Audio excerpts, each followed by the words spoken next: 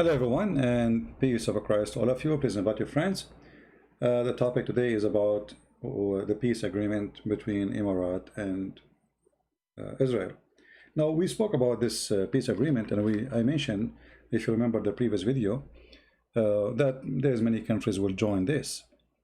But you notice right away, after this Crown Prince of Dubai, he announced the peace agreement, how suddenly everybody from those who they are Arab or Muslims accusing him that he is a traitor. As an example, Erdogan, he said that this man is a traitor. But why he is a traitor? Erdogan explained how you can open an embassy for Israel. How you dare to do that? But the funny, this idiot, not only he have the embassy of Israel is open 24 hours, 7 days a week, since long time ago, he never closed it. In the top of that, he signed many agreements with the Israeli army and intelligence, which means the Mossad, for exchange of information and army training. Even the Israeli, they are helping the Turkish to make a new tanks, or let us say, to update their tanks. So how come if the Israeli sign peace agreement with Emirat, that will make the Emirati traitors, but Erdogan, he have all kind of relationship, including Mossad offices in Constantinople, in Ankara. The Israeli embassy is open there, and the soldiers of Erdogan, they are the one who provide security to the Israeli embassy. So why he can do it, but they cannot do it? Erdogan is a scumbag. He is a person of opportunity. Finally, he found himself is not important to be the only one who have connection with Israel. Before the Arab, in order to speak to Israel, even though many of them, they don't dare to say we are, they have to go through this and that. And Erdogan was the one who is the middleman. So Erdogan now, he lost his job as an agent for Israel to speak to Israel. He is the only Muslim who have an open embassy for a long time. And actually the Egyptian, they have that already, but the Egyptian, they are not really involved too much with any negotiation with Israel. They don't have an agreement of weapon, they don't have agreement of a manufacturer, they don't have agreement of security, they don't have agreement with the Mossad. It is Erdogan who have all of this. But yet he is accusing the Prince of Emirat to be a person committing treason. But what Erdogan he did to, let us say, Jerusalem? Nothing. Did he close the embassy of Jerusalem? Never. Even when the war was so hot between the terrorists and Israel, Erdogan, he did not say anything. He did not do anything except speeches. He never cut his relationship with Israel. He did not stop any agreement. He did not. Simply, this guy is a big mouth, and the Israeli, they knew. They knew exactly who he is. He is just a big mouth. Erdogan is a hero when you are small. Let us say you are a small country like Cyprus. Then he will show you his missiles, or a small country like Greece. Then he will practice his missiles, But he is like a hyena. Now let us go to the rest of Islamic countries. How the Islamic countries, we show you the hypocrisy of Erdogan, and how he present literally every hypocrisy exists in the Middle East. He is the top hypocrite person ever.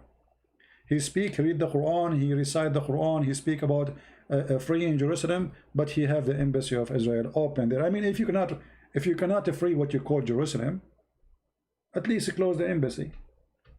If the one who have relationship with Israel is a traitor, then stop your relationship with them. He's a coward. Now, if we go and see other groups protesting against the Prince of Dubai, Palestinian. By the way, there's nothing called Palestinian in Palestine. The only Palestinian there are the Christian. The rest are Arab who invade. Even the Muslims agree. I mean, this is in the 7th centuries. They invade this territory. Before that, nobody speak Arabic. So even history is corrupted, and they say to you, this is the land of the Arab. I am an Arab, and this is not our land. Actually, I remember in school, you know, I asked the teacher, he was talking about a free in Jerusalem. So I said to him, sir, who is the one who built Jerusalem? He said, the prophet David and prophet Solomon. And then I said to him, and what their religion? He said, Jews. So they are the one who built it, and it is our land.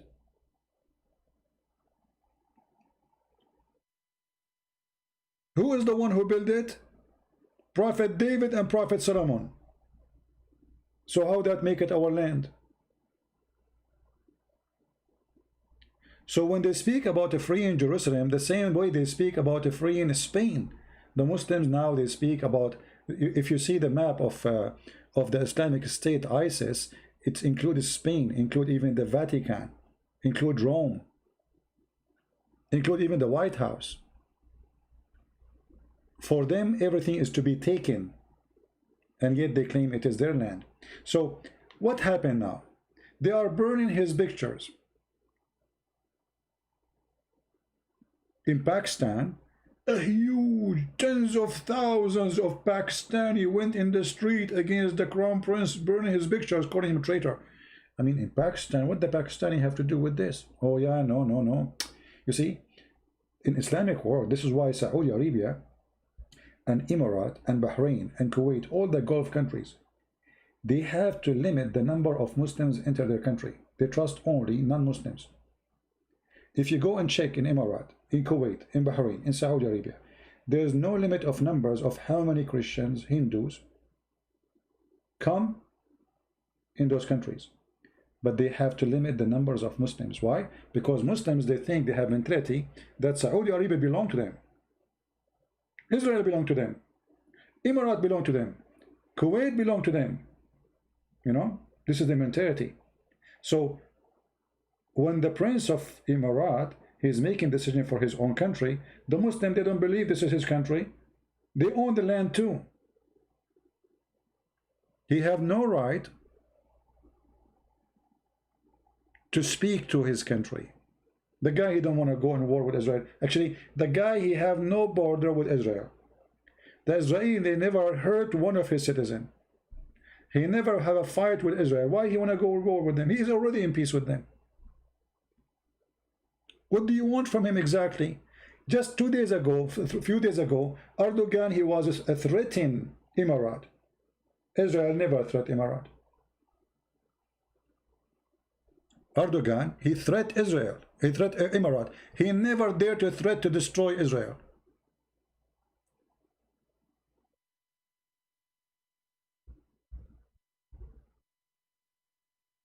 Can you believe it?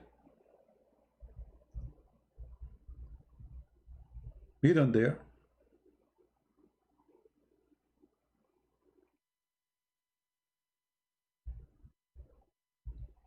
How he will dare?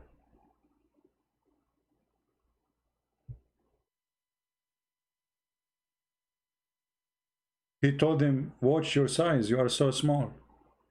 You see, this coward, he threat only small countries. You know that Arab Emirat, everybody knows, it's a small, tiny country. Because they are small, he make a threat of an invasion, of an attack.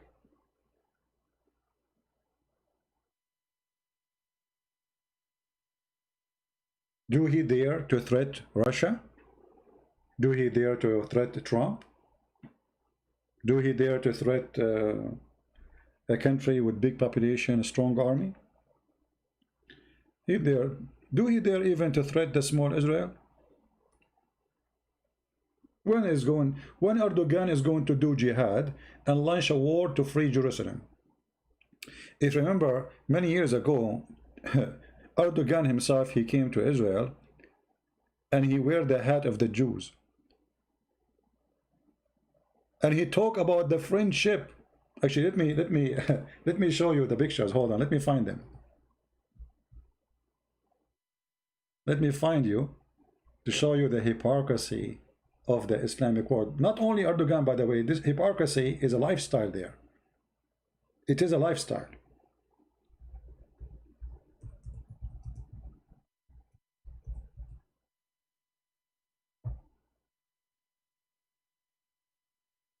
Just search for Erdogan in Israel, and you will see how Erdogan is speaking highly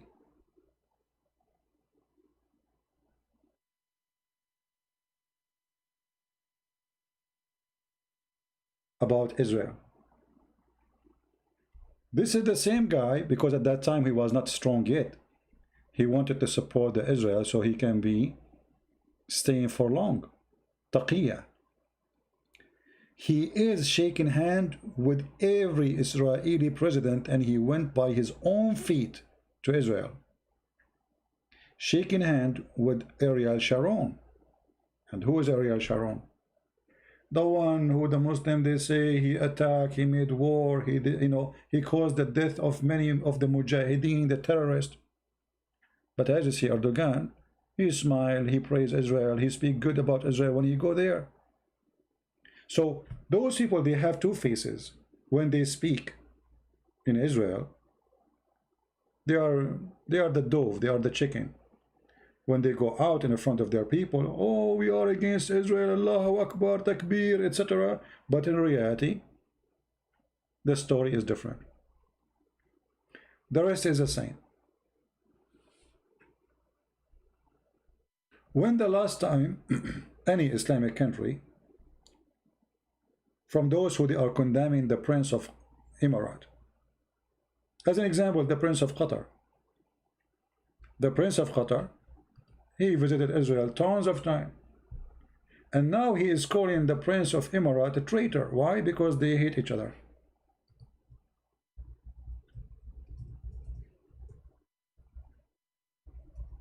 Let us show you the pictures. So the one who announced it is like, I mean, those people, they are amazing with their hypocrisy.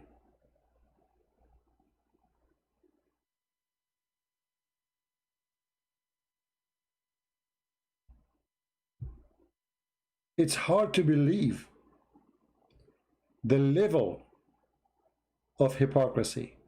Let us see.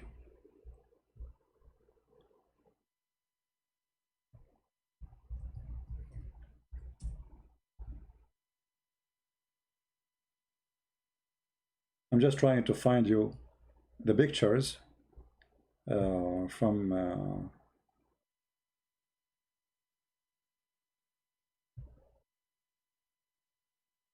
YouTube, from Google, Prophet Google, peace upon him.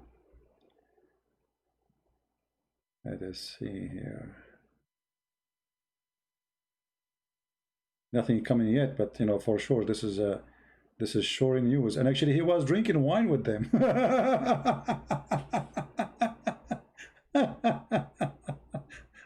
Oh boy.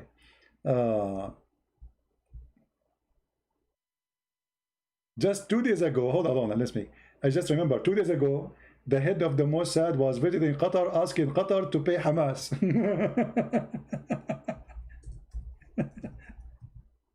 Unbelievable.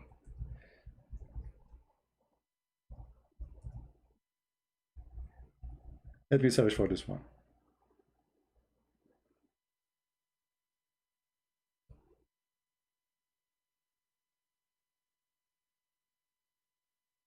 Here we go. What is that? Look, guys, the head of the Mossad, they keep going there. Mossad chief reportedly contact with Qatar over Gaza. He went there, and this is not the first time they go and visit, and they stay and they sleep, and they get guard. They welcome them in the airport. They take them to the Prince Palace. They shake hands. But all of this, there's no pictures. Don't take pictures.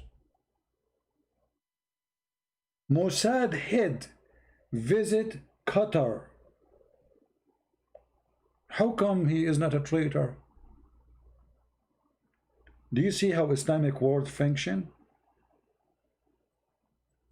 Do you see? Israeli Mossad chief meet with Qatar head of intelligence. Why? I thought those are the enemies.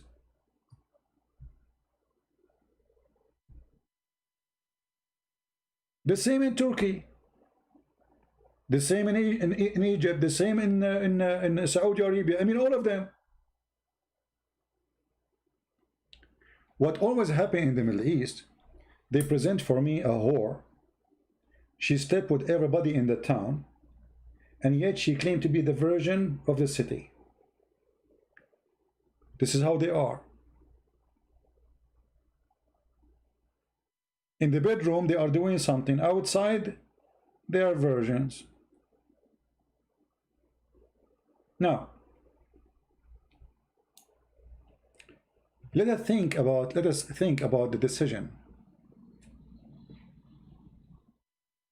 Relax, CP. They know what they are doing. Well, Khon, who told you I'm not relaxing?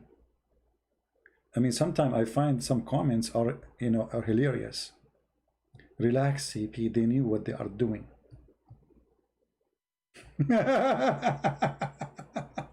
I know they knew what they are doing. What's wrong with you? We are just showing the hypocrisy. Be smart. Use your brain. Did you notice our topic? How many times we say the word hypocrisy? So relax, CP. They knew what they are doing. Oh, thank you for the advice. I thought they don't.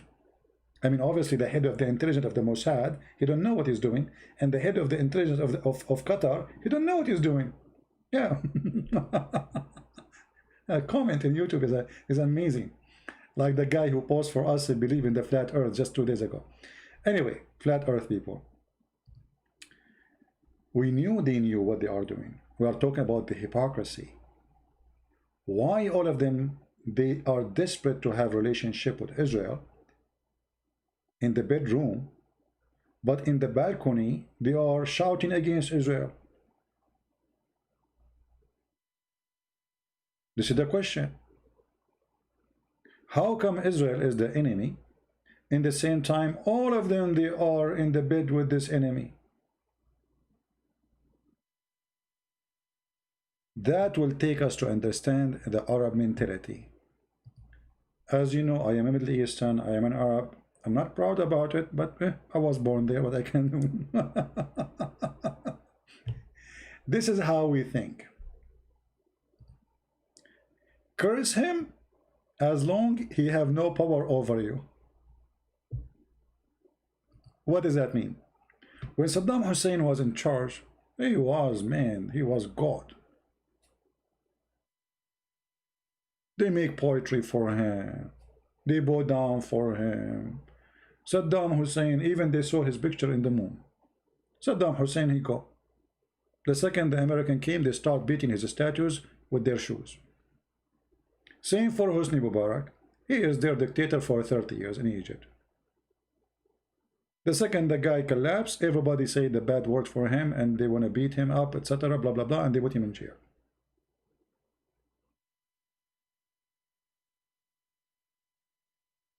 As long you are in power, all of them, they praise you. The second you are not in the cage of the power person, you curse him. As an example, tens of thousands of Pakistani, they went striking in the street against the peace agreement between UAE and Israel. How come not a single Pakistani did the same in Saudi Arabia? It's just a question. How come not a single Muslim Palestinian, as they call themselves Palestinian, huh? They did not protest against the Prince of Qatar in Saudi Arabia? How come? Because they are hypocrites. In Saudi Arabia, if you ask any Palestinian, what do you think about this agreement? He will say to you, this is wonderful. That's the right thing to do. If you leave the border, he will start saying the F word to the king of Saudi Arabia, the F word to the prince of Emirates. That is the Middle East. And that because Islam is peace and there's a freedom of speech. You see, terrorism is not only a terrorist taking a car and exploding himself. In Islam, terrorism is a practice of normal day life. The Quran teaches the man to beat his wife. That is terrorism. And the Quran says why? So she will obey you. That is terrorism. And this is what the Arab they practice over their people. If you don't agree with us, we will beat the hell of you. Terrorism. So when an Arab he have a freedom, he practices his own terrorism, trying to terrify the one who terrified him before, or even someone weaker. For all the mentality of this culture, the culture of Islam, which me myself I grew up through it, is culture of terrorism. Starting from the home, the father beat the wife, the husband beat the wife, he beat the kids. Then the kids will grow what? They beat their wives too, and they beat their kids. Why and how? Because it is a culture of terrorism. And then you go in the street and that goes the terrorism move. The one who is strong, he beat the one who is small. In Islamic culture, you live in a shark aquarium. The strong, the rich, he eat the small. You will notice that those who call themselves Palestinian, who they are burning the pictures of the Prince of Emirat, they never burn the picture of the Prince of Qatar. How come? While the Prince of Qatar, he have all kind of relationship with Israel from long time ago, simply because he is sending a lot of money. As long you pay us, you shake hands as much you want. Do you see the hypocrisy? How come they don't strike against Erdogan? Erdogan, he did not close his embassy. He will never close it, and he have all kind of agreement with the Israeli, including army agreements.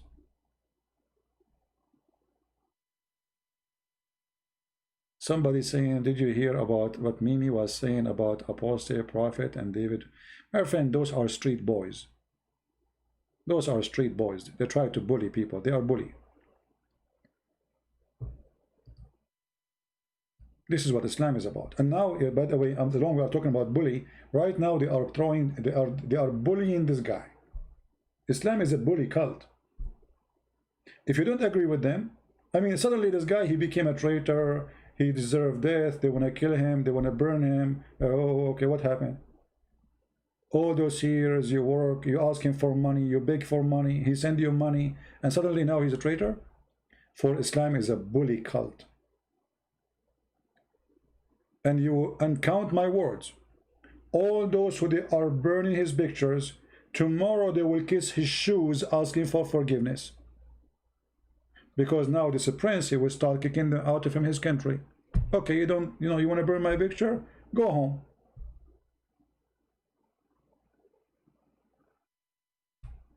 Right? Do you see the Israeli Azerbaijani protesting against an Armenian Christian church? What do you expect? Or why not? I mean, why they will not do that? As long they are from Azerbaijan and you have a war with them, so what do you expect? And as long they are protesting peacefully, no problem. Go, you protest too. The culture of bully, they will focus now in bullying this guy. For how long? Month, 2 months, 3 months. Maximum is going to be 6 months. And then you will see the head of those they call themselves Palestinian today, he will go like a puppy, asking this guy for forgiveness. This is what they do. The same what happened when Egypt, they signed peace agreement with Israel. They accused the Sadat to be a traitor, and here we go. Israel have a peace agreement, and everyone have relationship with Egypt, and Egypt now is the big shot in the Islamic country.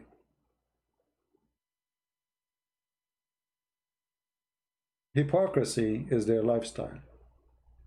And you will see, soon you will see Saudi Arabia is doing the same, Bahrain is doing it, and Qatar will do the same. Qatar is doing that actually from a long time, but the Prince of Qatar is like a snake. He do everything. The Prince of Qatar, he is with Taliban. He's with USA in the same time. He have the biggest base for USA, but in the same time he sponsor Taliban. He sponsored ISIS. He sponsored Al-Qaeda. He sponsored the Mujahideen in Libya. In the same time, he sponsored Israel. He sponsored Trump. He sponsored America. He sponsored USA Army. And in the same time, he is sponsoring the enemy. And sometimes you ask yourself, the Prince of Qatar, he is in which side he is? Obviously, he is very useful to Israel, and he is very useful to USA. That's why they kept him in his place. So, the hypocrisy of those countries are beyond the imagination. Beyond. And you will notice my internet is cutting. Yeah, what we can do? We are in America. Internet here is slow. Honestly, we have the slowest. Supposedly we are in USA, right? I mean, this company I'm signing with. Let me see. I'm losing the internet, right? I'm going to switch. I hope soon I will be able to switch. But now if I switch, they will give me a penalty. You have to finish a contract. The most bad company ever I have in my life experience. Yeah, but we have to stuck with it for some time. And now it is late at night. Everybody is watching TV, so I guess the internet is going down. Yeah. Anyway, maybe I should move to Somalia so we can get better internet.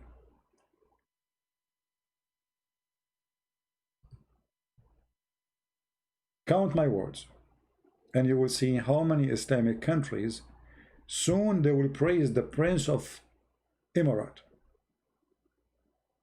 The first job I did when I was in school, I was doing my law school. It was for an Arabic newspaper to correct the grammar, the Arabic before the print, So we go late, our shift, it's night shift, and we fix the grammar to make it ready in the early morning to be printed. Very early morning, the newspaper have to be ready. And for almost 3, 4, 5 months, the newspaper, every day, they are attacking the president of Libya, Gaddafi, if you remember him. Every day. The guy is bad, he is a dictator, he is a womanizer, he sleeps with everybody, he sleeps with his bodyguard, he is a thief, he has billions in his pocket, blah, blah, blah, blah, blah, blah, blah. Okay. And I have to read it because we are correcting it, And then one day, suddenly, the newspaper starts saying great things about Al-Gaddafi, that he is wonderful, he is the best Arab leader, he is the one who will save the Arab, he is the one who will stand and make a future for the Arab. Like, what happened? I mean, the guy yesterday was a scumbag. Today is a hero. They told me, the embassy of Libya, they send a big check to the newspaper. it just take a check, So this guy, the owner of the newspaper, is like a dog, He bully you until you pay him. Somebody is saying, why Israel don't help Christians? Why Israel should help Christians? I mean, shouldn't you ask yourself, why Israel should help the Christians? There's no reason for Israel to help the Christians. Why you don't help yourself? Why you don't become strong like Israel? Who's holding you? Nobody can help you, my friend. Any Christian country, any one of you, if you depend on somebody else to protect him, you are a fool.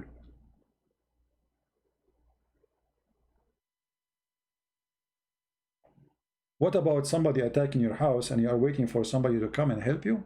You defend yourself. You help yourself. Who helped Israel when the Israeli need help? Nobody. When they started their beginning, they helped themselves. When the Israeli, they have a war with how many armies? 7, 8 armies. They have only 4 planes, and none of them is owned by the government. It was for volunteers. So if you are voting for somebody who is a Jew to protect you as a Christian, that's mean you are a fool. At the end of the day, he's a Jew. You are not. Why he protect you?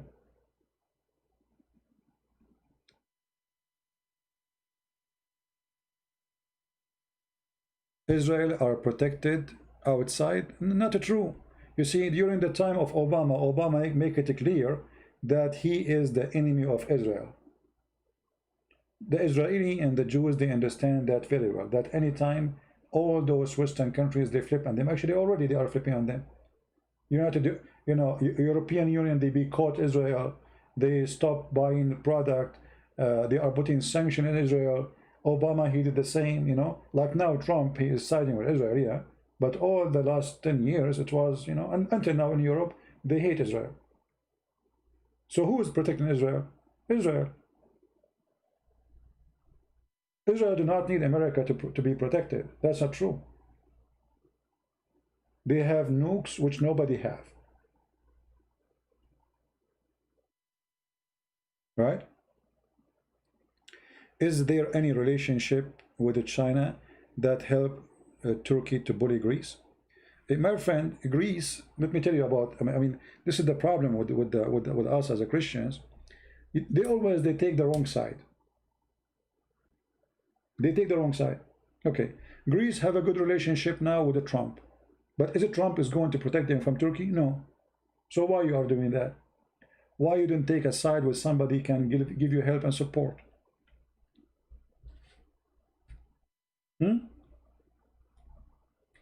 They don't think.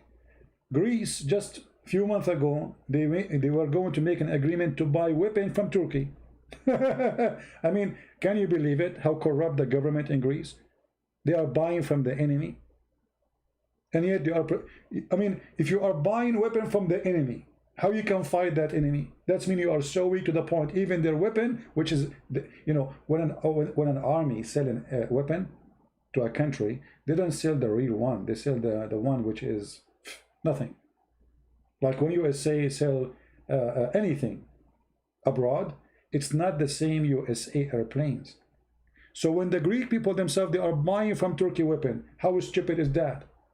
Which means they are strengthening their economy, giving money to the enemy, and getting weapon which is useless. So my friend, if you think anyone in the world will protect you, you are a fool.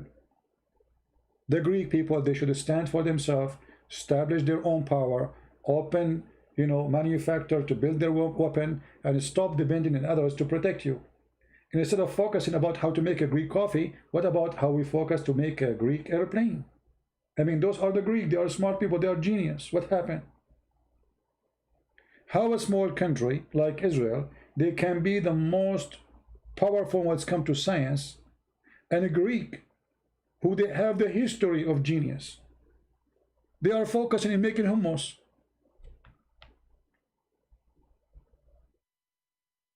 Do you understand? Why you became behind to the point Turkey is making fun of you and you can't stand for them? Why now you need to be defended by European Union and they will not help you? A bunch of cowards. Never depend in someone else to protect you. Never. Because when the fight come, the friend run. I remember once, this was in high school, like, supposedly we have a fight with other group of, we are teenage. So, and those guys, they are coming to us and there are many. I look behind me, there's nothing, nobody, they are gone. And actually I was coming to help them. I'm not even the one in the fight. The one who asked me to help, they are gone and I was there alone. They saw that the number is big and those cowards, they ran away. I stayed alone. And actually they did not find me. They said to me, aren't you scared? I said, no. I said, okay. Well, we don't want to fight anyway. So never depend in a bunch of cowards to protect you. They are cowards. and they are doing business. All what they care for, like as an example, you see, I vote for Trump, but Trump for me is a coward. He is. And why I say he's a coward? You see, when you are a person who all what you care for is election and to win a presidency, you are a coward. Because you make your decision not based on victory to your nation, you make your decision based in winning election. Obama is a coward. Trump is a coward. The coming president will be a coward, and the one after him will be a coward, because all of them, they are seeking a job, not seeking the country. And this is the problem of all those countries. All of them, Erdogan is not worried about election because he's a dictator, and he will never go down unless they make a revolution. Just wait. If an election came and Erdogan lose, he will not leave. Because the Muslim Brotherhood, they are taken over, that's it. He put all the judges who they are against him in prison, all journalists against him in prison, all officers in the army against him in prison. Turkey became the biggest prison. How you can take him down? Big revolution. This is the only way.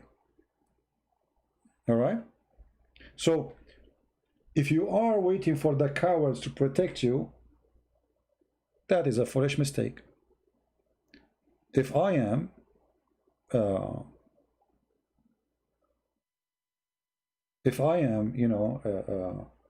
I know that I have an enemy and he's coming to me anyway, I better get ready. I will not wait for people to come and join me because they might never show up. And this is what happened exactly to Greece. Greece knew for centuries, I mean, this is not new, that this is your enemy, it's in the neighbor, they are going to attack you anytime, any moment. Are you ready? They are not. Why they are not ready? Because people, they are, they wanna go to the beach. They wanna have a hummus. They gave a citizenship for an American artist who make up a Twitter to protect the wood of Greece. I mean, he make a tweet just because an American art. This is what you are busy about.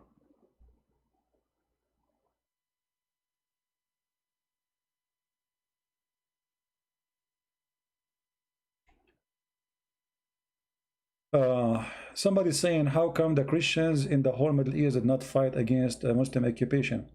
That's because you do not know the history. When the Muslim occupied the Middle East, it was not under the Middle Eastern Christians' control. It was under the Roman, which means they are stripped from any weapon to fight. There was no Middle Eastern king there. There was only the Roman. The same happened in Egypt. So the Muslims, they did not take it from us as much they took it from the Roman. All right? And the Muslim get lucky. The Roman, they were fighting with the Persian for more than 300 years. And almost they are out of men, out of soldiers. So the timing of the Muslims, they came, it was perfect time, where Rome is collapsing anyway. And actually, when some Egyptian Christians, they start fighting for their freedom in Egypt, the Pope of the Coptic in Egypt at that time, he forbid any Christian to join the army of this Christian hero who fought for the Egyptian Coptic freedom. Why? Because he's a coward.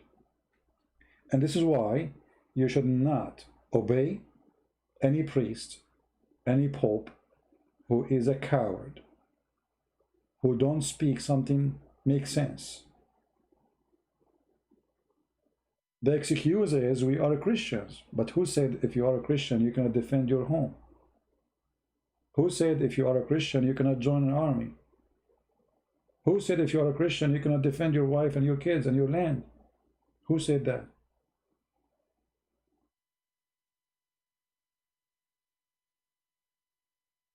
So, going back to speak about what is right, what's wrong.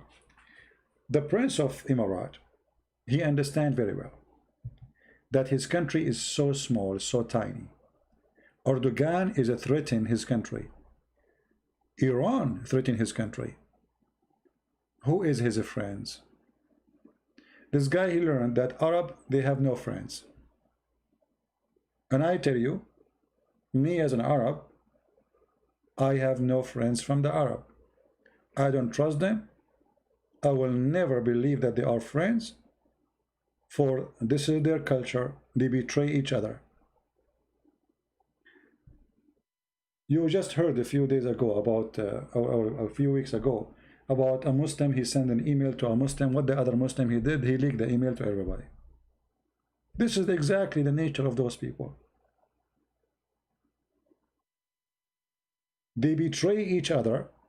I mean, who is the one who killed the caliphate of the Muslims? The Muslims. Who betrayed them? The Muslims. Not a single caliphate was killed by a Christian or by a Jew. Who is the one who killed the grandsons of Muhammad? The Muslims. Aisha herself, the wife of Muhammad, she took an army to kill Ali and his family. This is how it is. This is the culture. This is the nature of the culture. They betray each other, and the funny, they accuse each other of being traitors, when all of them, they are traitors.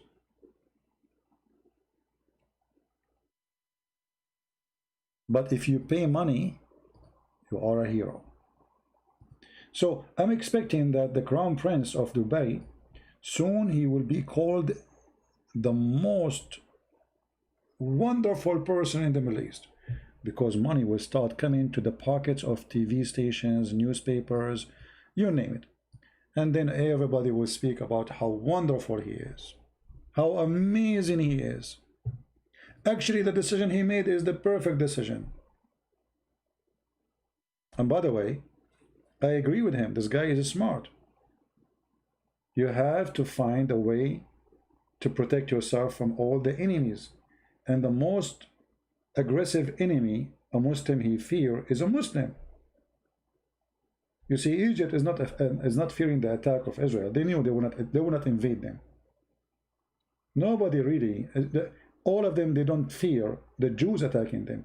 Nobody fear America. Nobody, I mean, they knew they would not really occupy them to take their land.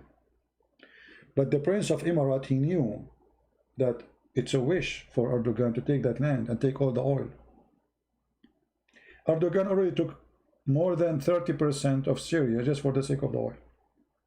Erdogan attacking the Kurdish in the north of Syria just for the sake of the oil, not because he is using the excuse that those Kurdish are against Turkey, but the fact he want to go and reach all the way to the land where the oil exists in Syria. Erdogan sending his army all the way to Libya, not because he loved Libya, because the oil. This is how they are. It's about money and no dignity. So this prince today, he is a traitor. The fact he did the right thing to his country. Look at them. Dubai, you know, is very successful. I mean, what's the difference between Dubai? Qatar is extremely rich. I mean, money is coming like a river from the ground. They are #1 producer for gas in the world. Natural gas. And the population is so small. But we cannot say Qatar is successful like Dubai. So they are jealous from them. Qatar run by the Muslim Brotherhood. Dubai hate the Muslim Brotherhood. And this is the whole argument. It is Arab fighting over power, Muslim fighting over power, and fighting over money.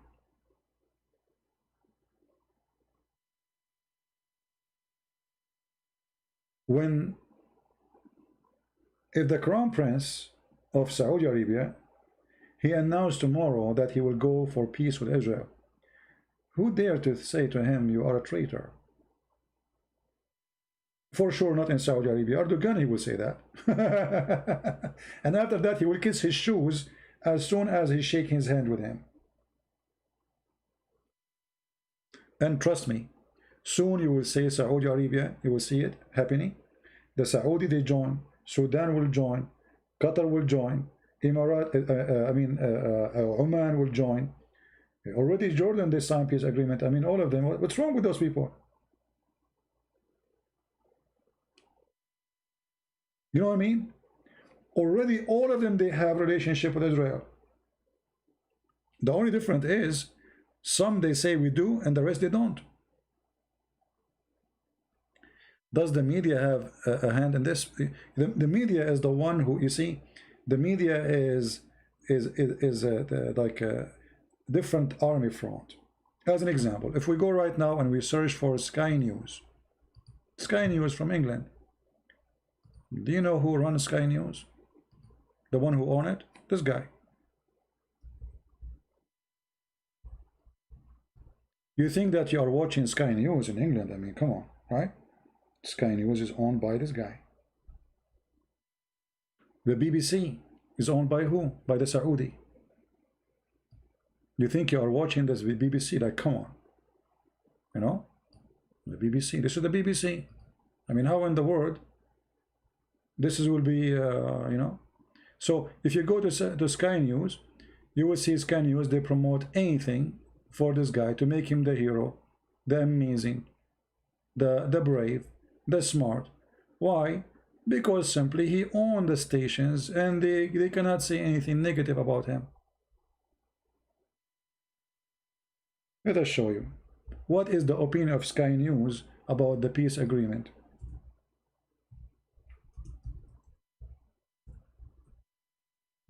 If you go to Al Jazeera, they are attacking the the guy in Al Jazeera. You know why?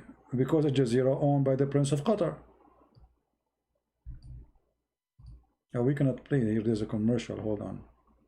I hate those websites when they play commercial. Okay. Look, this is Sky News. UAE Israel peace deal is just a break in the road. Historic agreement, and they are praising it, how wonderful it is, how amazing it is, blah blah blah blah blah blah blah blah. Why? Because this is a station owned by the Prince of Emirat. So the money talk. Al Jazeera speak for the Prince of Qatar attacking Emirat. Other station owned by Emirat attack the Prince of Qatar. So if you think there is something called news and media, there's no media. This is an army of propaganda. All of them, they are liars. And by the way, don't think that in USA is different. It's the same garbage. Never believe in anything they say to you in CNN, Fox News, CBN, or any American station. And Fox News, supposedly they are conservative, right? They are liars the same. Never ever believe in what you hear in TV station, because TV stations, they present to you a news with their own title. You see, like let us say I was driving my car and I hit a dog when I'm driving. A person who don't like Christian Prince, he say, a Christian Prince, he killed dogs. It's true. I killed, like, okay, I was driving, I killed a, so it's true. It's a true incident, but the title is false. So they changed the title of the news and they miscode the story in order to lead you into something. Never believe in their titles. You have to be always smart, and you have to search for the truth between the line. And that's what we are doing now. So when we go and say, okay, why the Prince of Emirat, he is doing this? Is that because he loved the Jews? No. Is that really because really he cared for peace? No. So what he cared for? He cared for surviving. Israel is not a small country. Maybe small by population, yes. Small by size, yes. But it is a super power. Literally, superpower. I will not exaggerate if I say Israel have enough power to destroy China. Easy. Even to go in war with America. Easy. They do. They have the power. And because they have the power, their power will talk, not their size. The Prince of Emirat, he understands that he don't have the power of army, but he have the power of money and location. Emirat is very important location for Israel. It's just a few kilometers away from Iran, the enemy, the biggest enemy to Israel. Emirat is now opening borders of a flight to the Israeli. So now the Israeli, for sure the Saudi agree already, they fly all the way from Israel. They don't need to cross, they do not need to go like around a long circle, go over Turkey, and then from Turkey they go over the borders, etc. So they can go to India as an example, or to go all the way from Egypt, and then from Egypt they cross all the way over the ocean. They do not need to do that. Now they can take a straight line. So Emirat is very important for Israel because of the location and because, let us say, they break the rosary with them. You know the rosary? When you cut, the rest of the stones, they fell down, they fell apart. And this is what you will see next. The rosary stones will collapse. They will go in the ground. Oman will sign peace agreement. The Sultan of Oman, he will sign. You will see soon. Sudan will sign. Saudi Arabia will sign. Kuwait will sign. You will see. All of them, they are waiting for somebody is brave to say, I will sign. And then the rest will follow. They are waiting to see what will happen if he sign. Is there people will go crazy and they want to kill him and they will go and make revolution? Nothing happened. So they will sign. They will sign like puppies. And because Emirat knew that Israel need their location, which can provide strategic supply, the Israeli, they can use the land of Emirat for strategic supply in case of war, intelligence, building a spy stations in Emirat, all kind of like intelligence needs. It's perfect place to be in Emirat. The Emirati, they need what they need from Israel. They need weapon which can make them equal to the rest. They need power which will make them very dangerous if they attack them. And the only one who can supply them with that is the Israeli. It's not even the American.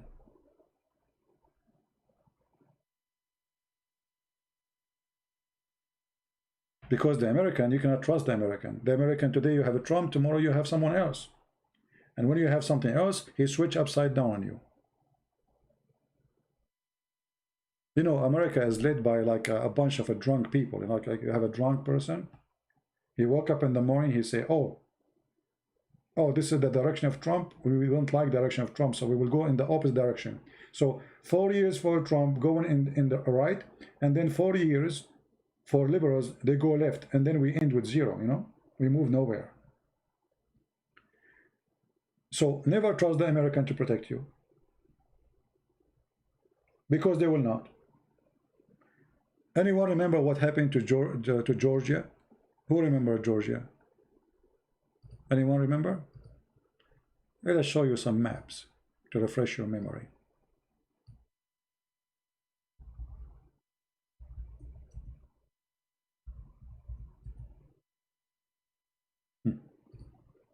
This is what happened when you trust the American.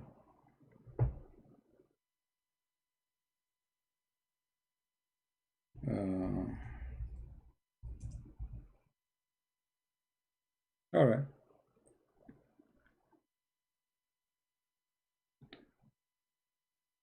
Let us look at the map.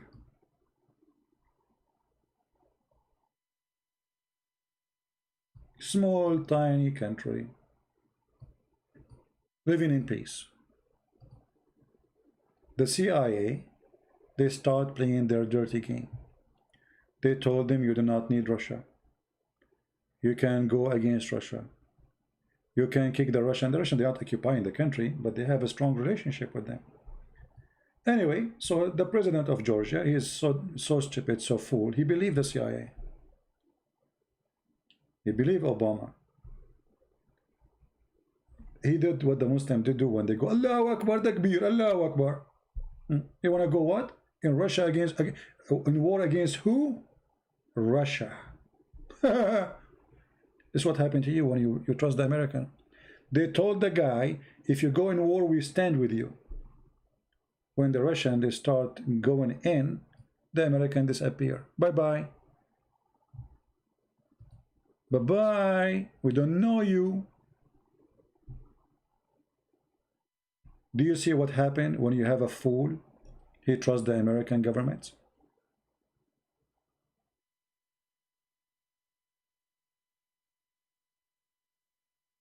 This is what happened. And now the Armenian, they are thinking better. If I am an Armenian, I will ask Russia to join in union. If Armenia join union with Russia, who dare to attack Armenia? The Turkish? Azerbaijan? Who? You have to be smart. Join in union with the Russian, keep your borders, keep your president, keep your government, but the borders protected by the Russian. And then let us see if Erdogan dare to threaten them. So when you take the wrong side, you end in the graveyard. Somebody saying, don't forget you are an American. So what? If American, I have to lie? This is the truth. American government are not to be trusted when it's come to politics, because they don't have a friends, they have business. They don't have friends. I mean, Trump, he said clearly, we want to make money from you. The crown prince of Saudi Arabia sitting next to him, he said we made him pay a lot. The guy is saying clearly, we want your money.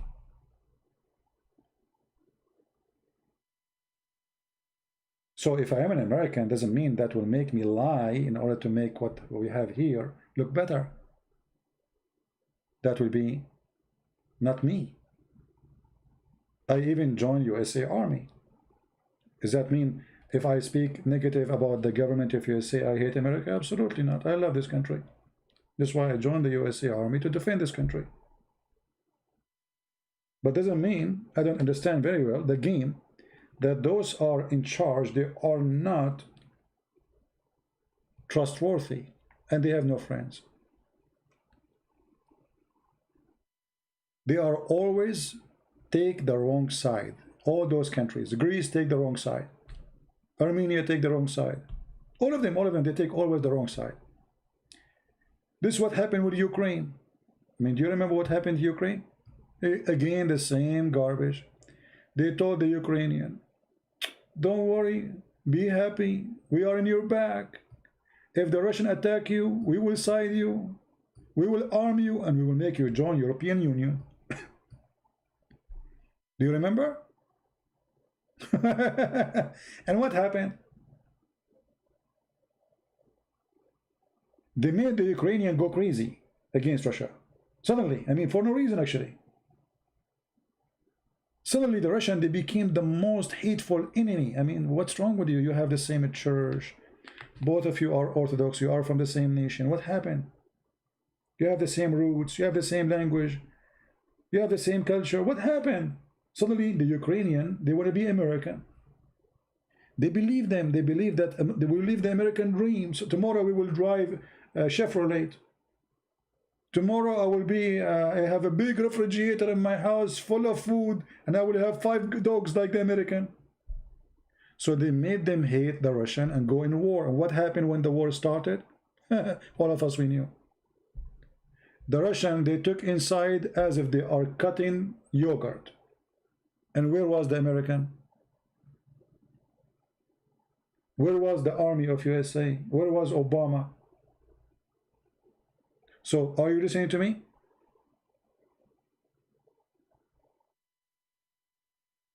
Those people are a bunch of fools. They trust the West. The West have no friends. They don't believe in a friendship. So you go against your roots. Georgia is an Orthodox country. Russia is an Orthodox country. Ukraine is an Orthodox country. All of them, they have the same roots, and they speak the same language, and they have the same church. They divided them. Divide and conquer. And those fools, they believe them. And when you are in war, they left you alone.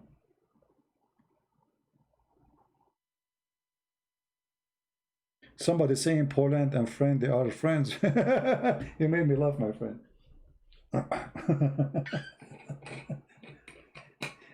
Actually, all those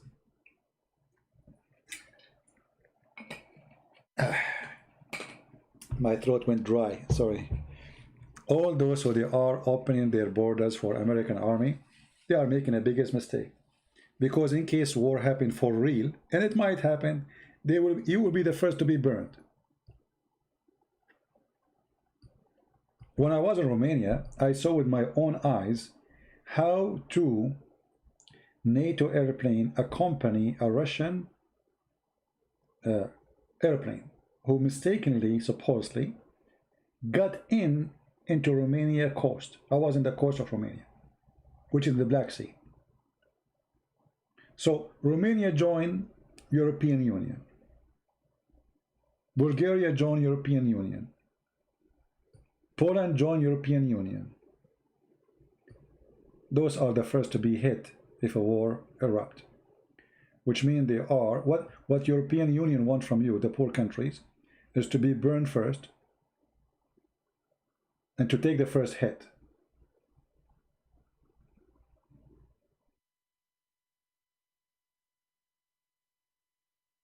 You know what I mean? They don't really care for you. I mean, look at Romania. They told the Romanian, if you join European Union, you will become European. You will live like us. You will have a, every Romanian start dreaming that tomorrow I will have a nice car. I will have a big house, Go to Romania, nothing changed. Romania was poor before, Romania is poor today. Nothing changed. The same they did with Bulgaria. The same they did with Georgia. The same they did with Ukraine. Ukraine is suffering from bankruptcy. Where is all the promises of the West? Did they make Ukraine join European Union? No. And they will not. All what they are doing, just pushing Russia far from their borders. That's the whole point. And why they don't want to sign a peace agreement with Russia? Anybody ask himself why? I mean, why America wanna be an enemy to Russia? Before it was communist. Okay, we understand. Now why? If you open CNN, they will say to you, the communist. The fact, CNN itself is the TV station of the communist. Why you want to go in war with Russia? I mean, why you want to fight Russia? And you cannot even fight Russia. I mean, look at them. They make Russia the biggest enemy, and none of them dare even to fight at Russia.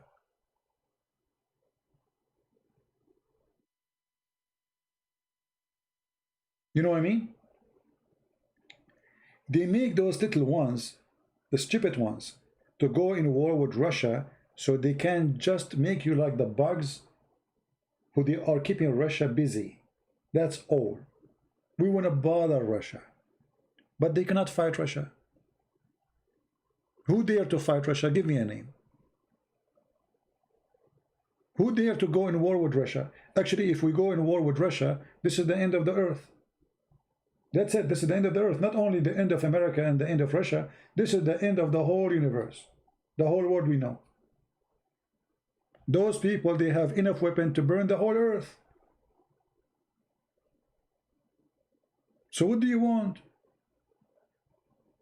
How come they are praising peace with Israel, between Emirates and Israel, but they don't want to go in peace with Russia? The answer is very simple. They don't want to go to war in Russia, and they will never go in war with Russia, but they want to stop the Russian competition. The same as the war with China. Right now, Trump, Chinese plague, Chinese disease, Chinese coronavirus, Chinese, etc. All of this is what? They are afraid that China is getting so big and so powerful, and they became a big money back investment, manufacture, everything is made in China. They are trying to put China back in a small box.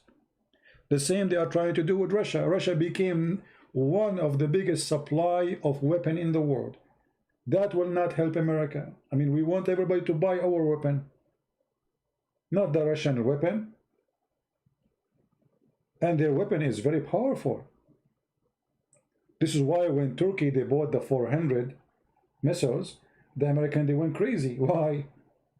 I mean, we knew why. Buy from us, don't buy from them. So all of those is just a fight for power and money and business.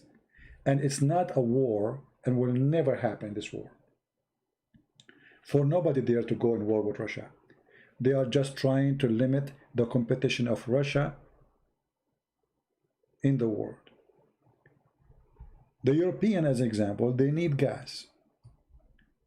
The best gas supply is the one coming from Russia.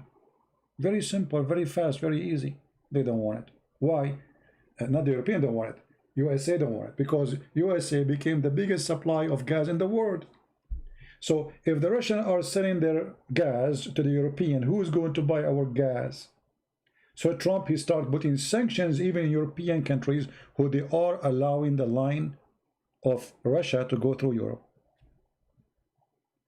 Do you see it? Which means USA is not a friend really of Europe. USA have no friends except USA. And this is the truth. And then if you ask yourself, why European they will buy the American gas when it have to be shipped from far away, when the border neighbor Russia is next to them? Doesn't make sense, does it? And it's a lot cheaper. It's just nothing personal, it's just business. Nothing personal. But the naive ones, they think that this is about, you know, like the Russians are bad and the West is good and blah, blah, blah, blah. And, you know, those Russian, the Russian mafia will take over. You know, the funny, I used to listen to Fox News when Obama was a president. Fox News every day asking Obama to stand against Russia. How come Obama don't stand against Russia? How come blah, blah, blah, blah, blah. Okay. And then Trump became president. Since then, Fox News never said anything about standing against the Russian. The one who's doing it now is CNN. Do you see how politics work? Garbage. No truth in politics.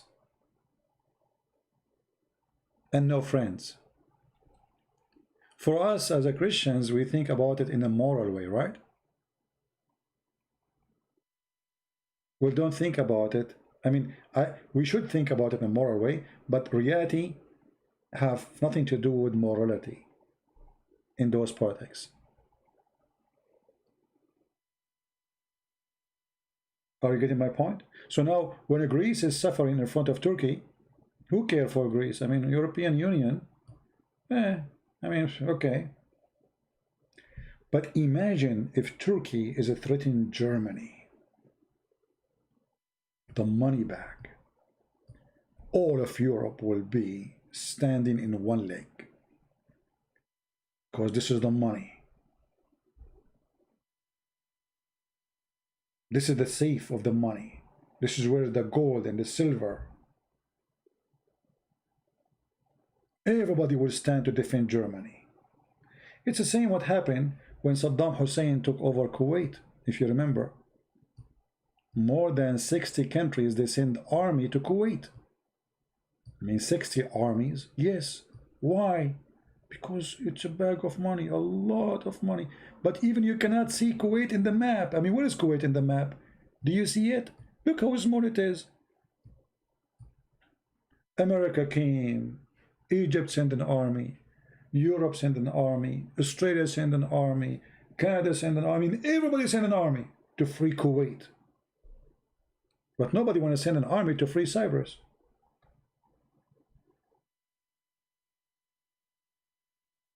Are you getting the point? Somebody saying Germany is poor now. No, my friend, Germany is extremely rich.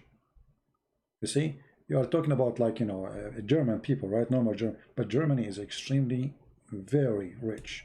It's about how much money investment they have, not about normal people, average people. There's people in Germany, they can buy countries.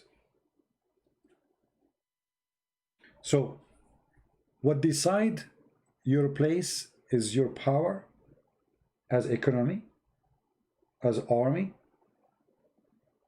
as a stand up alone fighter, what you can do as harm to the enemy. If you have none of those, they will eat you. You are just a small fish in the shark's aquarium. And this is what's happening to the poor Greece. They found themselves alone, and they are begging this and that for protection. Big, a huge enemy next to them, small, tiny country, population. They are no match in any way, in any mean, to fight Turkey. Turkey can swallow them, maybe in maximum in 2 weeks, and no help.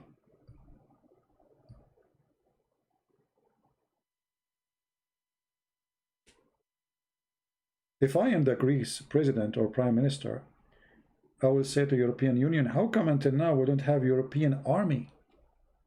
Which means anyone attack our border, attack our army, and the army is responsible to defend. I mean, what's the benefit of this European Union if we don't have one army? Did you notice that they don't have an army for European Union? Why? Because USA is afraid if Europeans have their own army, then they will not need them. If Europeans have their own army to protect their own borders, who need the American? So America will not be happy to see European army. They told them, the NATO is enough. But how you can have, what does NATO can do if Turkey is part of it?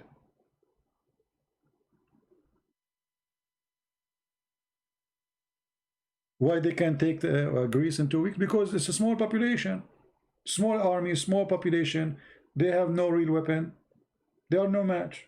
Very simple. If you compare between the army of Greece and the army of Turkey, you will notice that they are no match. Right? As simple as that. Now, do you know even the population of Greece? Very small, tiny.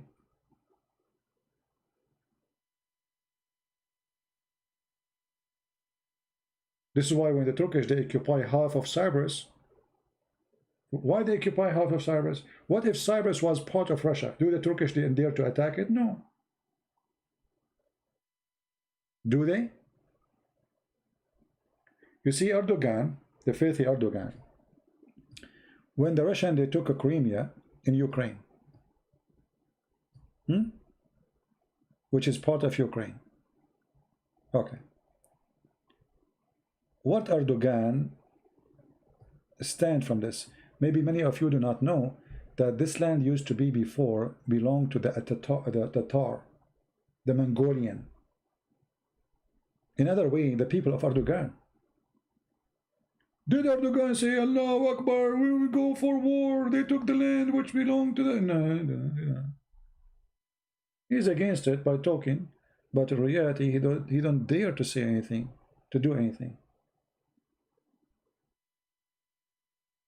The Russian, they took it back. It used to be part of the Soviet Union before, and the majority there, they are Russian. They took it back. Everybody have to shut up. Why? Because this is Russia. Who dare? When you are powerful, you do what you need to do. When you are weak, everybody slam you, everybody spank you, everybody whip your face with the floor. So many of you think about what is right and what's wrong. In this earth, there's nothing is called right and wrong. There's a strong and weak.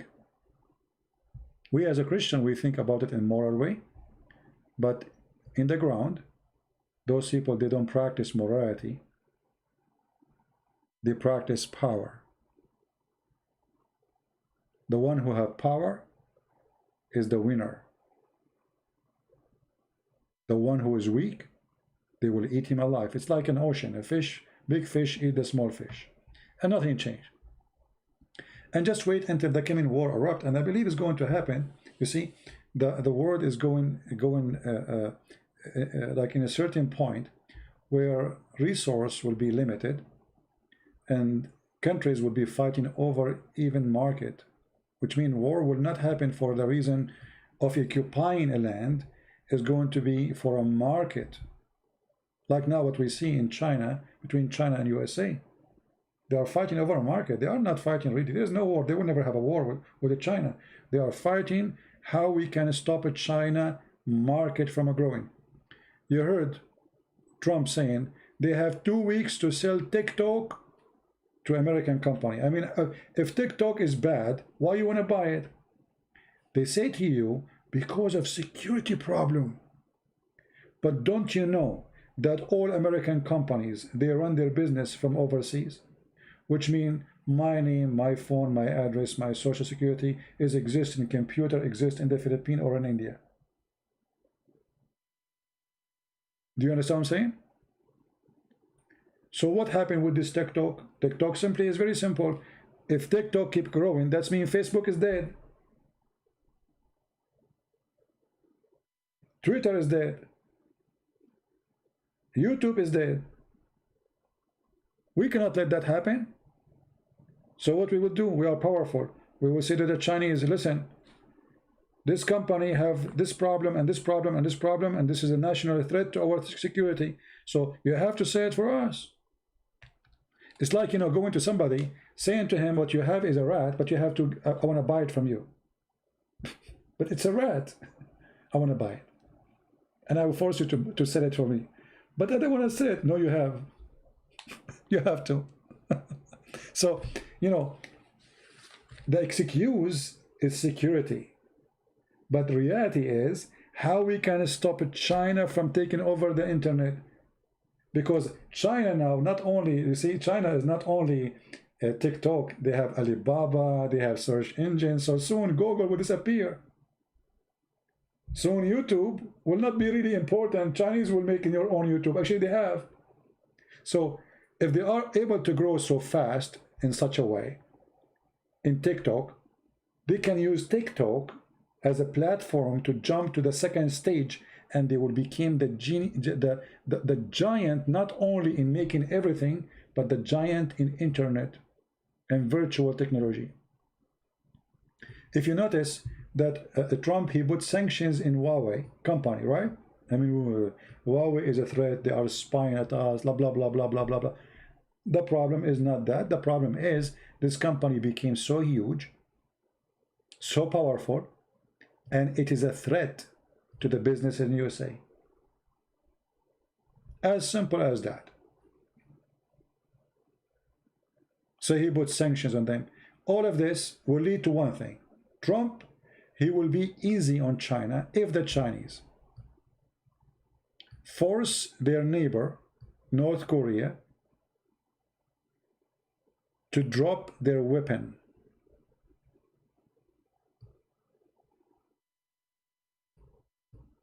Their nuke. North Korea exists because of China. And the only one have power over North Korea is China. So Trump will keep hitting and hitting and hitting, and until this pig, the president of North Korea, obey the Chinese and they say, okay, give your weapon. And then Trump, he will go in ease on the Chinese. There's a price. Either I'm going to make you surrender to me by economy, or you make this guy surrender to me by giving his weapon. In the same time, Trump, he will be focusing in not to make the Chinese grow so much fast. He want to slow them down.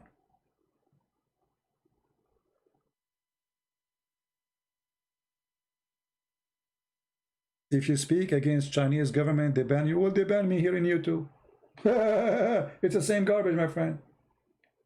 Did you ask yourself actually why I'm broadcasting? This is not my channel. This is just a backup. Who told you that in USA is not the same as in China? You say anything, YouTube, he took you down. Twitter took you down. The president of USA, Twitter, they took his tweet down.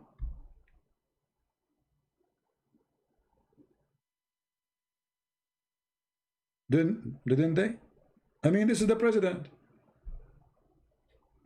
They are saying to the president, the most powerful man in this earth, you cannot post this. And you are telling me the Chinese, they will not allow me to talk. This is the same garbage.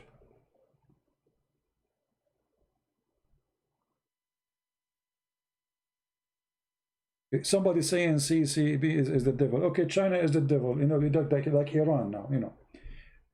No, they are not the devil. They are doing what is good for them. And if they are communist, well, good for them. Teach the people to free themselves from the communists so they can be free. Saying they are the devil, saying all this garbage will not help.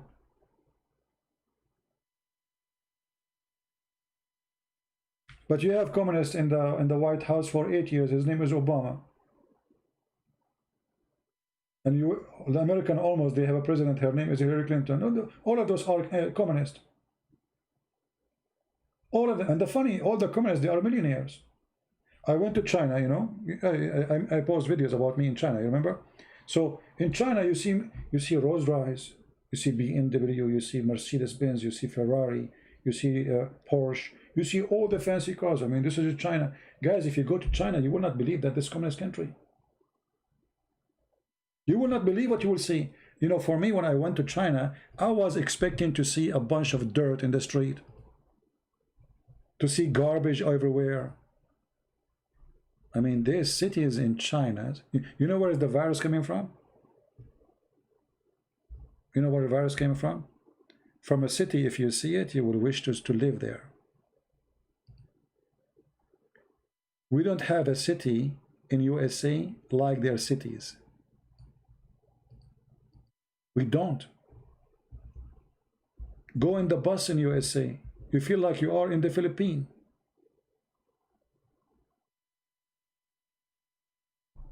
Literally. Look at my internet. Did you notice my internet? I'm losing speed. This is a China, my friend. So from countries collapsing, they have nothing. I'm not supporting them, by the way. I'm not saying they are good. They are discriminating the Christians. They are closing our churches. When I was there, they were watching me. If you remember, I paused a video when I was crossing the street. There's police car in every direction, every corner. I mean, it's a police state. But yet they are different form of communism.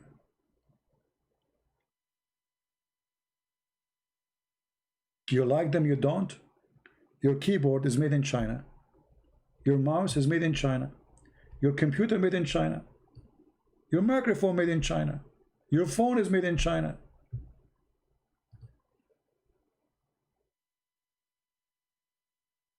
You know, when my laptop broke, supposedly it's a Mac computer, you know. We open it.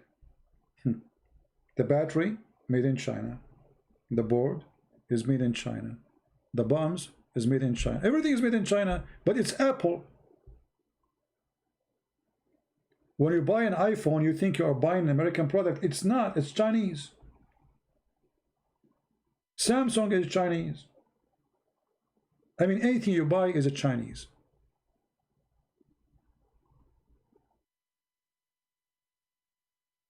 And then the hypocrite, they say that China is bad, and we, you know, we don't want them. So why you buy their product?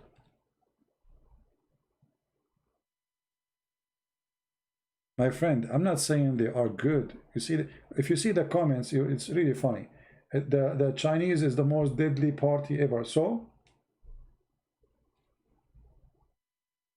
is your party better than their party? It's just about you kill who. As an example, George Bush, he went in war with Iraq. Why? I believed him, by the way, at that time. You know, Saddam Hussein, he have a nuke, he want a nuke, blah, blah, blah, blah. All turned to be garbage. The difference between the Chinese, they are killing their own people. The world, who they call themselves the free world, they killed other people. Every few years we have a war somewhere.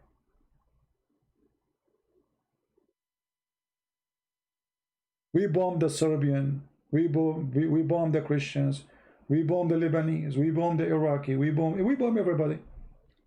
But you are the good one, right? And they make you believe in the bombing, they make you believe of the reasons. But always they bomb the wrong one. They never bomb the right target. It's like the USA is run by a general. He have a cross eyes. With my respect to those who have a cross eyes.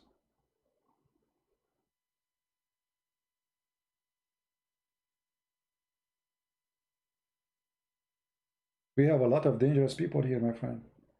Do you remember what Hillary Clinton, she said in the election? She said if Russian, they know that she will nuke them. She will what? She will nuke them. We have people in this country talking about nuking as if it's like a throwing a gun.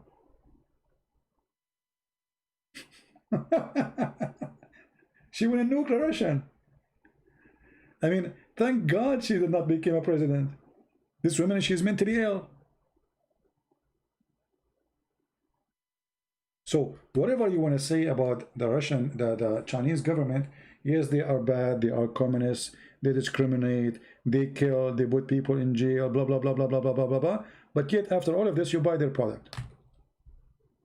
The question then, why, if they are bad, you're supporting them? Because when you buy their product, you are supporting them.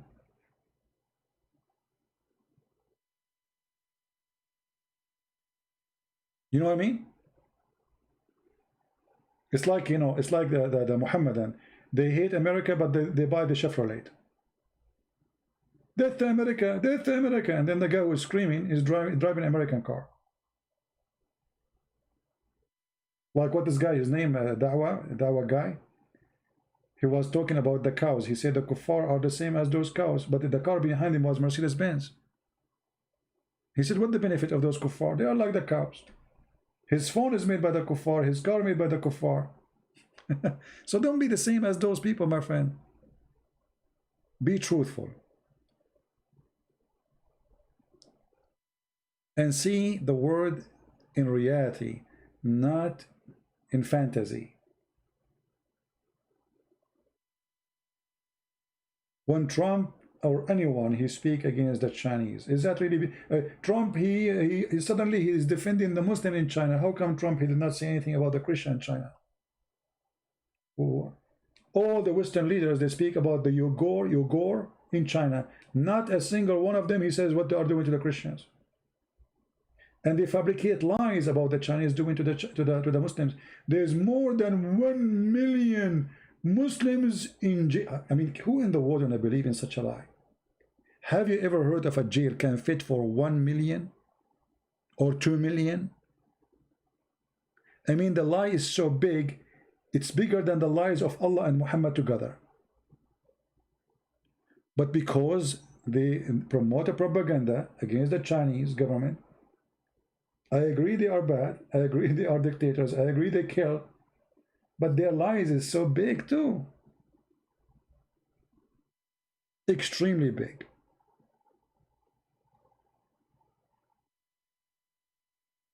You know, the war in Syria as an example.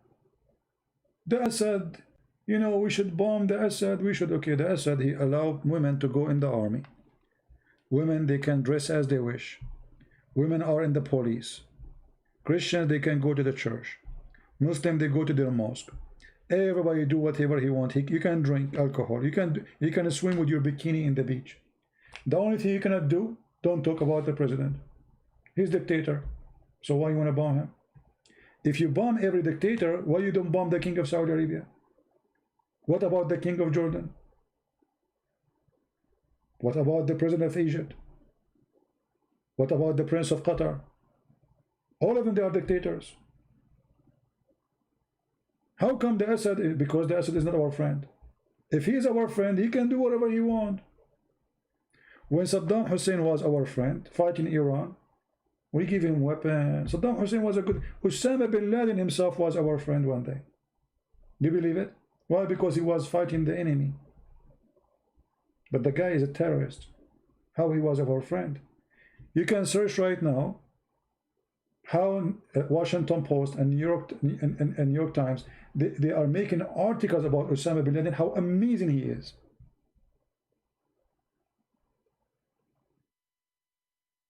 How amazing. Hero, he's a hero. He's an angel. They call him even in their newspaper, he's an angel.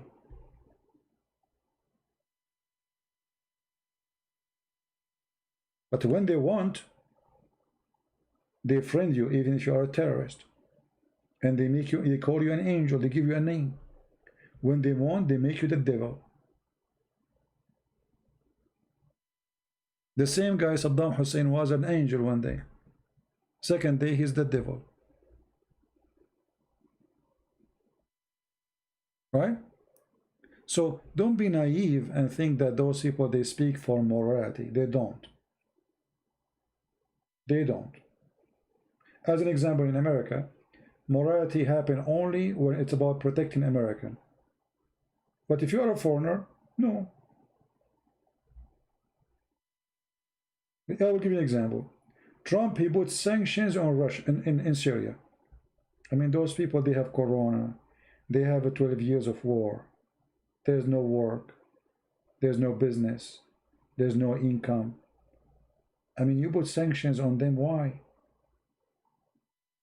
You want to fight the president? But the one who get hungry, the one who will die is the people. Where is morality? Do you understand, guys? It doesn't matter if they are Muslims or not. This is not moral. And this is not right. You cannot even transfer $50 to your family if you are in Syria. Why? Who in the world he say this is right? Those people, they are suffering from 12 years of war. Their country is totally demolished. They do not need your sanction, they need your help. If they are Muslim, that will not make it right. All Muslim, by the way, they support those sanctions because the Muslim, they hate each other. The guy is a Alawi, he's a Shia. They hate them. That's why you don't see the Muslim complain about Trump doing that. Sunni and Shia, you know how much they hate each other. But is it moral? No, it's not. It's disgusting, actually. But saying, etc. But the people, the poor people, you know, shame on you. How people will live? What if there is a country so powerful and they can put sanctions on us in America? Imagine how we will feel about it. Let us say we have a bad president, and at China, it was the most powerful country in the world, and they can put sanctions on us. And then none of you can send money to his family in America. Is that fair? So my friend, morality is not the game in this dirty game. The world is evil. They justify things when they want, and they make it sound good as they wish. And the propaganda machine, they change the color.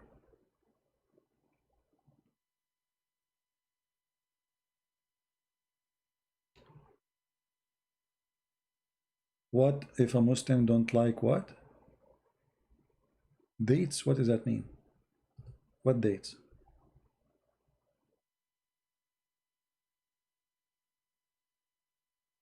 Drink some coffee, my friend. We are not talking about dating now. No, I am not in Russia. I'm showing a picture of China. Because most of us we have an image of a China, like China is a bad, poor country, dirty streets. You can go right now and search, for many cities in China, and you will see that it's so amazing how what they have, what they're able to build. You come to America, you see America. I love America, by the way. I've been in many countries around the world. There's only one country I loved very much. It's USA. Because in USA is the only country, even if you are not really powerful man, rich man, you can have a house with a garden for little money. You can have your fridge full of food for little money. Only in America. I went everywhere. You see people, they say to you, if you go to a country like, as an example, the Philippines is cheap. My friend, you are visiting there, go and live there and see that it's not cheap. It's not. Because you need to compare about how much money you will make if you are living there and how much money you spend, and you will see how expensive it is. Thailand is so cheap, it's not cheap. It's not cheap for you. It's not cheap for them. So, you don't like Australia? I've never been in Australia, no. I cannot say that, but I mean, we are blessed in this country. You have the most powerful, protected country.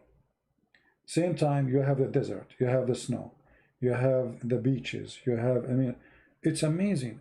If I say, okay, what is the most beautiful beaches in the world? Right away, you will think maybe Philippines, Thailand, etc. But in America, we have the same. We're blessed. Like Canadian, our neighbors, they don't have that.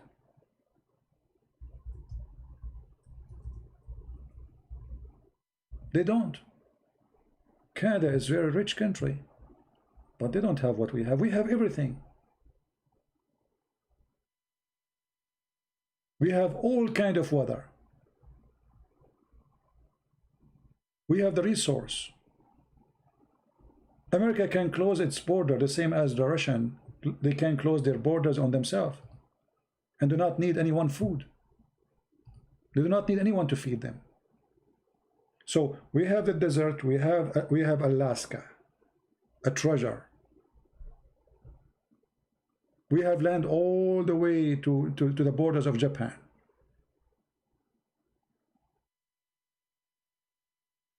We have islands in the Caribbean. So you can live in the cold, you can live in the desert, you can live in the most beautiful beaches. We are blessed. But the funny is that most of Americans don't appreciate what they have. They don't. Because this is what happens when you are born in it. You don't feel it. You don't notice it. It's like a child who was born in a palace. He don't know what the word palace means. This is his house. What palace? The palace is palace for you because you never saw such a house, so you call it a palace. But for him, this is just a home. You understand what I'm saying?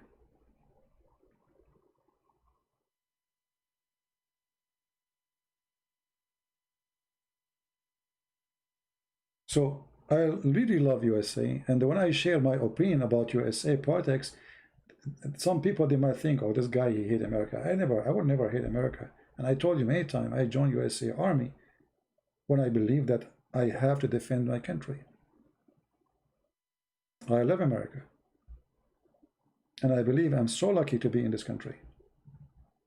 Not only I'm saying, I'm very thankful actually to be in this country. Imagine if I am still in the Middle East. Imagine. The land of hell, the land of hate, the land of killing, the land of blood, the land of fire. Did you see what happened in the poor, the Lebanese in Beirut? Imagine, you are sitting home and the whole area go blow up. That is the Middle East.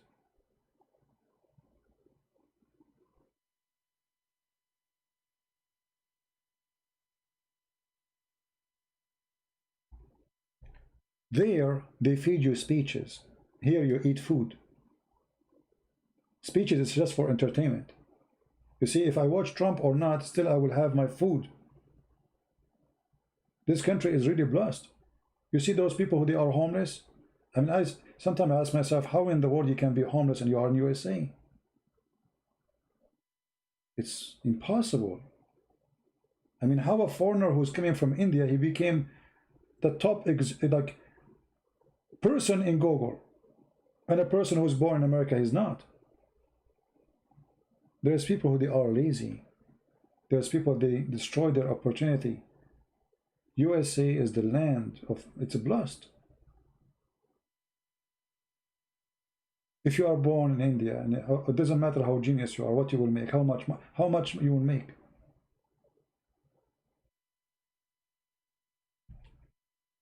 You have to say the truth as it is. And the problem is, because in America we are blessed, so we think everybody eat what we eat. So you speak to an American, they speak about China is America. And they try to apply their way of thinking on other nations too. So as an example, the USA, they want to make democracy in Iraq. Good luck with that. They want to make democracy in Afghanistan. Why they are not successful? Because they are a bunch of donkeys. Who is the one bunch of donkeys? Those who they are in the White House. I mean, you want to make democracy in Afghanistan when 90% of the nation do not know how to read, how to write. Who is the stupid here?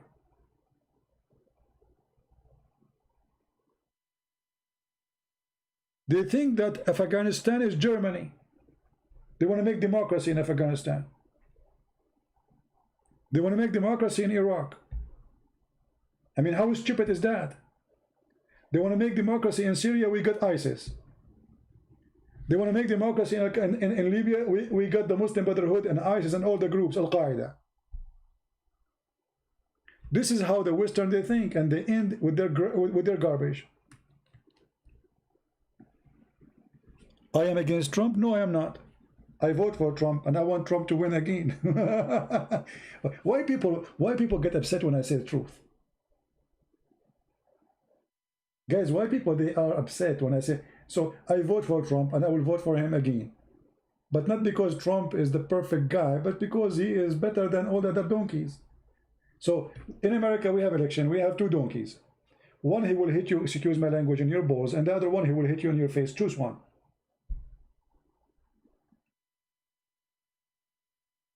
And I say they will hit me, like Trump, maybe he will make the economy way better. Actually, he did already. He is better for us as a Christians. Yes, he is. But Trump, he do a lot of bad things too. As an example, he go mute when Turkey is threatening Greece. Look, he's watching. As if nothing happening. Trump, he have no problem to make a tweet about the Uyghur Muslims in China, but when the Erdogan, he take our churches, Hagia Sophia, Trump, he go mute. He was talking about his food.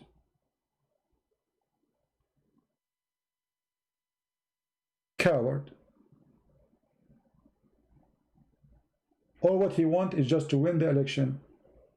We thought he is different from the rest, but he is the same. All what they want is to win the election. The real Trump will appear to you when he win the election the coming 4 years, because then he don't fear any election, and then you will see different face of a Trump. I believe if a Trump, he won the election, this guy, he will be a different person. He will not be coward. Suddenly he will become so brave because he have nothing to lose. And I will not be surprised if a Trump in the coming 4 years he go in war with Iran. And if he put Erdogan inside the box and send him to Allah. For Trump after election is not going to be the same as Trump before the election.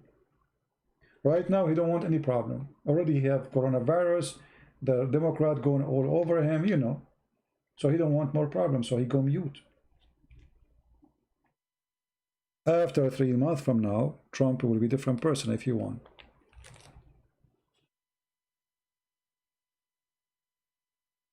I don't like Trump because Trump, he resists war. Who said that Trump, he resists war? He never resists war. Isn't it Trump who attacked the general of Iran and killed him? That move can end in war. If the Iranian they decide to go in war, then war will happen. You killed the biggest general. What do you expect next? So the war did not happen because the Iranian they knew they are no match. As simple as that. But when you go and you kill the general, the biggest general of the other country, you are asking for war. Correct? If the other country they did not go for war, that's because they knew they are no match. That's not because you are not seeking war.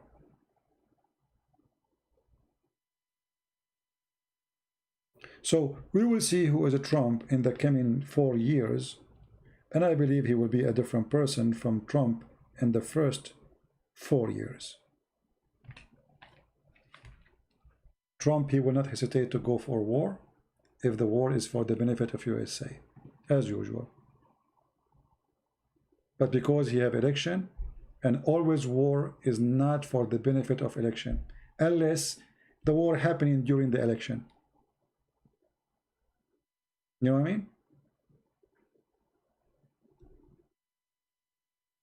So I say to you, I will vote for Trump in the coming election. And actually, if you are a Christian, how you cannot vote for Trump? When you vote for who? The one who want to burn the Bible? They did burn the Bible, you know? We saw them. The one who set a fire in our churches? The one who don't want police? You cannot be a Christian and you vote for them. The one who support abortion? Actually, if you are a Christian and you vote for a Democrat, obviously you are not Christian. You are a hypocrite. So we vote for Trump because we don't have a better choice than Trump. He is better than all of them. He is better than all who they are Republican and better than all who they are Democrat. Actually, he is not a Republican. He is a different one. He is a party by his own. Trump is not Republican, really. This guy, actually, guys, if you remember, when Trump, he won the election, do you know who was the first one they attacked him? Republican. The filthy John McCain, this guy, what his name, Graham, you know, he was like a dog biting him 24 hours. McCain, he died, the guy, he found himself alone, and Trump is being successful, so he switched the paper. Hypocrite. They were biting him. All those Republicans, they were biting him. They are against him. Trump is not Republican. Trump, I would not be surprised actually if a Trump, after he finished the election, he started a new party. The party of Trump. Why not? For, you see, Republican, they became like the same as Democrat. They became corrupt. They became hypocrites. You know, they say they are conservative, but they are not anymore. You know, I mean, it's we know the garbage. Trump, the nice thing about him, and when I say there's many things I don't like about him, it doesn't mean I don't support him. The nice thing about him, he's like a kid. He's literally like a kid. You know, you ask him, what is your dad? He says he's in the bedroom. You don't say he's not here. The dad, he said to his son, don't tell them I am home. The kid, he go and says, oh, he's in the bedroom. That is a Trump. And that's why I like him. Because at least he is natural. He is not too much dirty like them. This guy, he think of something, he posted in Twitter. I don't want to have a president like Biden. He forgot my name. Imagine Biden is debating Christian Prince.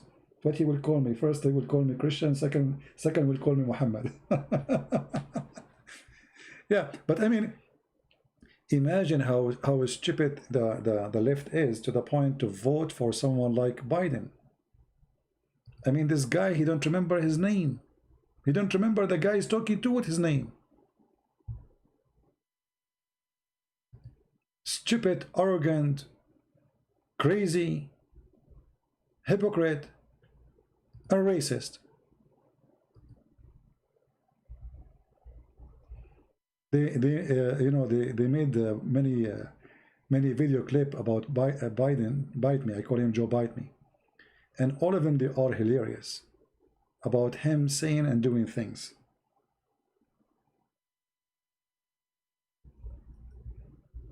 And actually, Trump, he got him a good name, Sleepy Joe.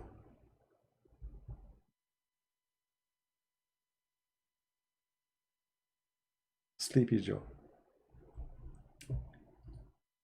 Anyway, but you never know, by the way, in USA, because Americans, they are very naive, they might vote for Biden and make him president, because it's about who control the media, and the left, they control the media. The left, there's no question about it. YouTube, Twitter, Facebook, all of them, they are left. It's California too. We knew what California is about. So I will not be surprised, actually, if Trump, he lost the election. Because number one, Christians are lazy. They will not go to vote. They are lazy. You tell them vote, vote, vote, they will not vote. And the day of election, they will not go. And then they will cry, why we lose? You know? And why the Democrat taken over? And why Antifa taken over? You know, go vote. Go vote. Let all the people in politics listen to you and hear you. All right? But they don't. I mean, this country, churches are full. Churches literally are full. You can't even find a place to park your car Sunday. Actually, if your house is close to a church, the price of the house will go down because a lot of noise will happen because of the cars. Why you don't go and vote? Politics, they care for voters. They don't care for your religion. They are thieves. They are liars. So when they see that the Christians are the one who is making them Congress, they will speak for you. When they see that the one who made them Congress is Antifa, they will speak for Antifa. So they don't go to vote. And even some Christians, they say we are against politics. Politics is dirty. We should not go and vote. How stupid is that? When you don't vote against abortion, you are voting for abortion. As simple as that.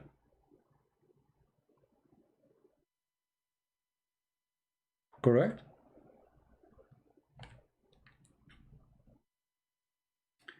Voting for Trump will not change anything? No, my friend, crazy word. Voting for Trump changed a lot. As an example, right now, we have almost the majority in the Supreme Court of a Christian people. If Hillary Clinton, she was the one election, all the judges will turn to be, for the coming 20, 30, 40 years, they will be socialist, left, who they are antichrist, anti-Christianity. And this is what I don't like about some people who speak foolishness. Voting for Trump will not change. No, will change. Because in the coming 4 years, at least 2 more judges will be hired by Trump. And judges in the Supreme Court are more important than the president in the White House. More important. For they have the highest authority over even the president. So you are badly mistaken. And this is why Christians like you who say we should not vote, that will not change anything, this is why we are behind and nobody is listening to us. And now Trump, actually, he is listening to the Christians because he knew he won the last election because of the Christians.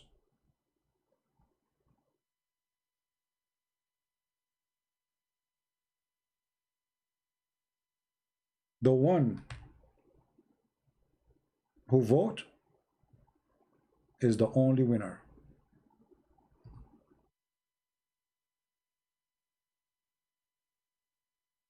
All right?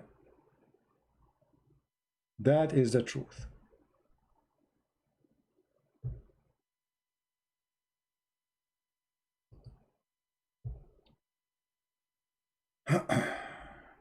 You don't want to ban same-sex sexual marriage? Oh, go get married. When you have the children, let me know. I will send you flower. I mean, some people, they make those things an issue. I mean, look at this madness. You are having sex with anybody you want. So what marriage mean? I mean, what marriage? Marriage is a religious belief. Marriage is not someone who don't believe in God, is not someone who don't believe in a church, is not some marriage is a religious belief. So if you are not religious, why you talk about marriage?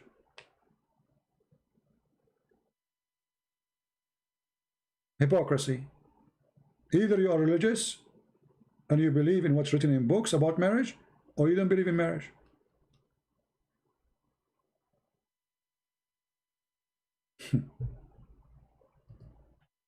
Hypocrisy, you know, they fight God and then they use words of God. They say marriage. What marriage? Marriage is not a statement, because if you are a liberal, if you are an atheist, what marriage? Women and men sleeping together. You are doing that already. Or man and man sleeping together.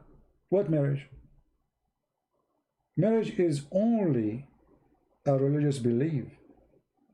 It's not someone who don't believe in religion.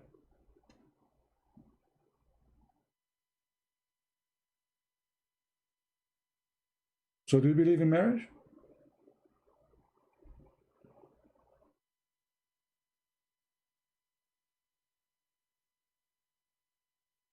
Enslave the future of generation? Okay, crazy. My friend, crazy. I understand your name is a crazy, and obviously what you are saying is a crazy. So 6.2 trillion he gave it to the people. That make him bad. So if we don't receive it, that will make him bad too. People out of jobs, people they have no money, people they have. So when the guy he give this money, you attack him for it. If you don't give it, you will attack him. And who said we are going to be enslaved? USA is the most powerful, rich nation in the world. And doesn't matter, you see, even like we borrow money from China, right? The fact China owns us more money. And in fact, the weakness of China is that we borrow a lot of money from them. Because USA can say to them, give us our money, which you borrow from us before the communist, which is trillions and trillions of dollars equal. So the Chinese now actually, they became the slaves of USA, not the opposite. Because when you give all your money to a person, and then this person he says, say to you, okay, get lost, I will not pay you, pay us first. Actually, borrowing money from China was a very smart move. China will never dare to go in war with USA, because they will lose everything. All the money of China is in USA. And not only that, Trump, he can open the file of the Chinese anytime, and he say to them, all the money we gave you before the communist revolution, we want it now. Maybe many of you do not know how much money the communists they hijacked from USA.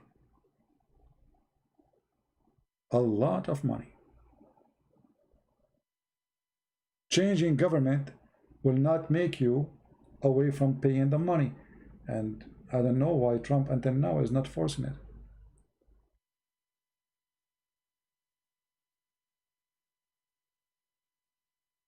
Anyway,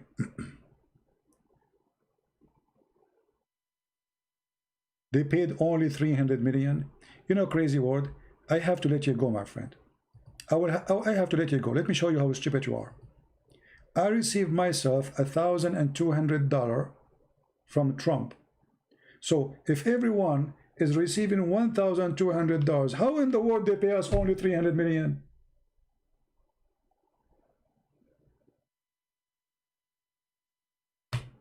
This is only for individuals, not to mention businesses, restaurants. Get out of here, man. We want to put you in the office, and your name is a crazy word. You will put two horns in your head, and you will make Halloween in the White House. I receive 1,200 check, and soon they will send us another 2,000, I think. This is from Trump, and this guy is saying 300. You know, people they are getting benefit for out of jobs. People are, all this is money. Who's paying? There's 53 million. They lost their jobs. Who's paying them every 2 weeks $600 every week? You? Crazy people. The whole pandemic was planned. Okay, here we go. You know. By the way, I saw yesterday UFO. Edwin, yesterday I saw UFO. I don't know if you saw it too. The whole pandemic was planned. Here we go.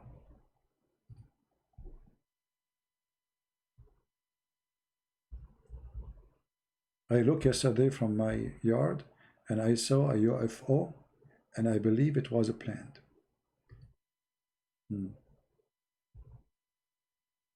I mean, it was real. Even though it looked like it was a squirrel jumping on the tree, but I don't think it was not a UFO because I could not identify it in between the branches. People, they love conspiracy, stupid things. This poor guy, it doesn't matter what he do. He is stupid, he is bad, he give us nothing. Go back to Obama time, have fun. 8 years, you were eating your fingers. Unbelievable. So the guy, he give you money, he don't give you money, is ugly. Right? Anything, you know, like 9/11, it was planned by the CIA.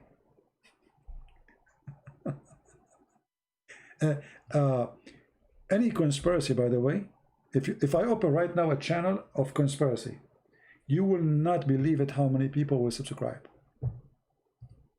And they would love it. Or even talking about dreams. I saw a dream. If you go to YouTube and search for a person speaking about seeing a dream,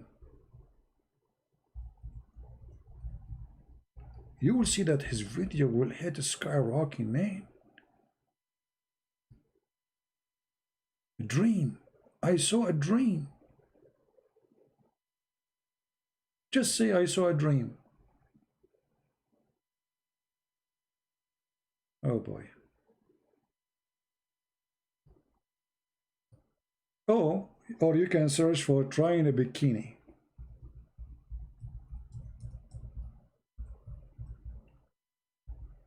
That another interest. Trying a bikini. How many people will watch my video now?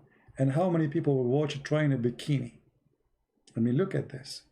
1 year ago, I'm not going to show you the pictures. 1 year ago, 4.2 million. 2 days ago, 75,000K. 2.6 million. 1 week ago, 57K. And what is the topic? Trying a bikini. So make a video about conspiracy, Obama conspiracy, Trump conspiracy, anything. You will be popular, I mean, everybody. Or make a video about trying a bikini. Look at this, 5.3 million. Huge bikini try. I mean, come on. That's important. Do you think there's conspiracy behind the bikini thing? I think there is something fishy behind this bikini. I think this is made by the CIA. Don't you think so? I mean, who is the one who's making those women making those bikini stuff unless it's CIA? Maybe the Mossad. I think it's the Mossad too involved. You know? Yeah, act like the Muslims, accuse anyone to the Jews. Who sells the best bikini? That's a good question. I mean, this is a serious question, by the way. Think about it. Who sells the best bikini? That is a serious topic. I never thought, by the way, about speaking about this topic before. Now we get an idea.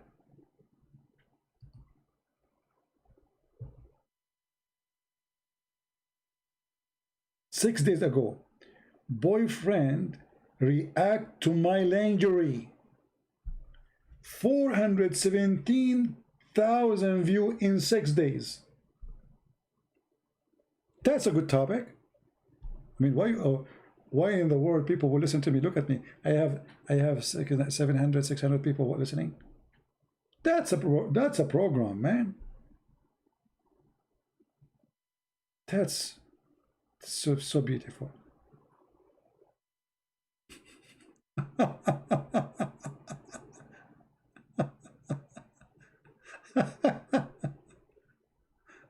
Oh boy.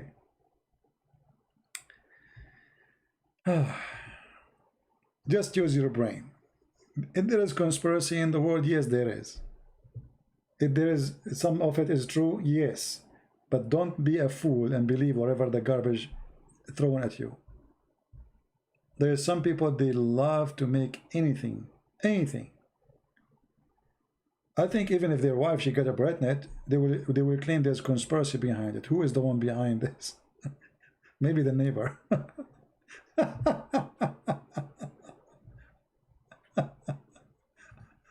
Oh boy. Okay. You know, the most smart YouTube channels is the one talking about cooking, the one talking how to cook that. What? The topic? How to cook that. 4.37 million subscriber. That's it. YouTube will not ban you. They will not take you down. How to cook that? How simple is that? I mean, it's very, look, how to master 5 basic cooking skills. 32 million views. How to cook a perfect egg. 24 million views.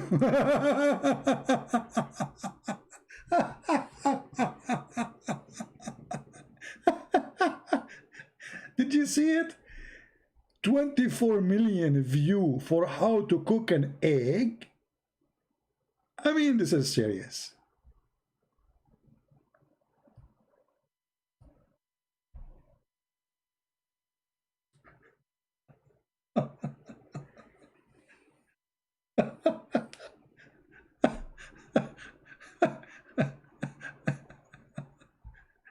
By the way, I mean, do I need even somebody to teach me how to cook an egg? What do you mean how to cook an egg? And look, he have some spice, and even he did not even. I mean, look at this. The yolk is still the same. He just throw it in the tray, and 24 million they want to see how to cook an egg. That's the. I mean, that's it. I mean, what you can do. And how many people see my video? Oh boy. I get that. See, this is a video. Nobody will threat to kill you. Nobody threat will find you. Nobody will go after you, and you will make a lot of money. My videos, people hate me. They curse me. They want to kill me. They want to find me. Blah blah blah blah blah blah blah. All of this for what? I'm going to switch to my channel, and I will change the name. How to cook a perfect egg. All right.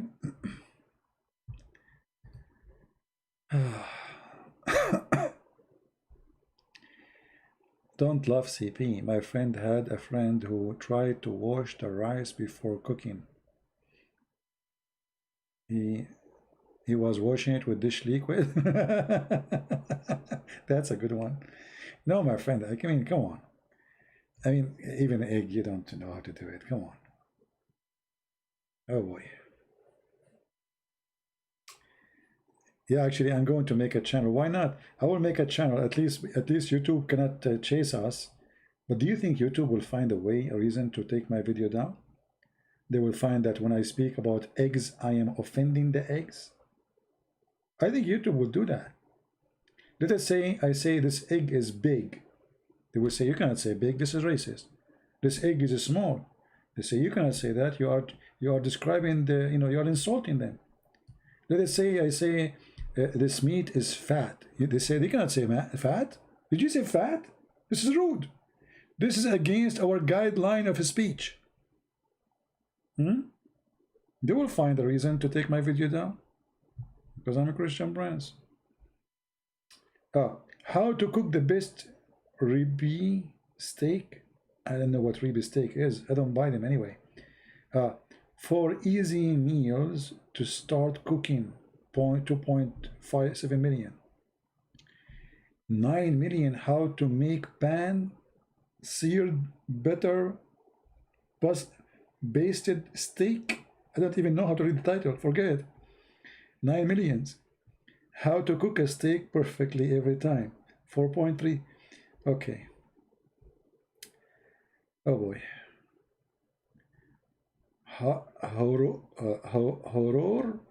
Horror cooking? Even horror cooking is what, 17 million? Horror cooking. Oh, man. Oh boy.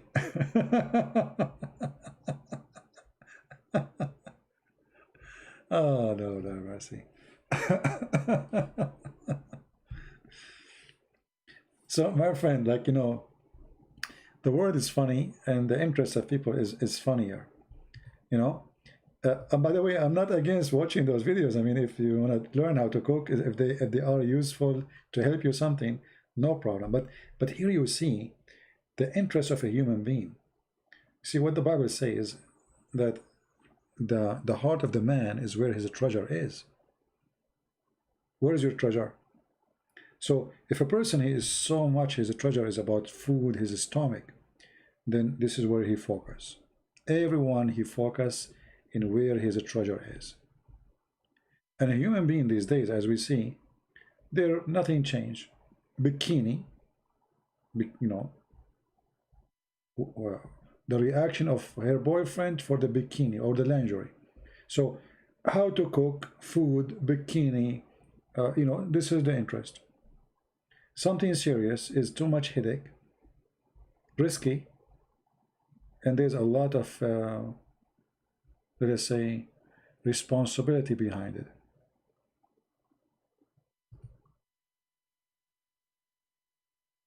This is why the second you start speaking serious, people don't like you, because we are sick from serious word. We want a fiction. This is why fiction movies are very popular. Why? Because we are trying to run away from reality to fictions. So we find that fictions are a solution. Fiction is not successful for no reason. When you see a woman, she is jumping and killing 10 guys, she flipped from a building to a building, and you see Batman and Spider-Man and all the garbage man. All of this because a human being trying to run away from reality. Fiction always bring a form of escape. It's like going to the space without being in the space. You want to be the hero, but you cannot do the jump like they see in the movie. So you watch a movie about a hero for your dream to be the hero. It's always a solution for something you are suffering from. So if you are a person focusing too much in food, trust me, you are running away from something more important in your life. That's why you want to eat more and more and more, because you don't want to think or think or think. So you focus on things which is always will supply you with some basic needs. Yeah, because Spider-Man, Batman, Superman, and now lately we have Spider-Woman, Batwoman. I mean, and those movies, they are really amazing. I mean, they speak your brain. They speak your brain, like to the point you don't like. Did you watch Chinese movies, the ninja? I mean, the ninja guy, he is in the floor, he is in the 6th floor in 2 seconds. Don't ask how. I mean, just enjoy the movie. And nobody complain. Nobody complain, nobody ask how, why, how this happened. You watch an American movie, like Sylvester Stallone being shot in the right shoulder in the first scene. The second scene, the blood in the left shoulder. Like, he was shot in the right shoulder in the first scene. He went to the, second day they did they want to continue the movie. They forgot he was shot where.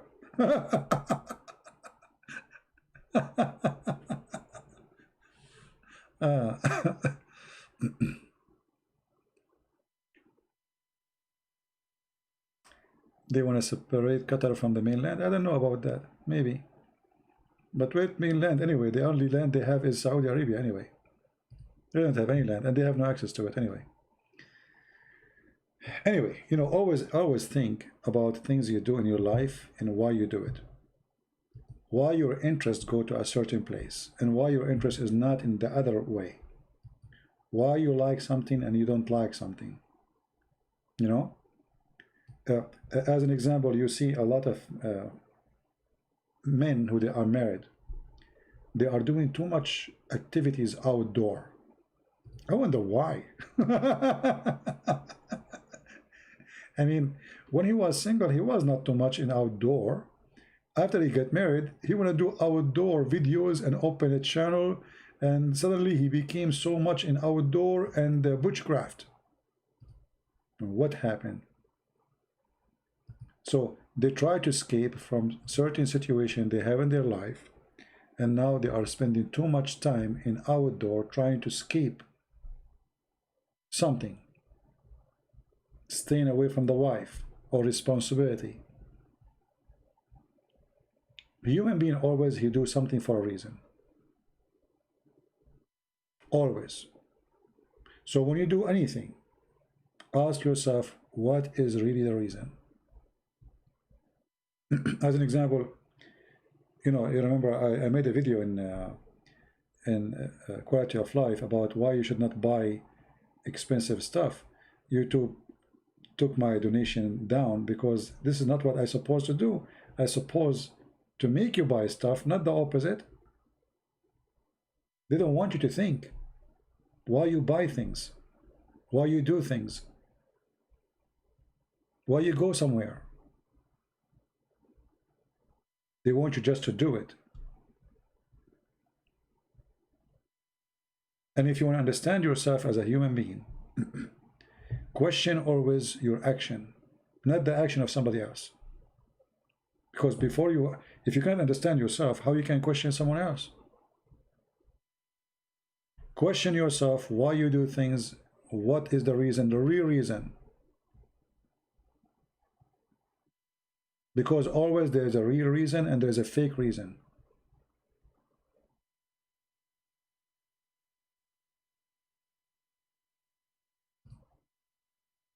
You know, when the Muslim, he said to me, if you remember, Christian Prince, if you can answer this question, I will give you BMW. That is his reason. The gift speaking for the gifter. When somebody promised you a gift as a reward, that's mean the person he thought in his head, what is the most priceless thing for me, my dream? Ah, BMW. So Christian Prince, I challenge you to answer this, I will give you BMW. So he just told us about what he liked to have in life. The gift you buy is you. When you buy a gift to somebody, or somebody bought you a gift, think about the gift. Why and how in the world this person he thought about this gift. Then you will know what kind of a person he is. You know what I mean?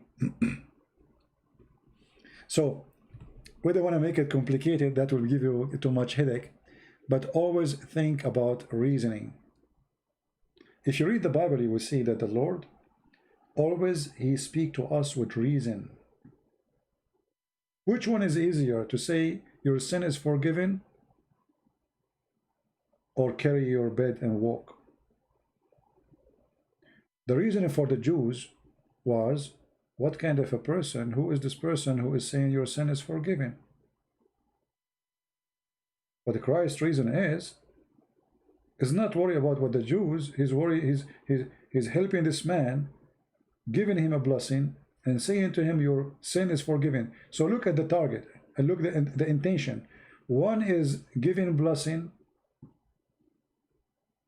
relief, healing to the person who need it, and the rest are not saying, okay, thank you, this guy is trying to help this person who is disabled, he cannot walk.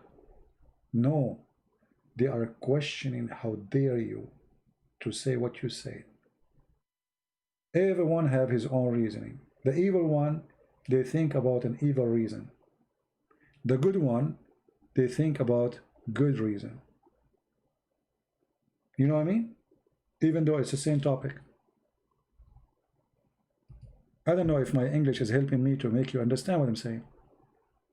It's the same thing. A guy in the floor, he cannot walk. One, he said to him, your sin is forgiven. What is bothering the one who heard that? What hurt him? The person who got upset from Jesus saying that. His evil.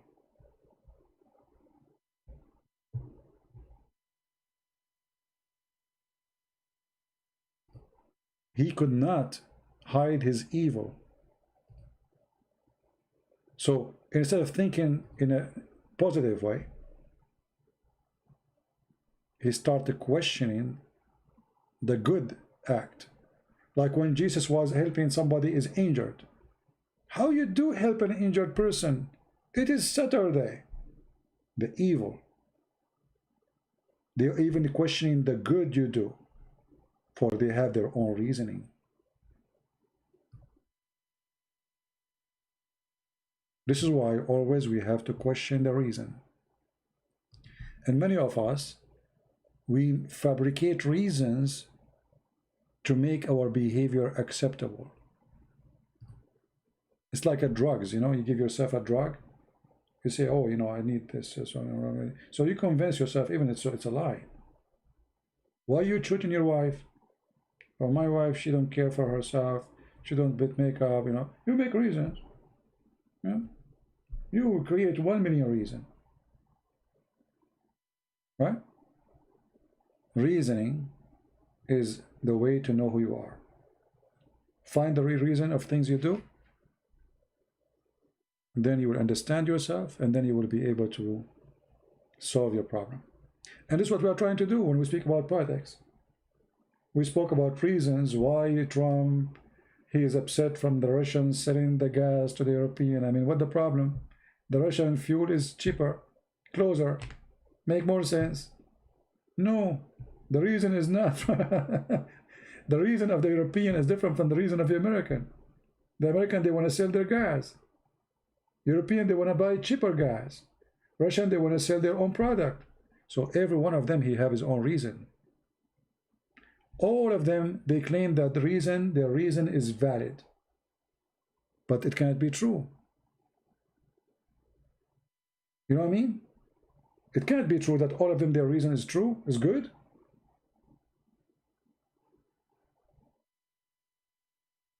There's one person is lying to himself. In this case, America. They are lying to themselves saying, oh, you cannot buy the Russian gas. Why they cannot? Do you own Europe? Are they your slaves? Oh, we are protecting them. You cannot do that to us. So this is the reasons, but it's not moral reason. So for us as a Christians, we have to think always with a reason of right or wrong, not reason of business. You know, in the other day, I found a wallet.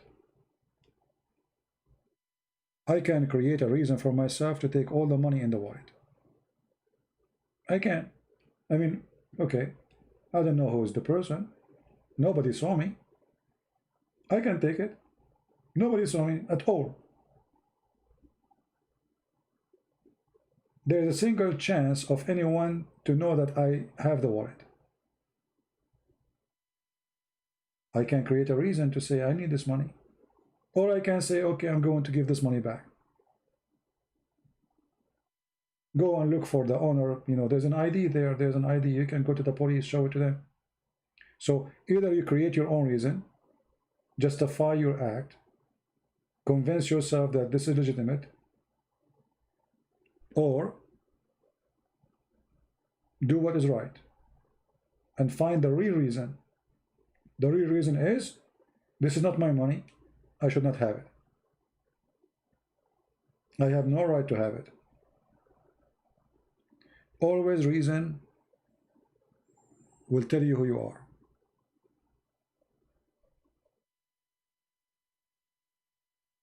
I don't dare. Why I don't dare? I can do it. Why not? Who said I can? What do you mean you don't dare? No, I dare. Why not? Who is going to stop you? If a person want to rape a woman, is that because he don't dare? If you don't do it because you don't dare, that means you're a rapist already. Even if you did not do it yet. But if you don't do it because it's wrong, otherwise all men, they can do it. All men, they can do such an act.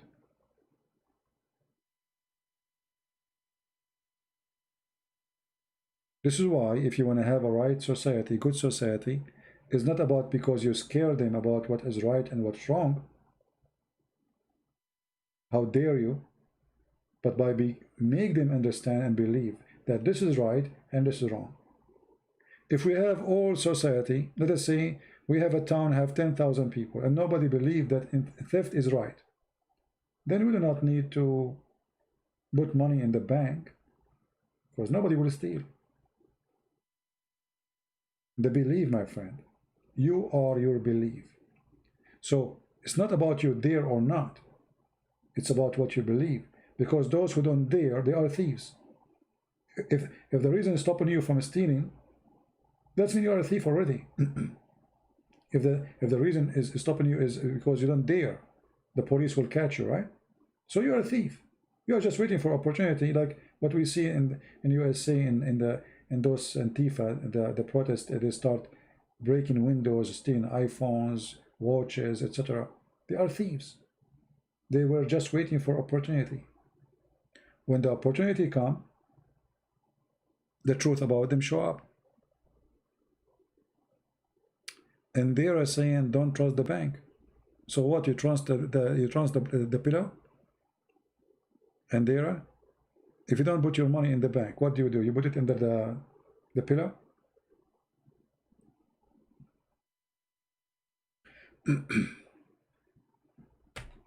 Anyway, just be smart. Don't take things and throw it in the face of people about, don't trust the banks. So what you do next? What you will do? Put it in the rice jar. No, you can't trust the bank. You see, according to the law, banks, they have to pay you up to $200,000 from the money you have in the bank. And if they do not do it, the government will pay you, because the government already they reserve from the bank money to protect the customers. So yes, you can trust the bank. The only time you cannot trust the bank if the country is going bankruptcy. Then never put your money in a bank. Like in Turkey, the country is collapsing. The bank can go bankrupt anytime. Or if you are in Lebanon, countries would have their very, very bad economy. So you cannot trust the bank. Otherwise, you should put your money in the bank. If you don't, somebody will take it. All right? Keep your money in the ground. What about buying a property? Isn't it better? That's better. Alhamdulillah, Arab and Israel are work together for peace. All right.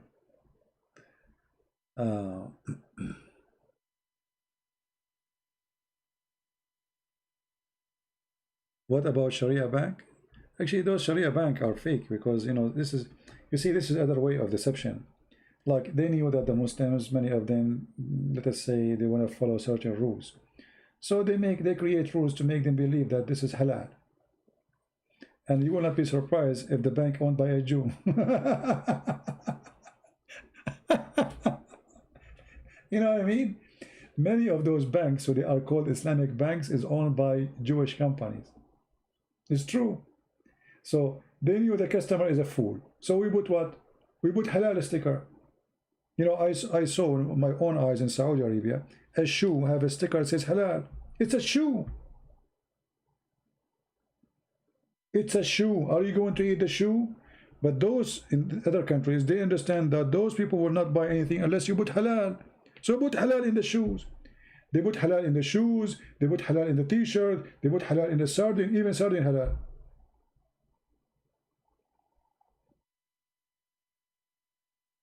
All this, if you are a fool, they will take advantage of you. And not only that, they give a different name for the interest. So in Sharia banks, there's no interest, brother, but we will give you beneficiary. What it's beneficiary. Oh, okay. Oh, this is not interest. No, haram. Interest is haram. Okay. They changed the name, It's like the muta marriage. Muta marriage is you hire a woman, you pay her money, you sleep with her, right? So what they did, no, muta is forbidden by the Prophet, now we're gonna do it, so we do zawaj a friend. What does that mean? Oh, you hire a woman, we go to the motel, and we do boom boom, Is that muta? No, brother, this is not muta. They just changed the name, Yeah. Oh, don't tell me about halal pork. Did I tell you this story about the pork? When I was in the army, I have Abdul. He worked with me. Because we are Middle Eastern and we are Arab, we go eat together. So for like 3-4 months, I don't know how long, we go eat. And when the waiter come or waitress, it's the same restaurant because it's next to the army office. Abdul, he say, I want pork. Okay. And not only that, he say, I want halal pork.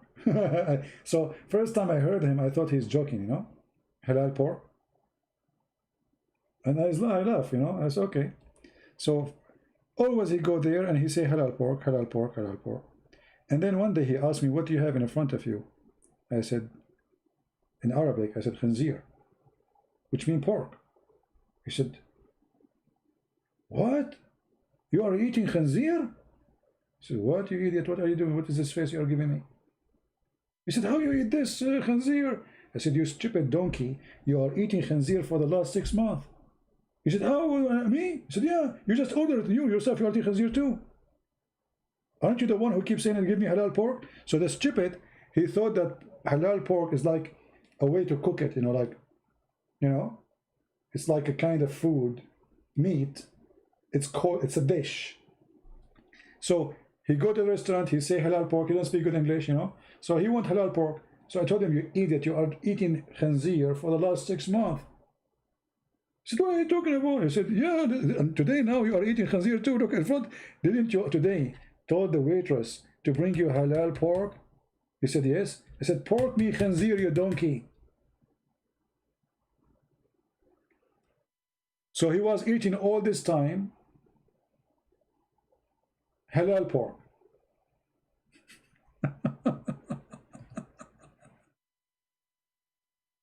And I told him, from now on, if you don't like to see me eating, don't sit with me. All right? I mean, look how, and the funny, they say we have Islamophobia. Those people, they have khanzir phobia, pork phobia, cross phobia, gay phobia. I mean, they have all kind of phobia. And yet they are the one who have a phobia.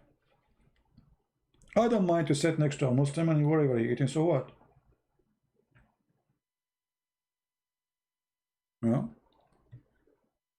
Yeah, I mean, and if you see his face, how he's look at me like, what? You are eating khanzir?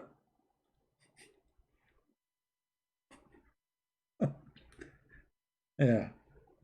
And the idea of thinking that you are dirty because you ate a food, you remember we said reasoning? We said reasoning, right? Always think about what is the reason behind your behavior. If you ask the Muslim why the khanzir is bad, they will start giving you all reasoning in the world, except they cannot show you from their book why. Why in their book? Does it say in your book why you cannot do it? No, it doesn't say that. So they start fabricating all reasoning. Okay, so when we ask them why you beat your wife, why the Prophet you ordered, they start fabricating all kind of reason. Like Mimi Hijab was saying, what if your wife beating your son? Is that the reason behind this verse? And if your wife beating your son or causing danger to your son, so you beat the wife? So reasoning, my friend, reason, you are your reasons. So those hypocrite phobia people follow Muhammad, they fabricate phobia reasoning, for they are hypocrite liars. In the same time, every single Muslim, he don't mind to put stitches if he get injured. And guess what? Do you know what the stitches is made of? Pork. All the stitches in the hospitals are made of pork. The flesh of the pigs.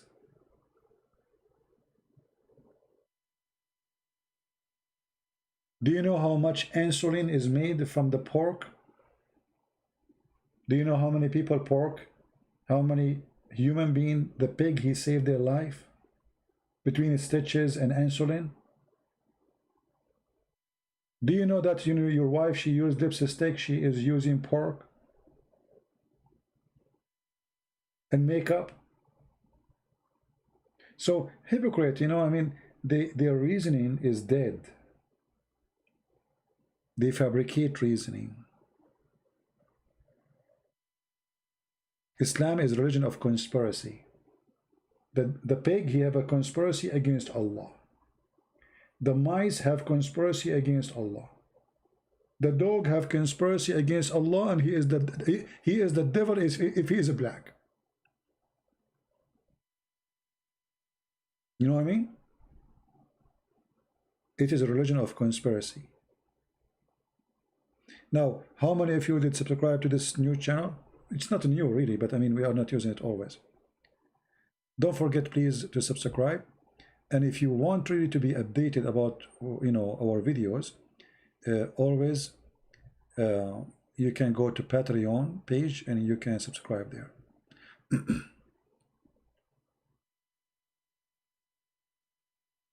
Well, Nancy, this is why we are here, and that's why I'm here, to help the Christians to be able to learn how to answer, how to refute, and how we can think wisely before we open our mouth. Sometimes, all of us, I mean, even me, sometimes I might say something I should not say, right? But I prefer to say something I should not say more than not saying it. Why? Because when you say things you should not say, it means you are being really truthful. You know what I mean? Because should not say according to who? According to this filthy society, they're trying to make it look the perfect one, but it's not. Like, do you know the story of the naked king? Nobody want to say the king is naked. Why? Because it's a shame. You cannot say the king is naked. You cannot say that. He's the king. You cannot say that to the king. No, I can. So we are living in a corrupt society where nobody dare to say what is the truth. And then who is going to tell you the truth? Imagine you have a friend, and now you're dressed, you want to go out, and you ask your friend, do you see anything wrong with my clothes? Because your friend is afraid to offend you, he will not tell you, oh, your zipper is open. So you walk in the street and everybody is looking at your zipper. Or maybe, you did not buckle up the top of your chest, your breast is coming out, you did not notice. Or the zipper of your skirt in the back is open and everybody can see your panty. So the friend don't dare to say to you the truth, because maybe you are too aggressive to listen to it. And he learned before, if he say to you the truth, he will be angry. So he keep his mouth shut. And then you go in the street and everybody is laughing at you. You deserve it. So when somebody say the truth for you, be thankful. Be thankful for having truthful people around you. Don't silence them and don't be abusive.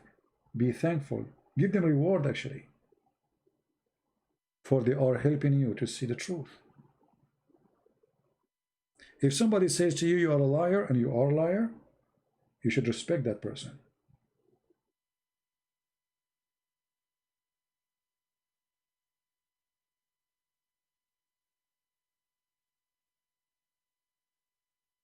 because a person who say to me the truth is way better than a person who lied to me.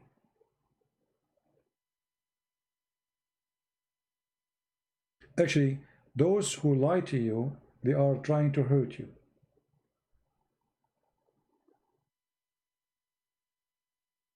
And those who they are telling you the truth, they are trying to help you. Even if it was an enemy. Let us say an enemy, he said to me something, but it's truthful. That enemy, by saying to me the truth, he's helping me.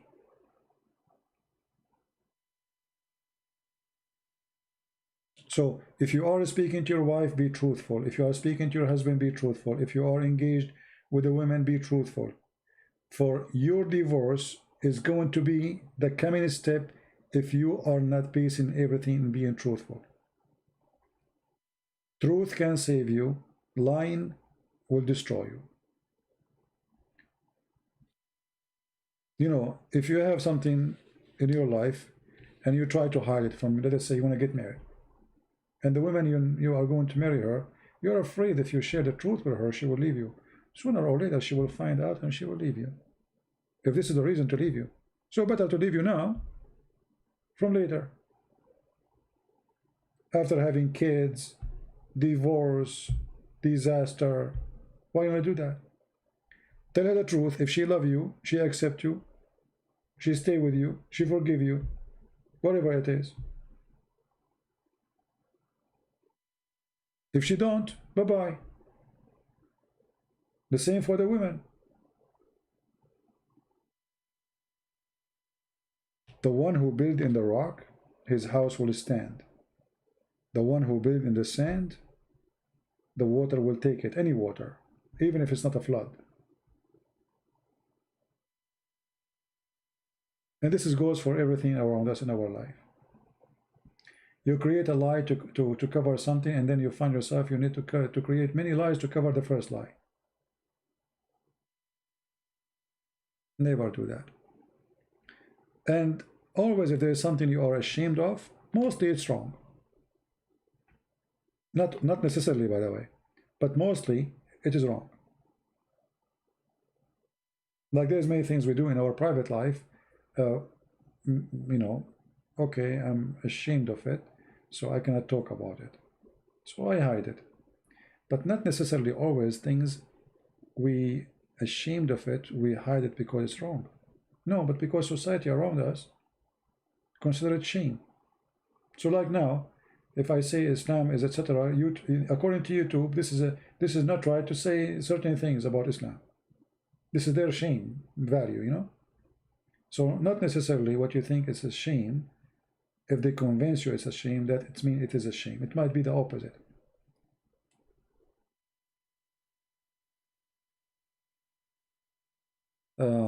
Anyone have a question? And this is why, by the way, when I speak, like they say I in USA, many they get angry from me. They say you don't like USA. I love America. But why when we are truthful, that's mean we are not good? Why the truth always hurt?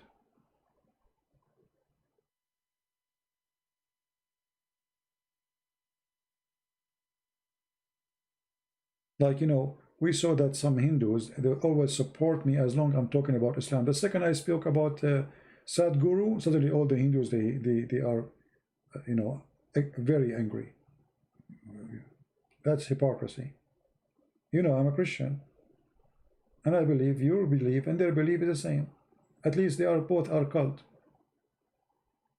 So how come when I make fun of Muhammad, it's okay, but the second I talk about what you believe in, you get upset?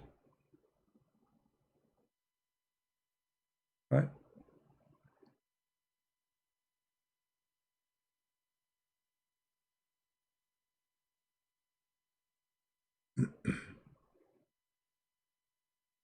Anyone have a question?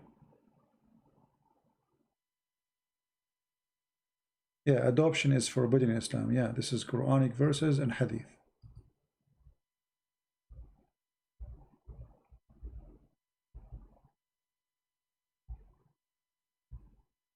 Always before, you know, I notice that's always people, they question things, but they don't ask the questions to themselves first. I mean, like the person was saying, what is the proof that adoption is forbidden in Islam? You can just go to Google, type two words, and you will find a Muslim website telling you why adoption is forbidden. Muhammad, he wanted to have sex with his own son wife, and his son is from adoption. So he come with the idea, adoption is forbidden. As simple as that.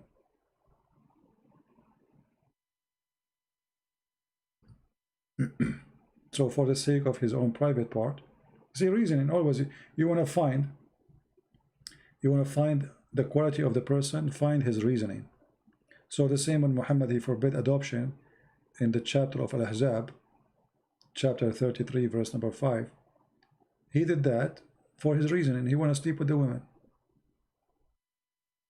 He was supporting adoption until he decided to sleep with the wife of his son. And then he come but forbidding the adoption. So he said, "Ud'uhum li abaihim." Call them by the names of their fathers.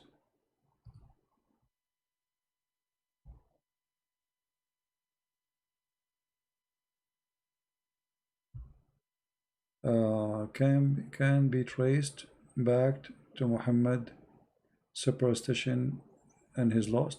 You see, superstition is a lifestyle at that time. Actually, until now, if you go to many places, including Europe, you will find many people, they live in superstition. Like, I went to Romania as an example. And Romania is a Christian country, right? But you will not believe it how many people they are superstition in Romania. They believe in magic. A woman, she want to marry a person. I mean, they told me stories, you will not believe it, that in some places in Romania, if a woman, she want to marry a man or she want him to love her, she put her pee in his drink. So if you are surprised why Muhammad is a stupid fool, and he was exists 1400 years ago, what about people who live in the year 2020, and a woman, she believe if she put her pee in a drink of a man, he will love her? And since I heard that, I decided to drink any drink made by a woman in Romania. Because how in the world I will know what is there?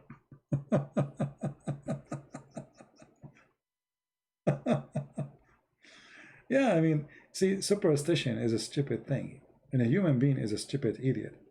Anything can, the second you become weak in your mind, you are weak in everything. My voice is not loud. How many of you guys think my voice is not loud enough? Is my voice good?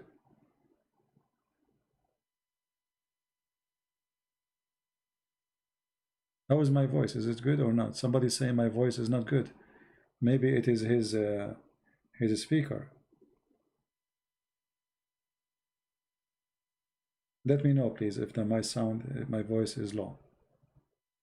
So superstition is a disease society is infected with. And your duty as a Christian to fight it.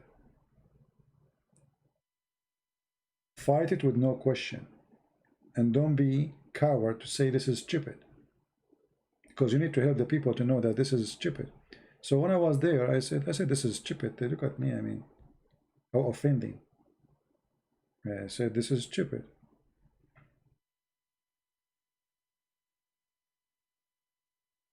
That is extremely stupid.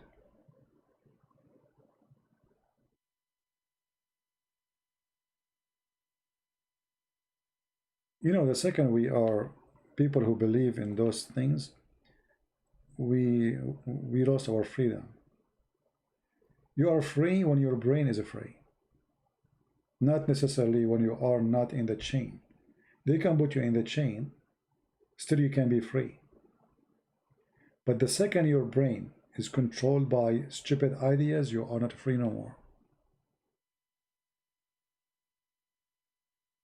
You know what I mean? The Lord, he said, be aware or be afraid of those who destroy the soil, the spirit, not the one who destroy the body. When your spirit is possessed by the devil, you are not free no more. And your spirit be possessed by your brain. When your brain is controlled by dark ideas, you are just under the control of those ideas. And you know, superstition is one of those things. Like somebody believed that you see, if you go in the Quran, if you remember, this is why we believe Islam is a very dangerous cult. If you go in the Quran, you will see Muhammad is asking the Muslim to recite certain chapters because those will protect you supposedly. But the funny, Muhammad himself was not protected from what he called the evil of the knot. Any one of you saw what people do with voodoo? It's very funny how ideas, by the way, is around the earth. It's not only like, look, this is in Saudi Arabia, but it's the same practice they do in Jamaica, in Africa, so in India, where somebody he make a knot for you and he blow in it, and supposedly by doing that he will control you.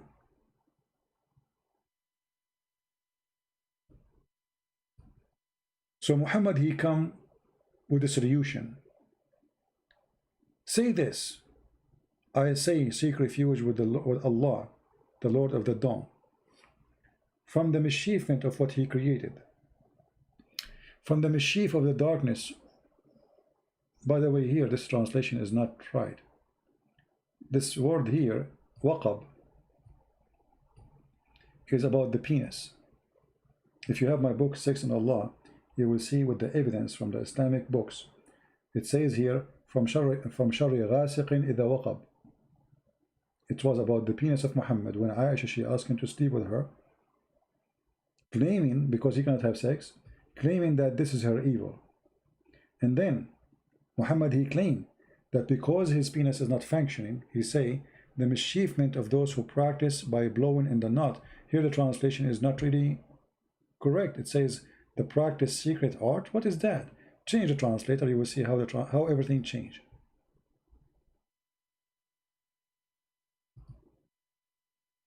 Do you see how the translation changed? In the previous translation, it was the secret arts. Here, it says the blow in the knots. And this is the truth. That's what it says. All right? So anyway, and then he says, from the evil of the envy. How many of you here believe in envy? Maybe we should make a video about it. Special session. How many of you believe in envy? See, envy exists, but the power of envy is not.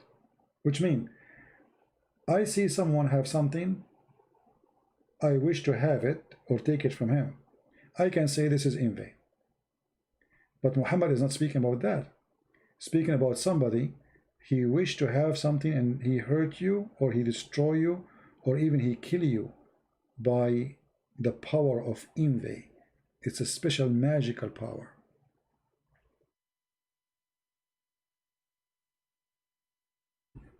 Any of you believe in that? If we search right now for envy, what we will find in Google? Let us see.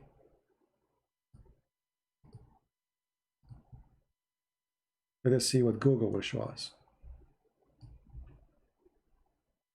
Images. They are just showing logos. Let us see something else.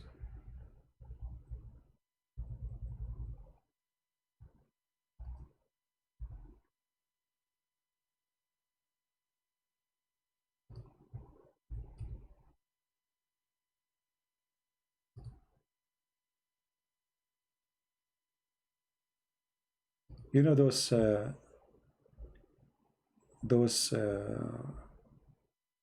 symbolic of an eye, they put it in the cars. I'm sure many of you saw it, right? Maybe some of you have it, I don't know.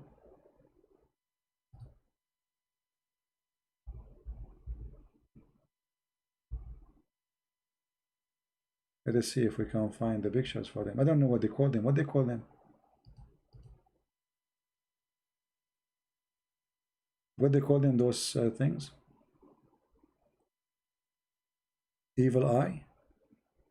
Evil eye.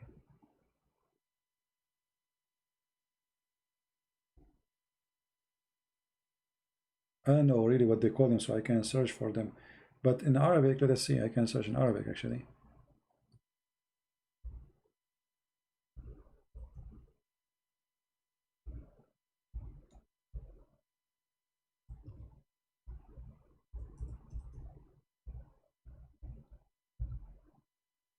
Here we go.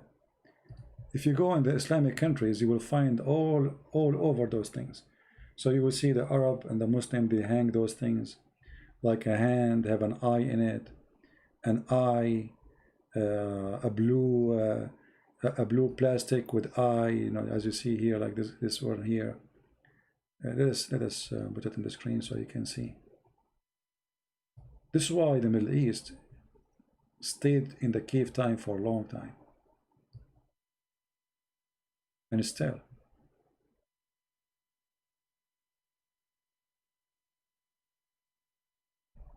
You will find those are hanged all over the Middle East. Over the house door, in the bedroom, around the neck of a baby. And especially they believe in a blue, like a blue glass. Supposedly that is against envy. Will stop the power of the envy. You know? Yeah. Whatever they call them. I mean, every culture. But all of those, if you are a person who decide to believe in this, that's when you decide to be a foolish. You don't want to use your brain. You know what? How many people you think they can, they have the power, they can destroy Trump? I mean, how many people they hate me? Can they do invade to me? Think about it, you know? So, what about Israel?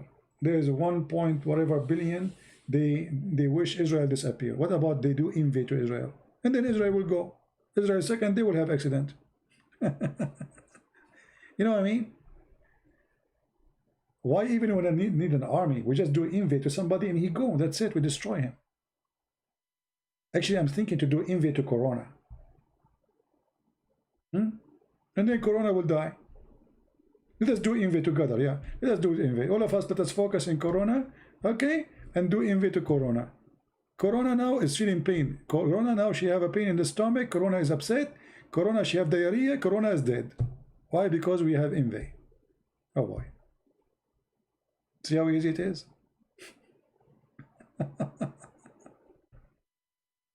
So, you know, if you decide to put your brain in the shelf, well, your brain is in the shelf. What we can say. That's it. And actually in the Middle East, if you have a blue eyes, you have a problem, by the way. Anyone knows? Do you know that? If you are in the Middle East and you have a blue eyes, Arab, generally speaking, they believe that the one who have a blue eyes, he can do envy. He have the power of envy.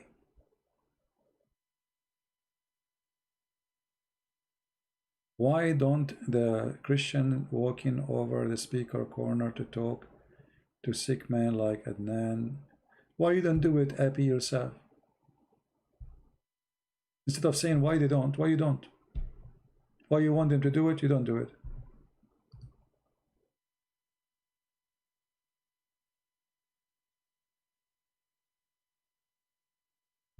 Why you don't? And who said they don't? You know, there's tons of videos of Christians exposing Muslims, Islam in the speaker corner. Who told you not? There's even women like Hatun, you know, and many like her. Who told you they don't? Anyway, so don't believe in this garbage. For those things will make you limited and will make you lose the nature of you as a person, as a human. Because now you are under the control of superstition.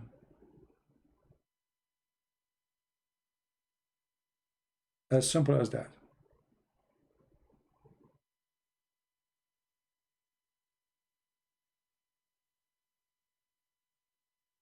Any question?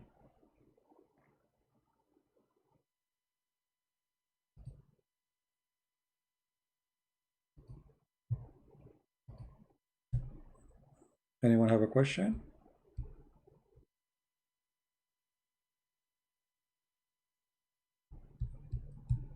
Okay, Tapi, good night. Actually, me myself, I will go soon. But you see, this is the benefit of being single. No wife to force you to go to bed, no children. You know, that is the benefit. Number one benefit.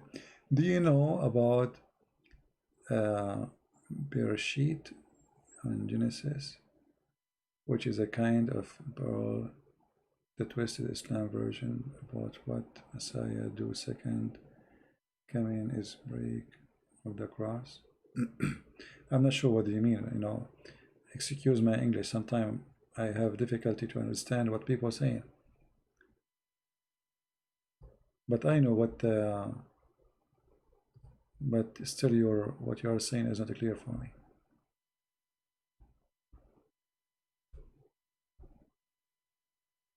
No, those are very good business in the Middle East, you know.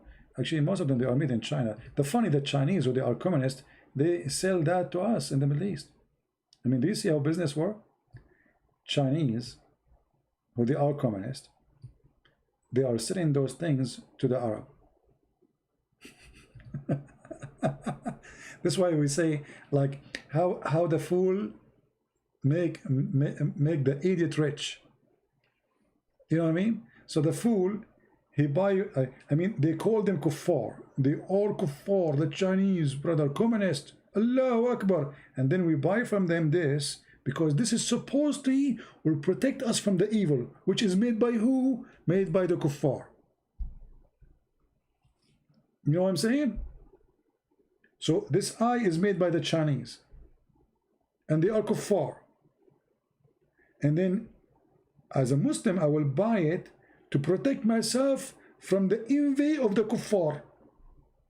Okay. I got you. Makes sense. Right? Do you have a bicycle? No, I don't have a bicycle. I used to have one, actually. My neighbor, he started, you know, saying he have a grandson, he don't have, you know, he want to give him a gift, blah, blah, blah, blah, blah, so I give it to him. Oh, there's no screen, sorry, huh? There's no screen. Here we go, now you see it.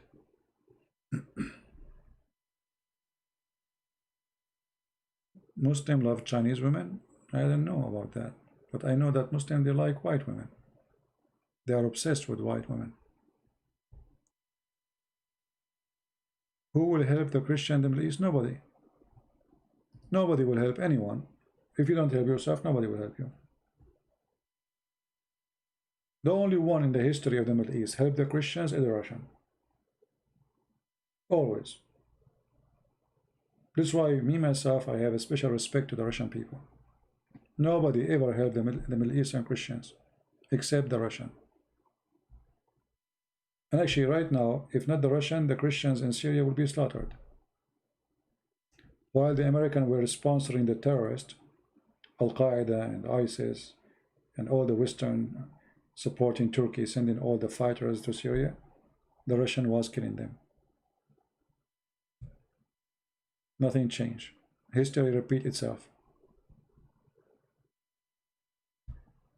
Anyway, any last question before we go? Anyone? Maybe, last question.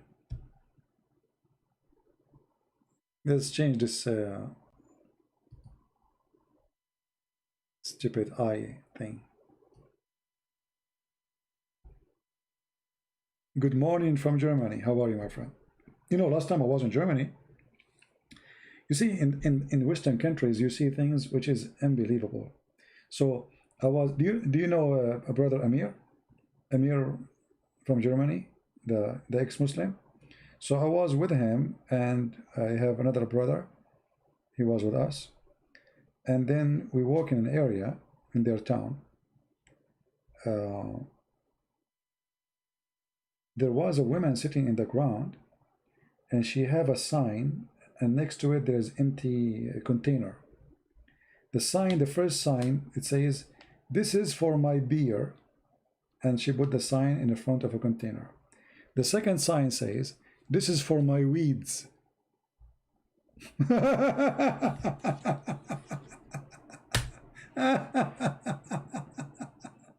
This is for what? For my weeds. You see, when a human being became filthy, spoiled, this is what happened to you. When you became filthy, spoiled. Donation for the weeds. There's children are dying. There's children, they sleep under the bridge in India, in Philippines, in Africa, and there's somebody who was born in Germany with all the opportunity, begging in the street, and she is a blonde woman. She is not an African, she is not a Middle Eastern, she is not an Indian, she is a blonde. Begging for money for weeds. How disgusting. And how stupid is the one who donate for her. Why you don't say to her, go and work and buy for your weeds? And actually, the street was full of scam. And then I was with Amir, the same day. A woman, she approached us and she said, hey, you guys, you know, can you donate for us? We are organization, blah, blah, blah, blah, blah, blah, blah. Okay. So I said to her, so what do you do exactly? Oh, yeah, there's people, they give money for the weeds. Yeah, what are you talking about? Come on, that's very important. She need weeds, you know.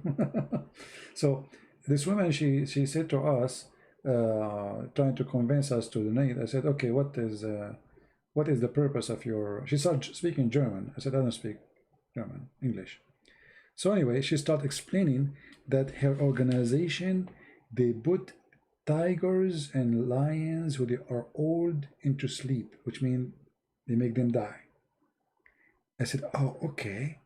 So if we give you money, you will use that money to make the tiger who is old die. I said, yeah. I said, okay, why don't let him die by himself? She said, what? I said, what's your problem? Why you want to take the money, we give it to you, to make an old tiger die? Let the guy die alone. What about you take the money and make a child live? You should see Amir's face, he was dying from laughing. So imagine the scam, guys. They are wearing a t-shirt, have supposedly the name of their organization, and now they want your money so they can make the tiger die. Okay, he's a what? He's an old tiger. Okay, what about you say hello to Mr. Old Tiger? Let him die. A human being die alone. Let the tiger die alone. What's your problem? No, there's a lot of pain. What the heck? You see how merciful they are? Scam. So that's why we say always look for the reasoning. When somebody give you his reason, either his reason is false, or obviously he is evil person, or his reason is good.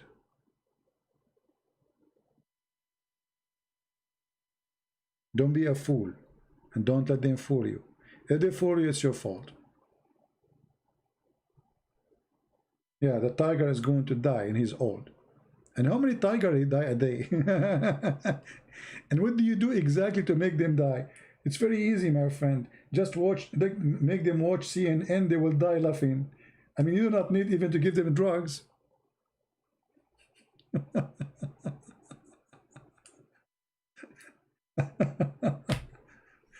Yeah, and you know, there's people, they want to donate, you know, donate for weeds, one container for the weed, and the other one for beer.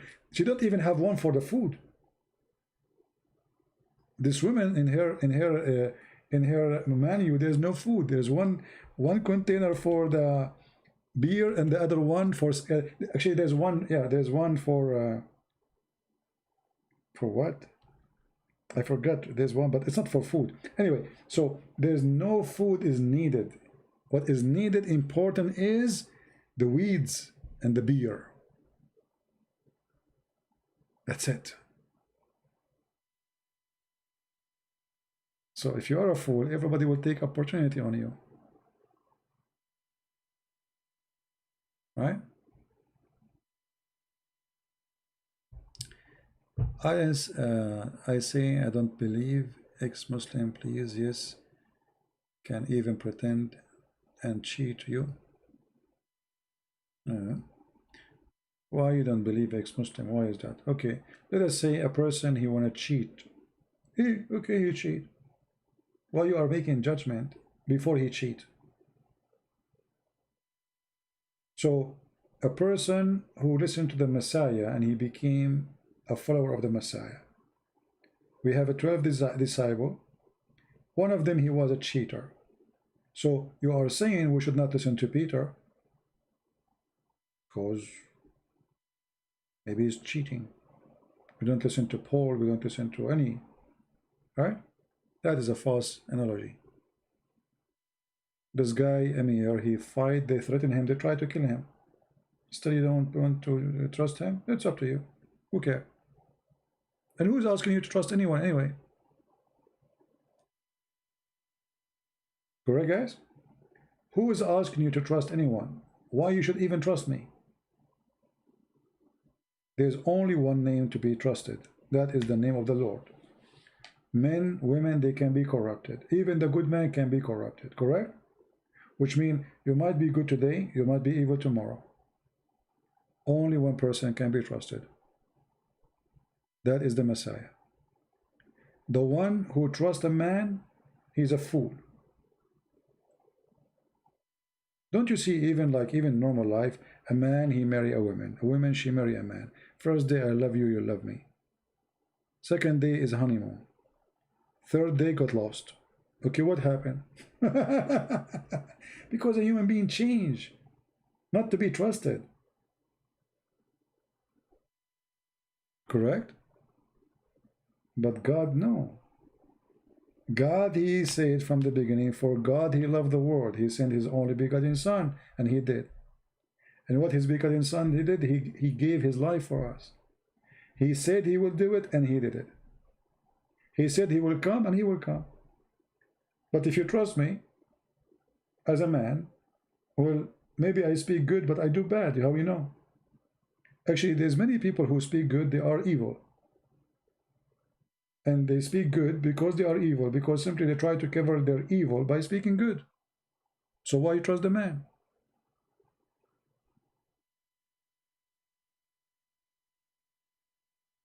Man, women, they changed.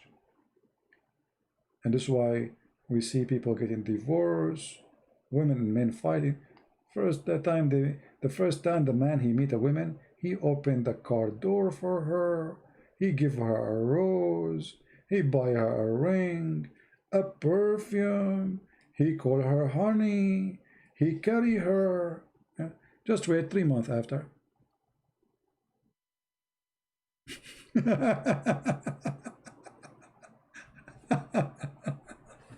Why? Because a human being is really something.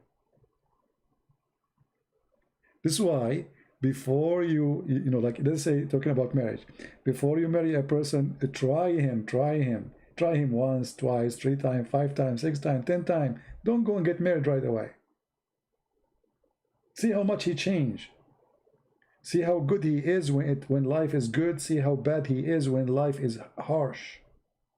When life is easy, human being is relaxed. You don't know him. You want to know him? Know him when life is harsh. As an example, you are in the boat with your wife, and now the boat is drowning, sinking. Let us see how much the husband, he loves you. If the husband, let us say there's only one vest, vest to survival vest. Let us see who is the one who is the one who will give the other one the vest. This is the only way to know the nature of the person. You know what I mean? You go in one boat, and there's only one vest, and there's only one person who will survive. The one who gives his vest to the other person, That is the real person. And the one who gave me my vest is Christ. This is the only way to know who is good, who is bad. The rest is false. When life is relaxed, everything is okay. The husband is rich. No problem. No fight will happen. The husband is rich, you know. He buy the women gift, or it might be the opposite. It might be evil too with his richness. So problems come when life is harsh. Try the man or the woman when life is harsh, not when life is easy.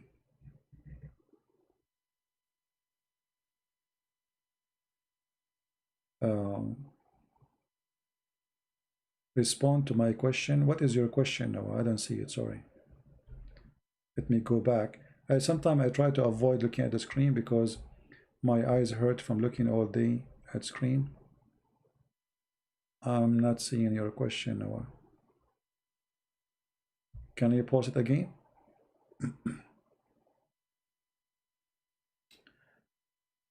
Where I can find the Dajjal and Allah Lake. David Wood chewed the Quran and spat it out in the video. What do you think about that? What do I think? It's funny. What a big deal. Obviously, he was trying to make a point. Are you questioning the point or the act? If you are questioning the act, then that means you are ignoring the point. If questioning the point, that means you are ignoring the act. You have always to put the act with the point. Actually, I was there. I stopped there for maybe 5-10 minutes. And I was there when he chewed the thing. And I asked in the text how it tastes. You know, they are being filthy, speaking about their wives, trying, this is how filthy they are. I mean, they are low. Speaking about the wife of David Wood, the wife of Apostate Prophet, I mean, filthy. So he's showing them, if you want to go down, we can go down farther. So he's making a point. This is his way to make a point. You don't have to agree with him.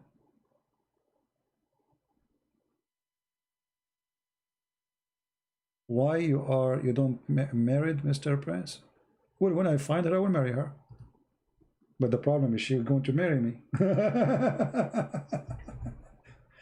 As I remember, last time I asked a girl to marry me, she said, what? There's no men left in this earth?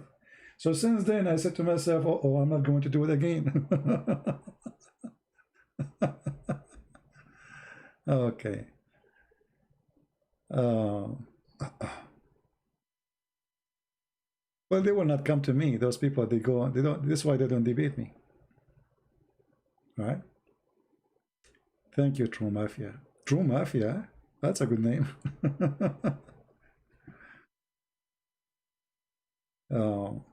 Where am I? Actually, the best time now for me to talk to a girl is Corona. That's it. She will not, thank you. You just gave me the idea. She will not see how I look like. Anytime she said to me, take the mask off, I say, Corona, hello, social distancing. We have to be social distance now. Okay, sorry, I cannot take the mask off. Then we get married, and then she will go to the bedroom. I said, no, I cannot take it off. It's Corona time. We have to wait until Corona. Perfect, Corona. Finally, I can find someone she accept me and without seeing what is under the mask. Oh boy. The mask of Zorro.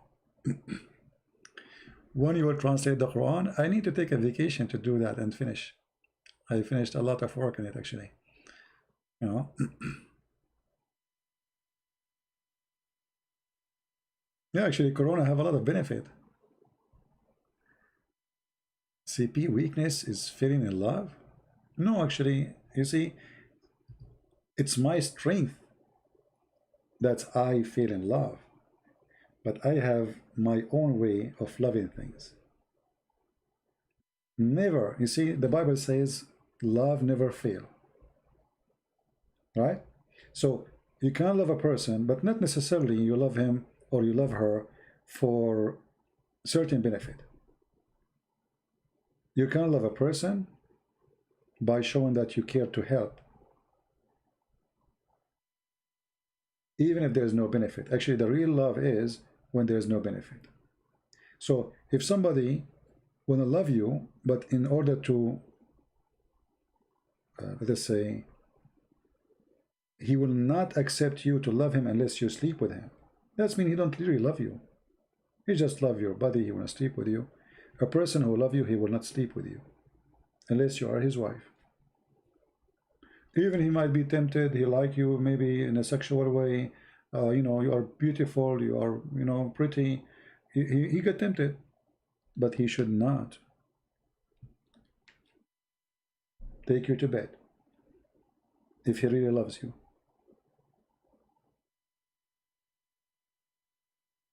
So love have different way of understanding, and people always, usually they take love in the wrong way. A man, he loves you, he will not take you really to bed unless he want to marry you. And if he want to marry you, why he don't wait until he marry you?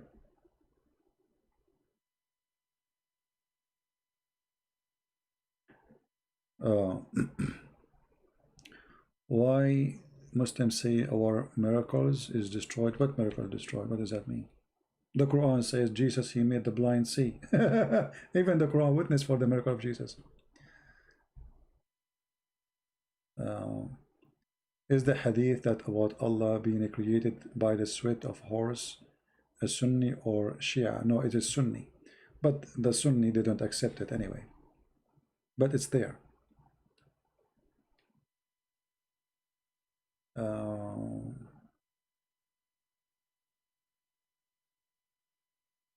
I'm trying just to follow up with the questions. How do you handle hate?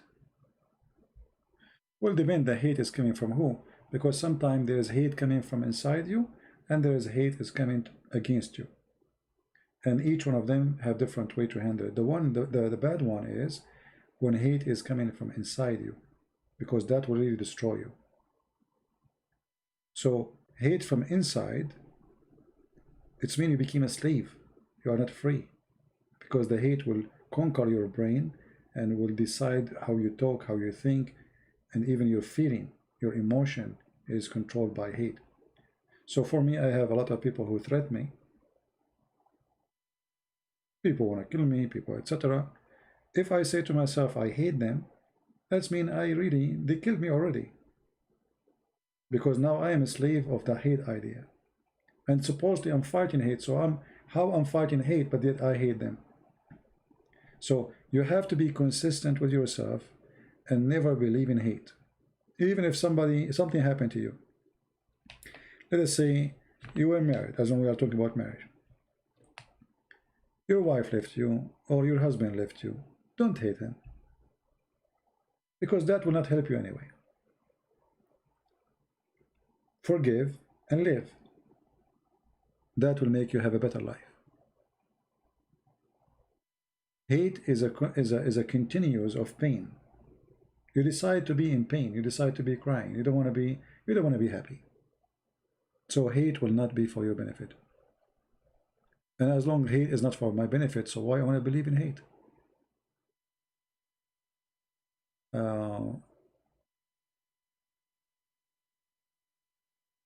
How to deal with the type of Christians who claiming they are church or traditional is the only right one?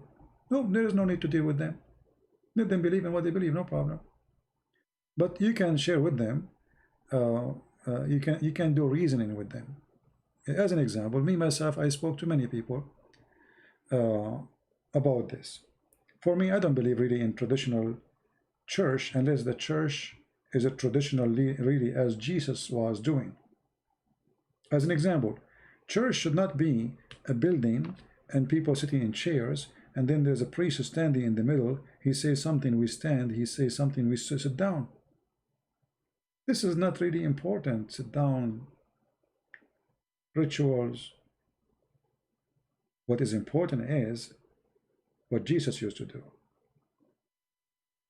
To teach, not only to preach.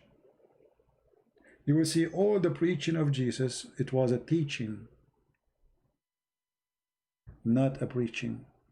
Which means he teach you something, So you can preach yourself. You can school yourself from what he taught you. For speech which is empty speech. But a teaching is not.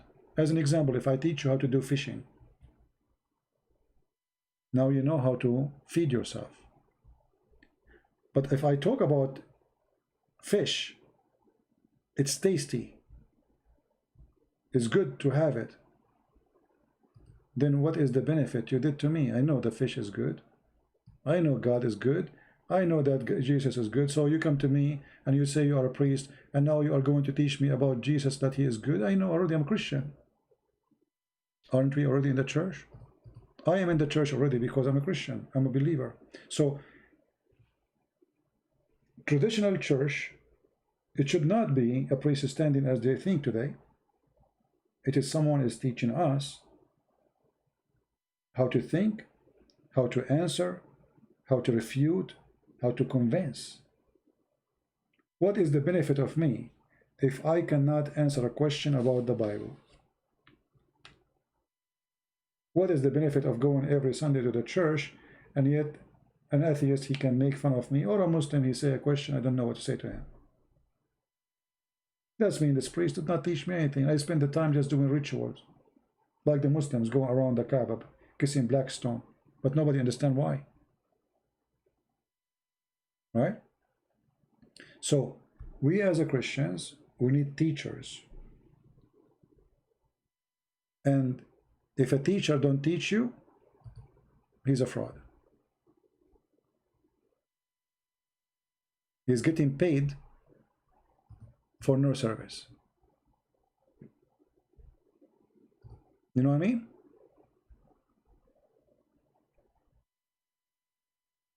And there's a lot of them. That's why the Lord, he said, be aware of false teachers. He didn't say just false men, he said false teachers. Because this is their job.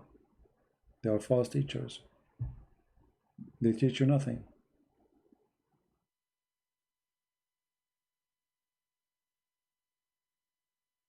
You know, once I have a bishop, I'm not going to say from which church, but it was traditional. So he said to me, what are you getting from this? What he meant about Islam. So I said, okay, well, let us answer a simple question. How many Muslims accepted Christ since you became a bishop? He said, none. I said, since you became a priest? None. I said, okay, ask me the same question. So instead of encouraging me, and he is a bishop, saying, yes, son, I support you, God bless you, you should do more, he was questioning what I am doing. What is the benefit of this?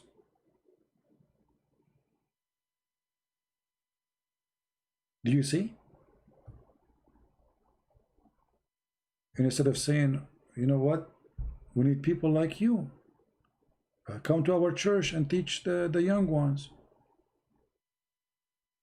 No, he was asking me, what is the benefit?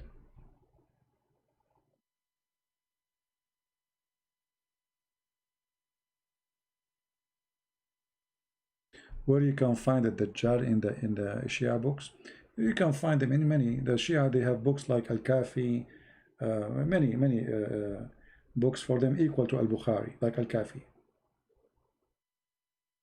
But maybe when we talk about this topic, you can ask me, and I can show you some reference.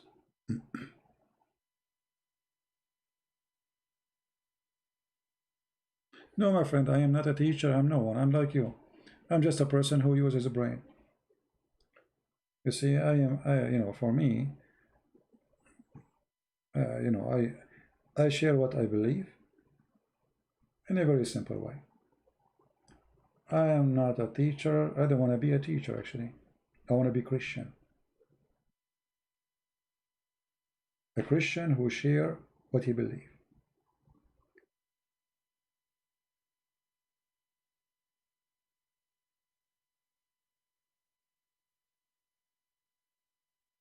Our internet is getting bad, isn't it? I think so. What do you think about current Pope? I don't believe in all those names. You know, as I said, you know, uh, like especially this one, he is very much politically correct, and that is telling me that he is not a good person. Too much politically correct. The one before him was way better.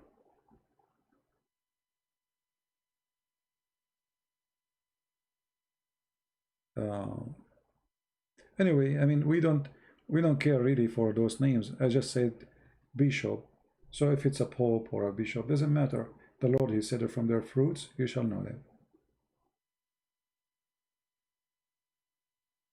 Right? It's not a name, it's not a position. Who care? Every human being is a sinner. The Bible say that. So I am a sinner, you are a sinner, the Pope is a sinner. So names, our names mean nothing except to the Lord, who said from their fruit you will know them. So you can have your own ideas, but nobody really knows the heart of every one of us except the Lord. Because sometimes even people, they can say, they can do things because they believe in it. Let us say they have their own way of doing things. For us, it appears to be wrong, but doesn't mean they are bad, unless they are bad. But there's no one to prove such a person to be bad unless the Lord himself, he can read their heart. I can do right now, right, something, and for you as a Christian, you say this is not right. Like, say to somebody you are a donkey. You should not say donkey, right? You will say this is not right. No, I say no, it's right. Who said it's not right? But for you, you have understanding. They teach you all your life in a church that we as a Christian, we should speak nice, we should not insult. If somebody hit you and you actually give him the other one, etc. This is always true. But was Jesus wrong? He called them the son of the serpent. He called them hypocrites. He said to them, if you are of your father Abraham, you do the work of your father Abraham. So he called them tens of times hypocrite, all kind of titles.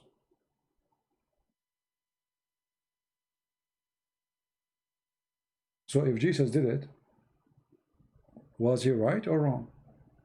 Then they would go mute. They were not there to say he was wrong. So people, they have their own understanding, and they try to frame you in their own understanding. So don't do the same. Don't do the same to the Pope, as an example. Try to understand his position. He's a person who do politics, not God work. You know what I mean? Those people, they are doing politics. God work is done by the poor Christians who go and carry the Bible and preach it around the world.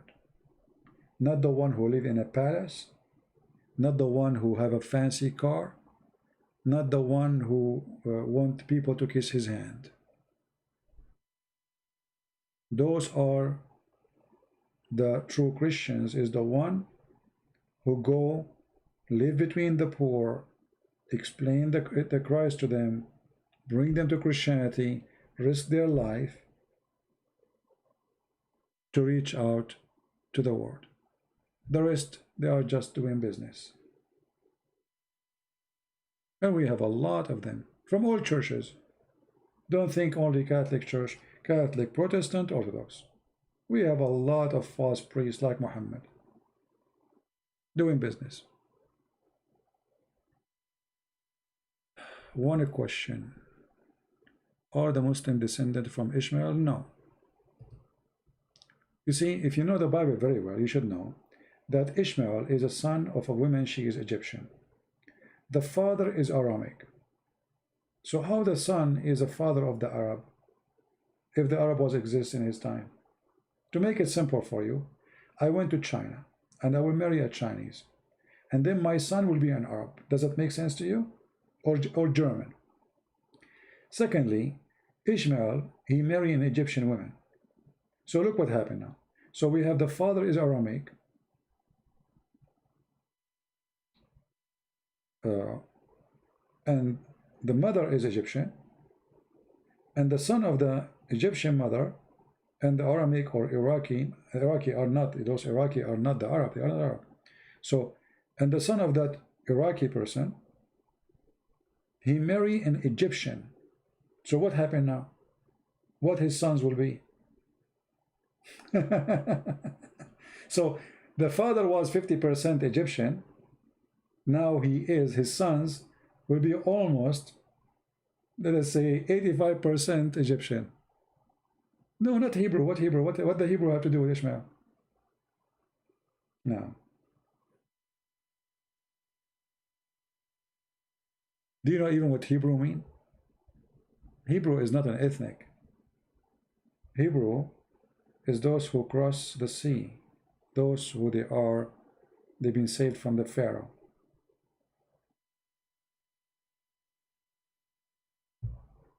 CP will argue with other people. What does that mean?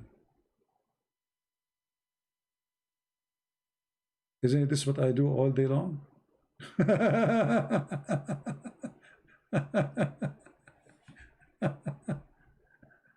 What are you talking about? CP, you will argue with other people? I mean, all what I do here is arguing with people. What's wrong with you? Oh boy. Take it easy, my friend. All right.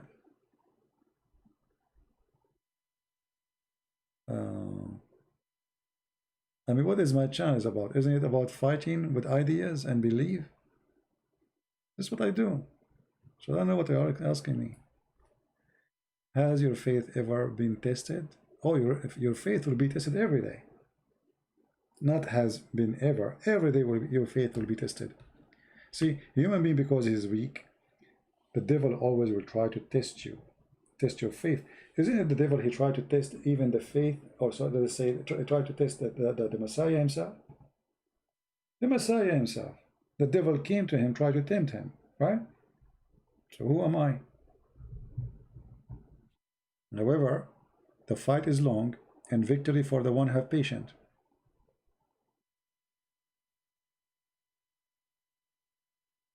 Yeah, Abraham was Iraqi, Chaldean, whatever you call, you know. So how the son will be an Arab? Even the Muslim books, in their books, they say that Ishmael, he learned Arabic at the age of 11, according to them.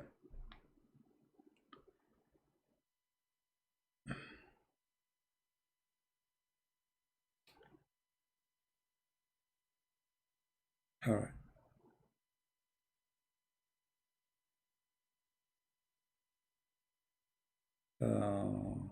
I see some fight in the chat.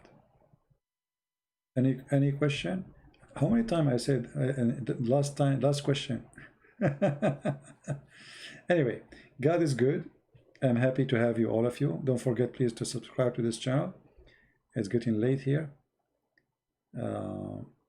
Have you had any vision or a dream? Yeah, I have a vision actually, but it's scary. I don't want to share it. Yeah, I do. And actually, there's one thing I don't like about things I see, because they happen, and that sometimes make it scary, you know. So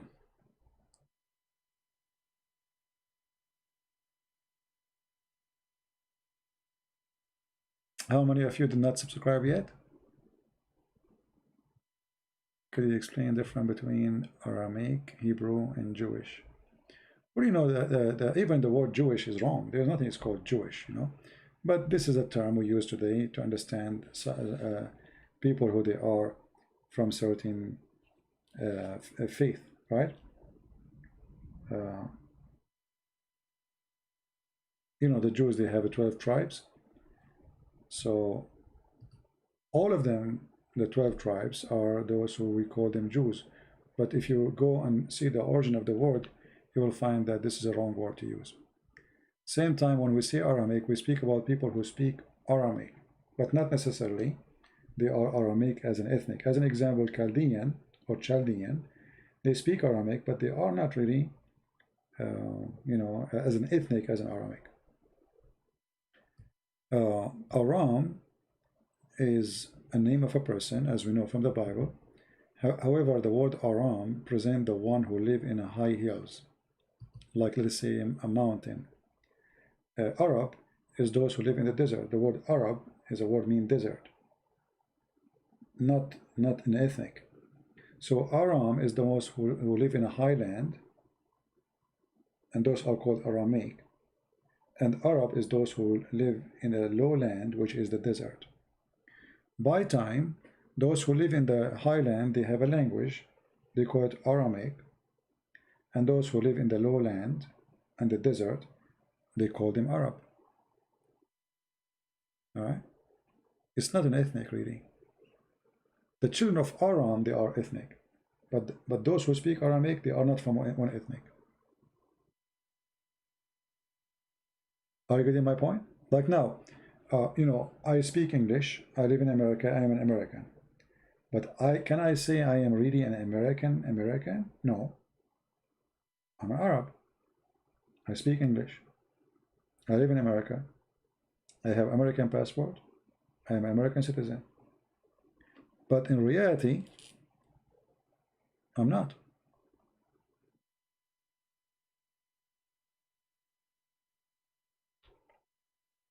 Well, obviously the Assyrian, they are descendant of the Assyrian. Doesn't matter ancient or not. Always you have a grandfather, he is ancient.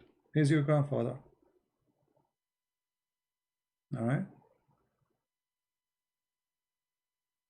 Yeah, Arab does not mean, Arab is not an ethnic. Many people think that Arab are an ethnic. That's false. That's why you see a person from Yemen, he don't look like a person from Saudi Arabia. A person from Saudi, he don't look the same as the person from Qatar. A person from, I mean, they don't look the same. Actually, in most of those countries like Qatar, Bahrain, in the coast of Saudi Arabia, they look like Pakistan. They're Pakistani. You know, if you look at the, let me show you. We mentioned this before, you know. Maybe you can search for my videos about it. As an example, if you look at the picture of the Prince of Qatar, him and his family and all of them, right away, the first thing will come to your mind that this guy is from Pakistan. You know, he's from Pakistan. He's, well, let us show you his picture.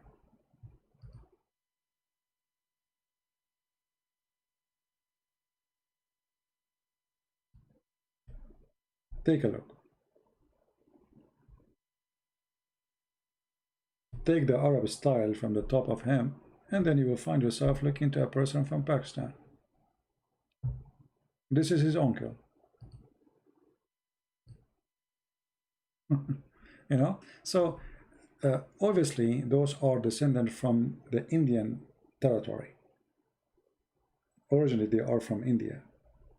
This is the father. Look at the father. He's a Pakistani 100%. Right? Okay, so who is the Arab? You know, what Arab mean? They look different. Every one of them look different.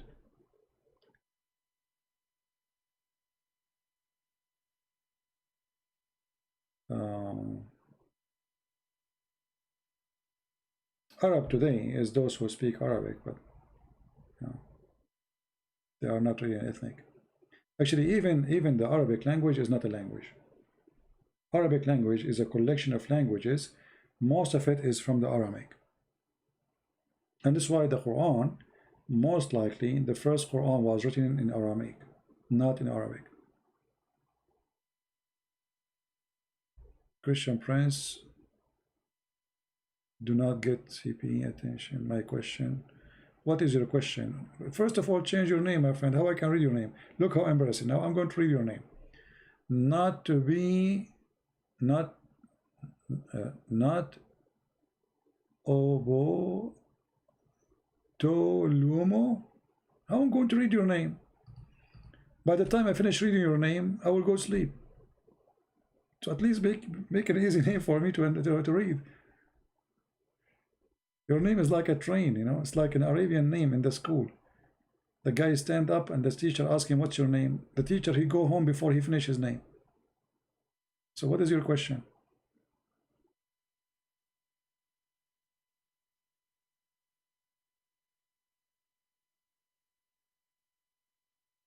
Here we go. Now I'm waiting for his answer question. It's not coming. And now he will complain I'm not giving him attention.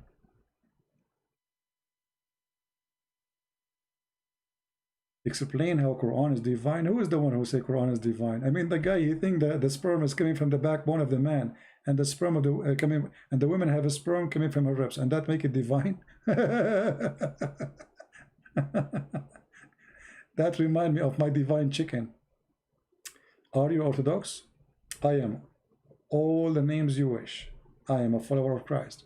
So you can say, I pray in Orthodox Church, I pray in Catholic Church, I pray in Protestant Church, for I believe all churches belong to Jesus. I don't care for names. So what happened to this guy who wanna ask me a question? His question never come now. I think he have a slow internet. Maybe he did not hear me until now.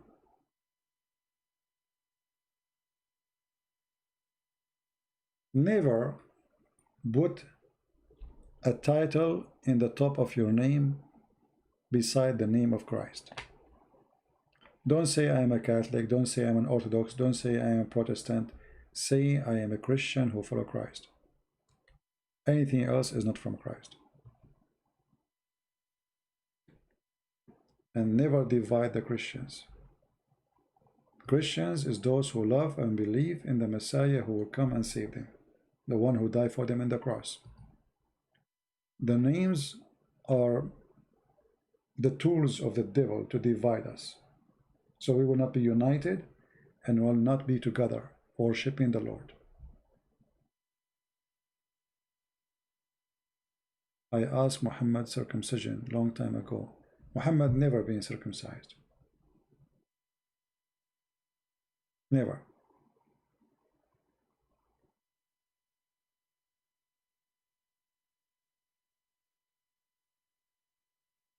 Put a photo of my uncle. Oh, okay. You don't like the photo of my uncle? This is not my uncle. This is the father of the Prince of Qatar. He is a terrorist. What, my uncle? All right.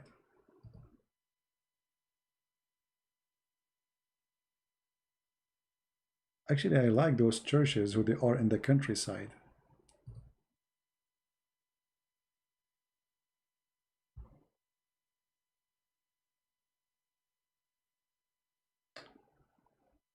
Remind me about the surah of the chicken. What do you mean surah of the chicken? I understand. Why people have different color?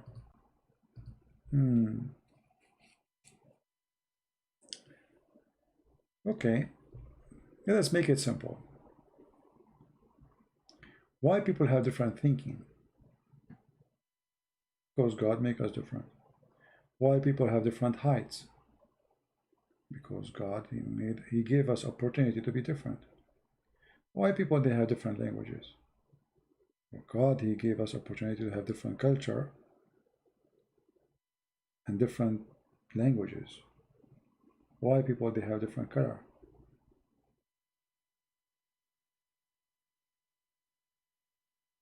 Anyone knows? Why God he gave us? I mean, after all those things we say, for God, I mean, some person he is born blind, someone he's born he can see. Why all of us don't have the same thing? Why don't all of us can see? Why not all of us have the same height? Because simply, my friend, we are not as the atheists believe that we are a cell and we became something else. Otherwise, if this is true, all of us, we should have the same exact DNA. We should have exact the same look.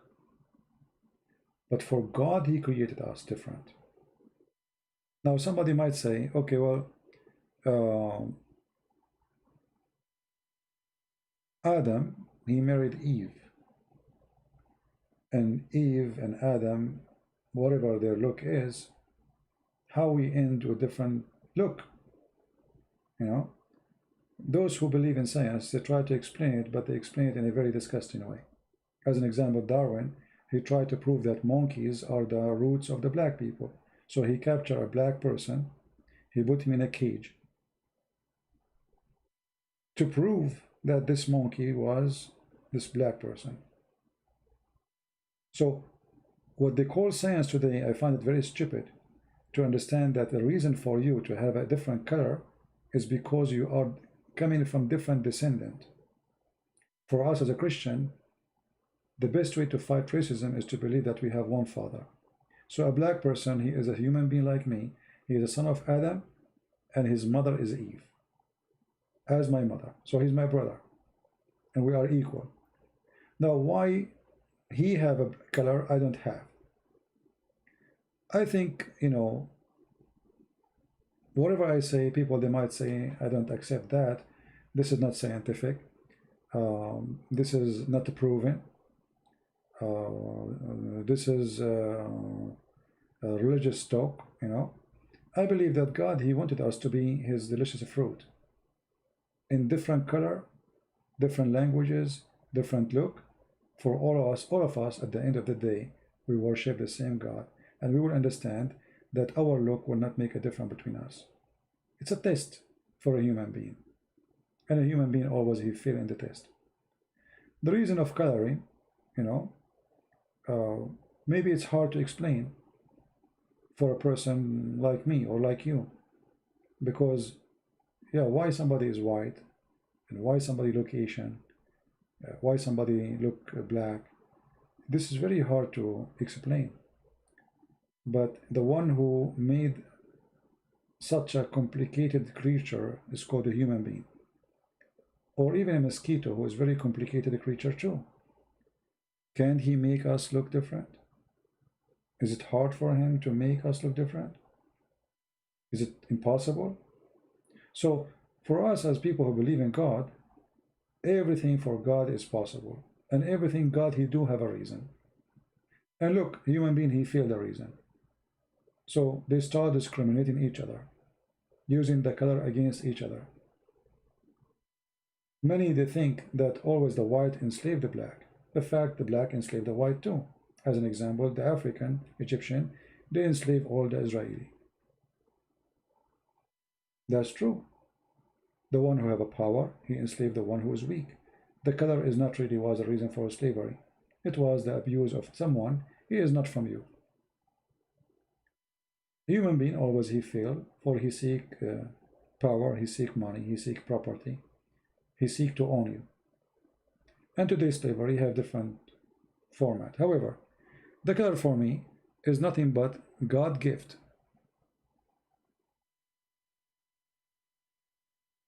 God, he created us different. You don't want to accept that? Who cares? Shane is saying it's not hard to explain. Go ahead, Shane, explain to us how the color exist. Shane, he is going to explain to you. Shane Silver, he is going to explain to you how the color exists. If you believe that a human being is created by God, that means colors exist by God too.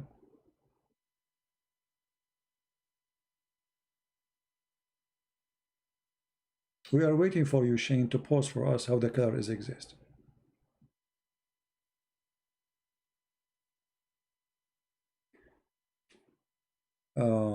Do you think it was worldwide flood, or just no not war at that time? Well, right now, water is more than 75% of the earth. Correct? Isn't it?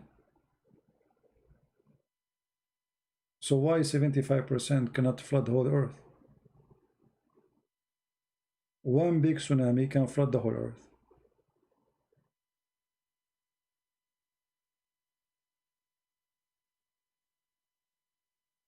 Is that correct? Actually, even science agree that in certain time the whole earth was covered by water. The whole earth. Even scientists, who I don't believe in them anyway.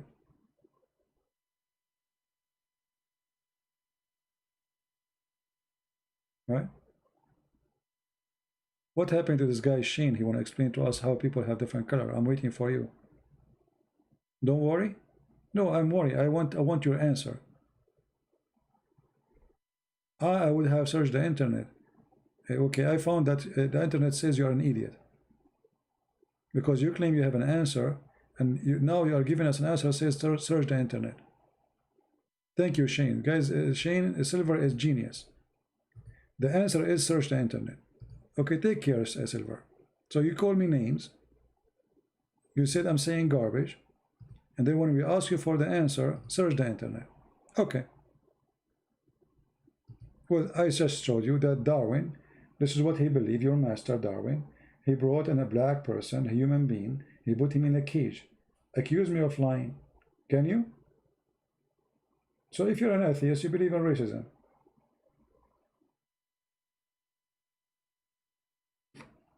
For us as believers, we believe that the black people are our brothers and sisters. And they are not different from us. His blood is red like my blood.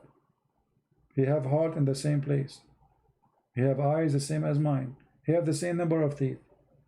That is telling you that the same creator is one signature. We have one signature of one creator.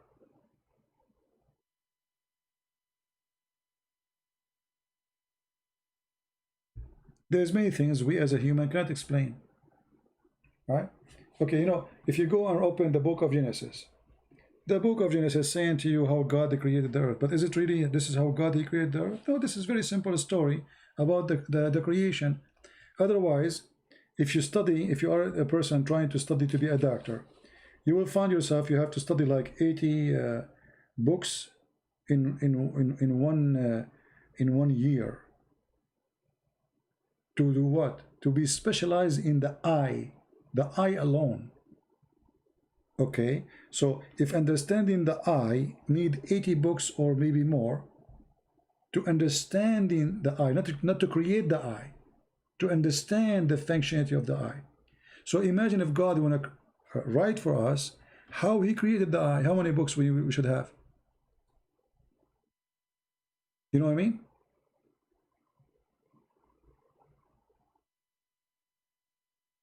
Are you getting my point? So the book of Genesis is not telling me really the details of a creation. It's making it simple for a human being who exists thousands of years ago to know that God is the one who created you. Otherwise, if God want to explain to us how he created everything, we need billions of books. How many insects we have in this world? Just to explain the insect creation, we need millions of books. My friend, I don't go to Paltalk no more, but maybe we can do that from time to time. We will think about it. So the books we have, which is given to us by prophets or by the Messiah himself, is not to explain creation, is to explain the Creator.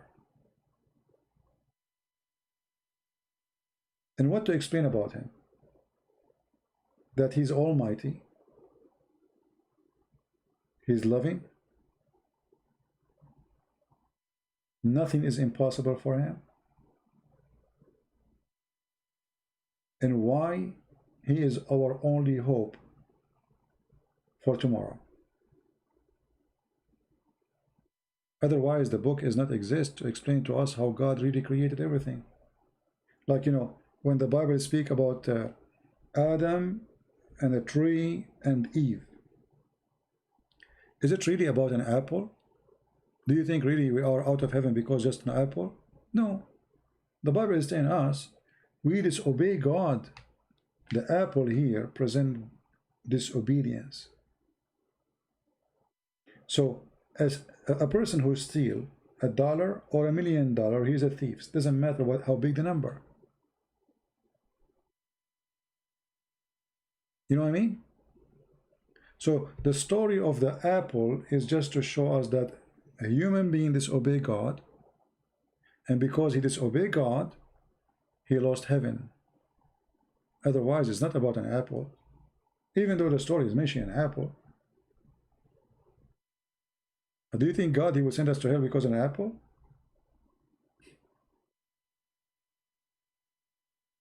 You know what I mean? This is not really what the book's saying. I mean, unless you are saying that God is very cheap. Oh, because of an apple, I'm saying no. It's about disobeying God. It's not being not to be truthful, not to be trustworthy. I trusted you. You know what I mean? So when somebody he trusts you and then you break the trust, you are not trustworthy no more. Doesn't matter how big the trust, how small it is. So some people, they want to take the book into like an illiterate way. There's places we can take it literate, and there's places we should not. God, he said, let be light. Let be light. And light was created. But nobody explained what kind of power say, let be light, and light was. Because how you can explain such a power? Until now, even we do not know. You know, we see things in the space with all of those telescopes we have, and they discover that, you know, like I saw a documentary of NASA, and there is a star. They give it a name, or a planet, sorry, not a star. They give it a name, and this name was exist for a year, 2 years, 3 years, 20 years, 30 years, and then they find that this is not a planet. It was just dust. So we are basing our science sometime in deception, because this is, our hand cannot reach there. What we see is the reflection of images, and images can be deceiving. So they've been deceived, even they are NASA and they have all the telescope, that this is a planet, but then they discover it was a collection of dust, have high dense, and that make it look like a planet. And then after years they discover that this is not a planet.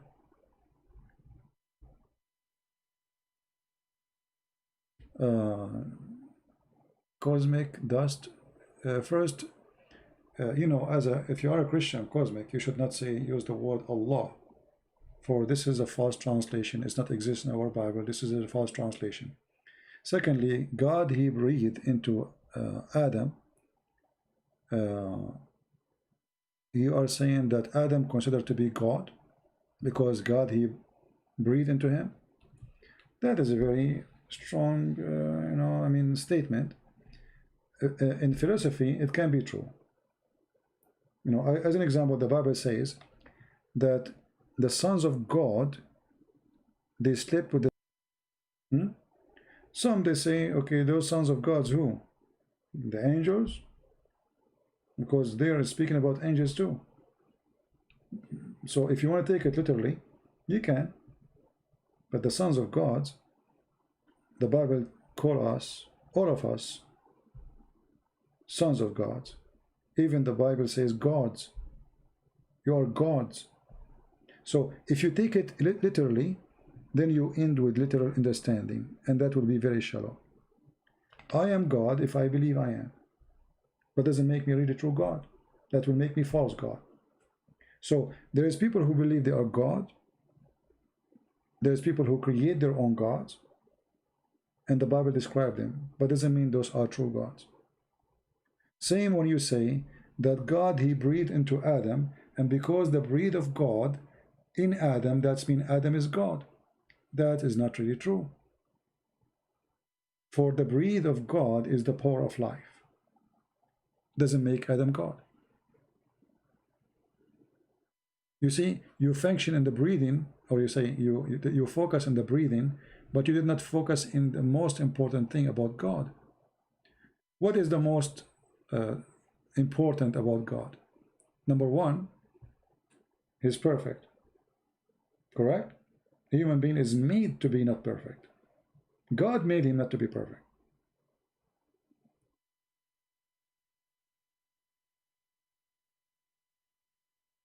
Because you are made, you will not be equal to God. How you can be equal to the Maker?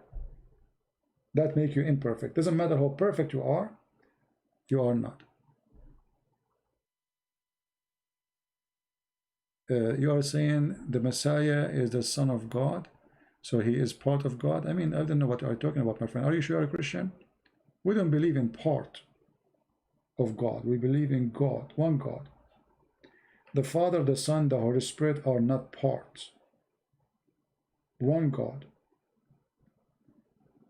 You have wrong understanding of Christianity. I don't know what you believe. So when God, he created Adam, he breathed.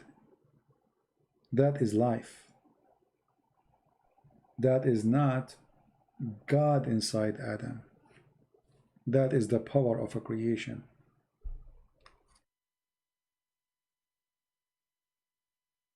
Why Muslims they say the Bible is changed? If I claim right now to be a prophet, and I say to you, my name is in your book, and you say, okay, I cannot find it. Then you will say, it's, oh, this is not the correct book. You corrupted. Very simple. But for me, I don't believe the Quran is corrupted, because how you can corrupt something is corrupt anyway? How you can corrupt a fraud? The whole book is a fraud. Can you corrupt that? You cannot.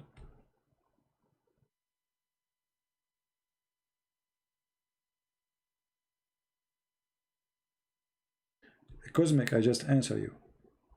If God, he breathed into Adam, that is just the power of life.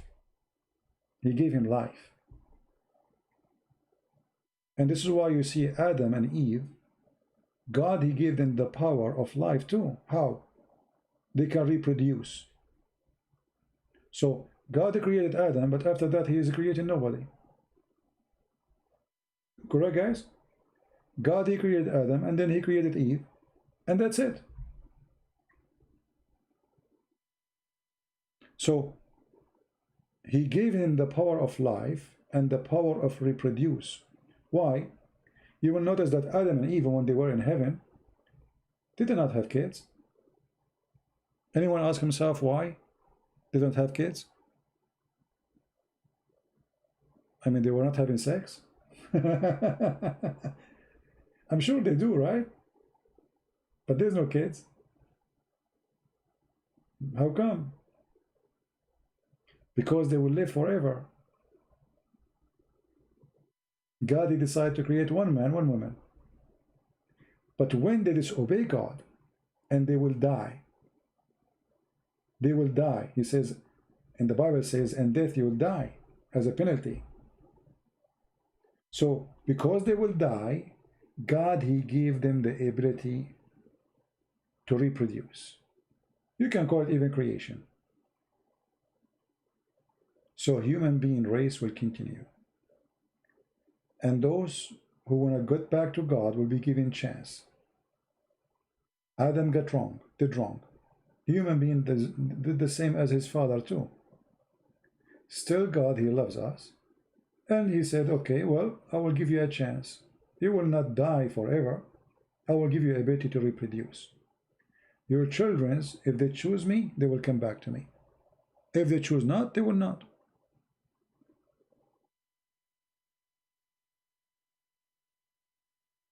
Did we make it clear?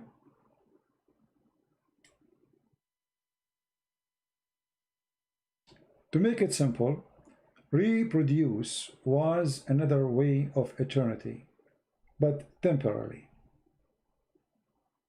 We are out of heaven. We are dead now. We are done. God, he gave us a chance, says, okay, no. Yes, I punish you by death, but yes, I'm going to give you a chance to live again. So I will give you another way to be in eternity. You will reproduce. Your children will live, and children's of children's of children's. You continue non-stop until the day I come back to you to question what you did. And then for your fruits, you will be judged.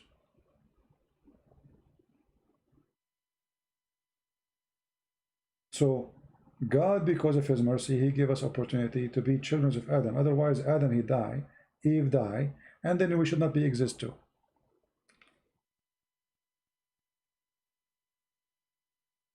Right?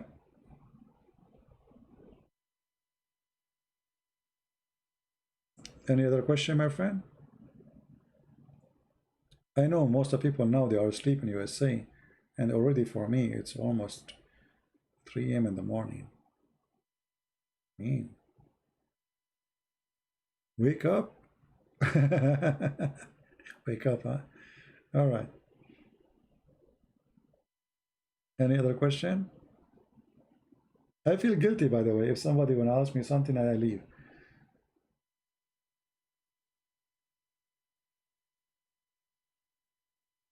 Is it possible that it's not God, not God's will for everyone to be married?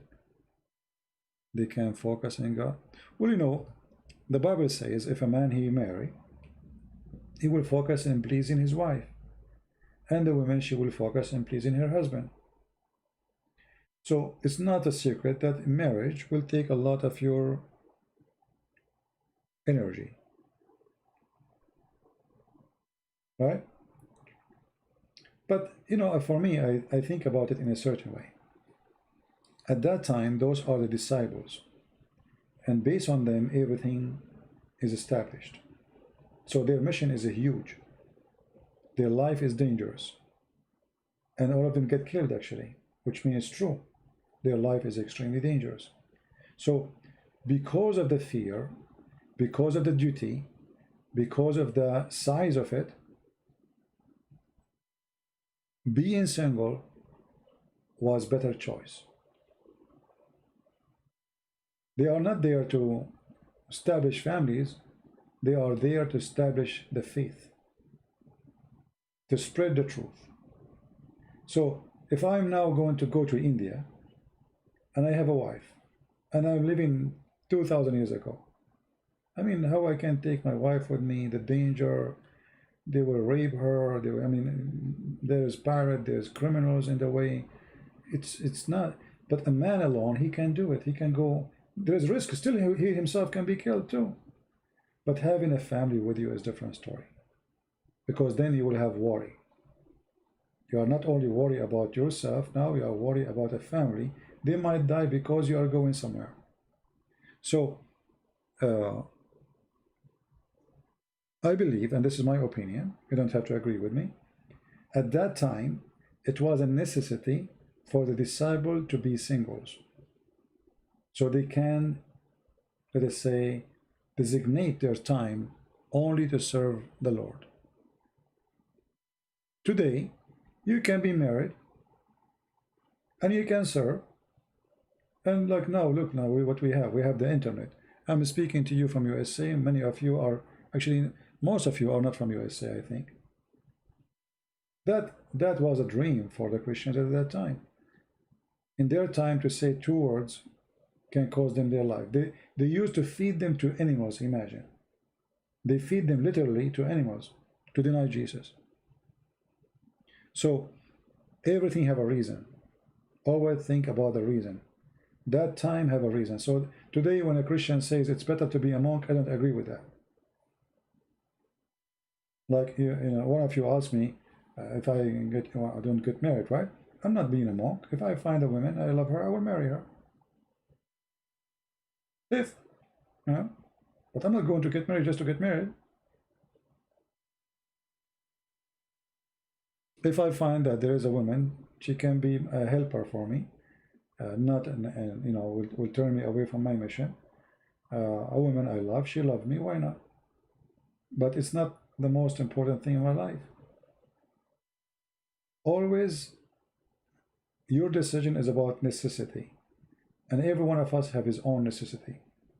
A person who is so much crazy about a steak, for sure the first thing he would do, he would buy a grill. Why? Because this is what he's, you know, this is the necessity for him. A person who is crazy about cars, he will work so hard to buy the car he's dreamed to have. It's always your necessity. What is your necessity?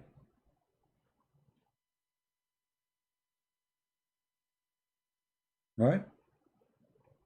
Your necessity will speak for your target.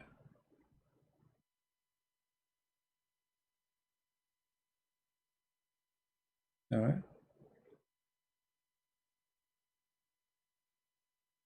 As the Bible says, the heart of the man is where his treasure is. Find a Malaysian or Indonesian. Why only Indonesian or Malaysian? What about the rest? Only Indonesian or Malaysian? Why? The funny, those two countries, I can't even go there. I will be killed. Oh boy. Um, why do you say that God has no name? Isn't it Yahweh, or Yahweh is our God? Okay, you see, if you understand the language, you will notice that this is not a name, even though he said, this is my name, which means call me by this name, right? But it's not really a name, it's a meaning that he is exists, the one who exists by himself. So because it's a foreign language for you, you think it's a name. Otherwise, there's no name can describe God. I mean, okay, God, he says, Yahi, I, you know, Yahi, I am. Okay, is that really a name? I am. He's just saying to you, I am exist by the one exists by myself. Nobody created me. I am the Alpha, and this is a very simple description that he is the one who is exist without reason to exist, which means nobody created him. It's not a name.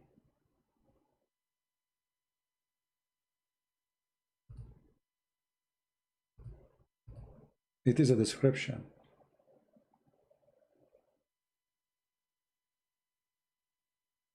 But when you are a foreigners who don't speak the language, you think it's a name.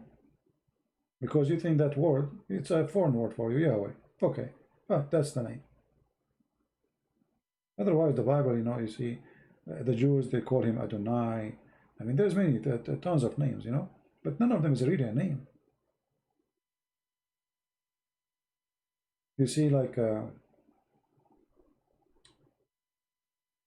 Bible says that Jesus will be called Emmanuel, right? But is that a name? No, it's not. You need to understand the word. It's not a word. The word is a sentence. The same as Yahweh is not a word, it's a sentence. So how the sentence can be a name?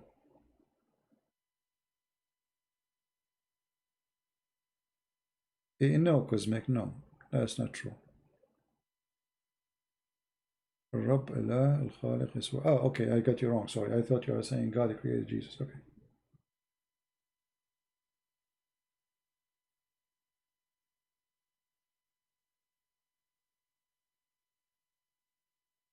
You admit that Jesus, our Lord, has said hallowed by the name. So what does that mean? This is what I said. Like some people, they try to take things into illiterate meaning. There's no name can describe God, and there's nothing can explain him. You see, remember, God is using your language, not his, which means he is speaking to you in the language you understand. So before those letters was exist, God wasn't exist. You know what I mean? Before those letters were exist, where was God? He was exist, but those letters were not exist. Are you getting the point? It's a language saying I am. It's not just it's not a magic like shakaku kakaka kaka. Okay, we don't know what they mean. It's a language is spoken, a language understood, a language have a meaning. This language was not exist when God was exist. I mean, the time of the existence of God before everything is created. The Bible says everything created by him and for him. So there was no language, there's no yeah and he. There wasn't exist. Does that mean God wasn't exist? So when a person is very shallow in thinking, he tried to make God shallow in meaning. Do you understand what I'm saying? Shallow thinking will make God shallow, like the thinker.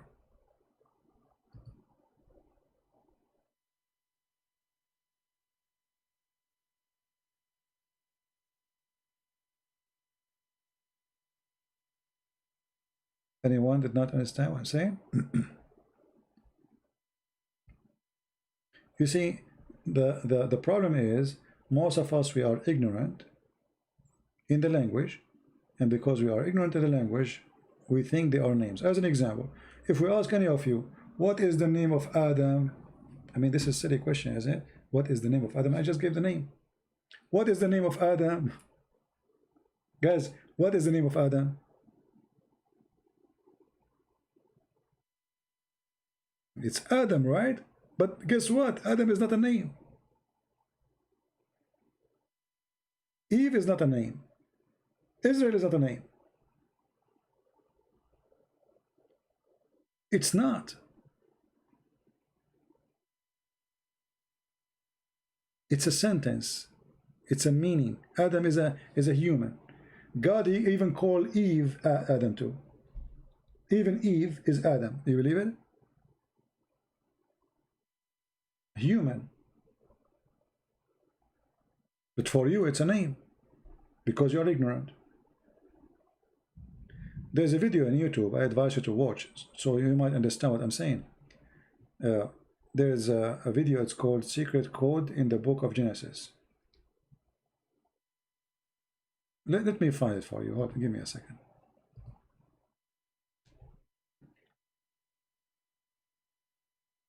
Because of our shallow education, we have shallow meaning.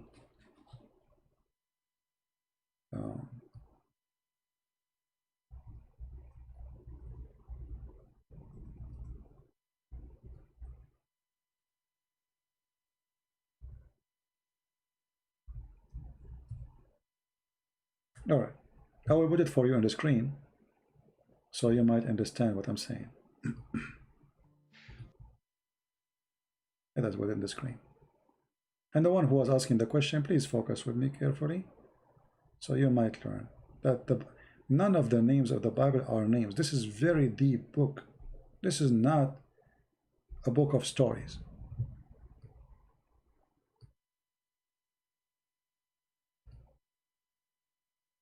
There's another place that God appears to have laid out his plan in advance, and that's in some subtleties, and one of which I'd like to share with you in Genesis chapter 5, a genealogy. The genealogy in Genesis chapter 5 goes from Adam, the first man, down through Noah. And in Genesis chapter 5, if you wade through that, I encourage you to make a list of the names. Adam gave birth to Seth. Seth, Enosh. Enosh, Kenan. Kenan, Mahalalel. Mahalalel, Jared. Jared, Enoch. Enoch, Methuselah. Methuselah, Lamech. And Lamech was the father of Noah. Let's take these names. 10 names. But see, the problem is we need to know what the names mean. And if you have a study Bible or a source, a lexicon, what have you, you know that the name Adam means man. As you go through your Bible, when these names are typically first introduced, most of your marginal footnotes will tell you what the name means. Adam means man. Seth means appointed. Enosh means mortal. Kenan means sorrow. Mahalalel means the blessed God. Jared means shall come down. Enoch means teaching. Methuselah means his death shall bring. Lamech means the despairing. And the word Noah means rest or comfort. Now, let's read that genealogy as a sentence. Man is appointed mortal sorrow. The blessed God shall come down, teaching that his death shall bring the despairing comfort. Isn't that wild? Okay, let's stop. So you think you are reading the verse, right? About names, just list of names. That's because of our ignorance. But none of those names are names, those are sentence. Did you see it? So our book is not a shallow, stupid story, Tom and Jerry. This guy, he said this. It's a. Those are. It is way more than what you think. The names, even the names, is telling you a message. But because for us we are speaking a foreign language, so we hear, okay, Mihlal. What Mihlal mean? This is a name. His name is Mihlal. What's wrong with you? No, it's not. It's not a name. It's not a name. It's a statement. It is not. And this is why, when you are ignorant, okay, Seth. Okay, his name is Seth. What's wrong? I mean, I learned nothing from this name. It's just Seth. And I find actually in those names, as we think they are names, like one of them, his name is his death. I mean, how in the world somebody will call his son his death? You know what I mean? His death shall bring. How in the world this name can be exist? Why anyone wanna call his son such a name?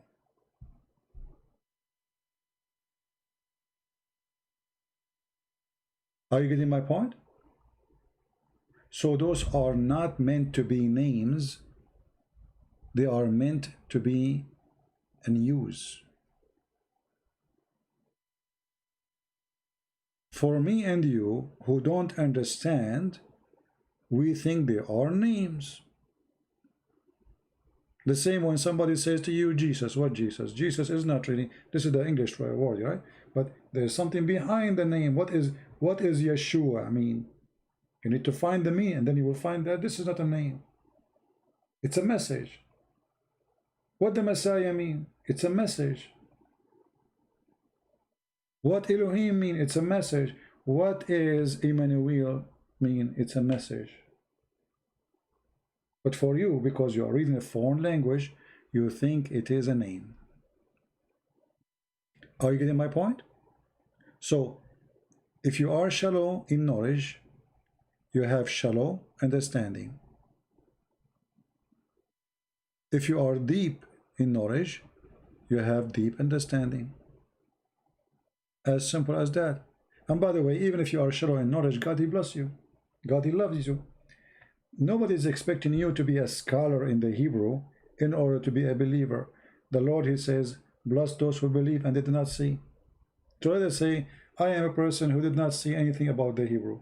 I'm blessed, for I believe. But those who see, even they should believe more, because they see how powerful the Bible is. Somebody is asking a question, what language Adam he spoke to God? Hebrew? Please, important to know. My friend, I find with my respect to you, this is a very silly question. Because Hebrew wasn't exist. So how Adam was speaking Hebrew? If I say to you, what the language the birds you used to speak 10,000 years ago.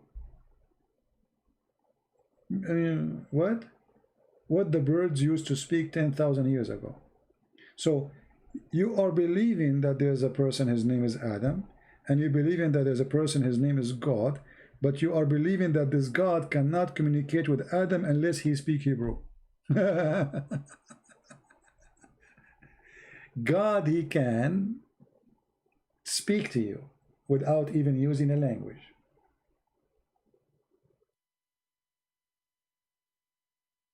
How God he speak to someone is deaf?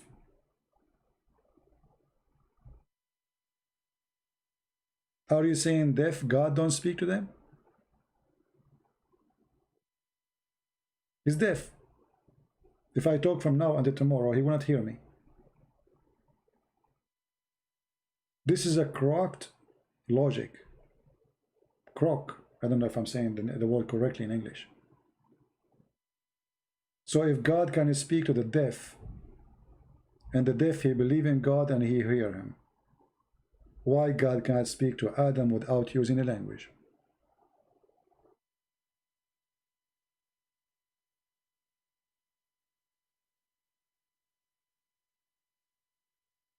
Did I answer you, my friend? All these names is meant in Hebrew. Okay, no problem. First of all, those who said to you they are Hebrew?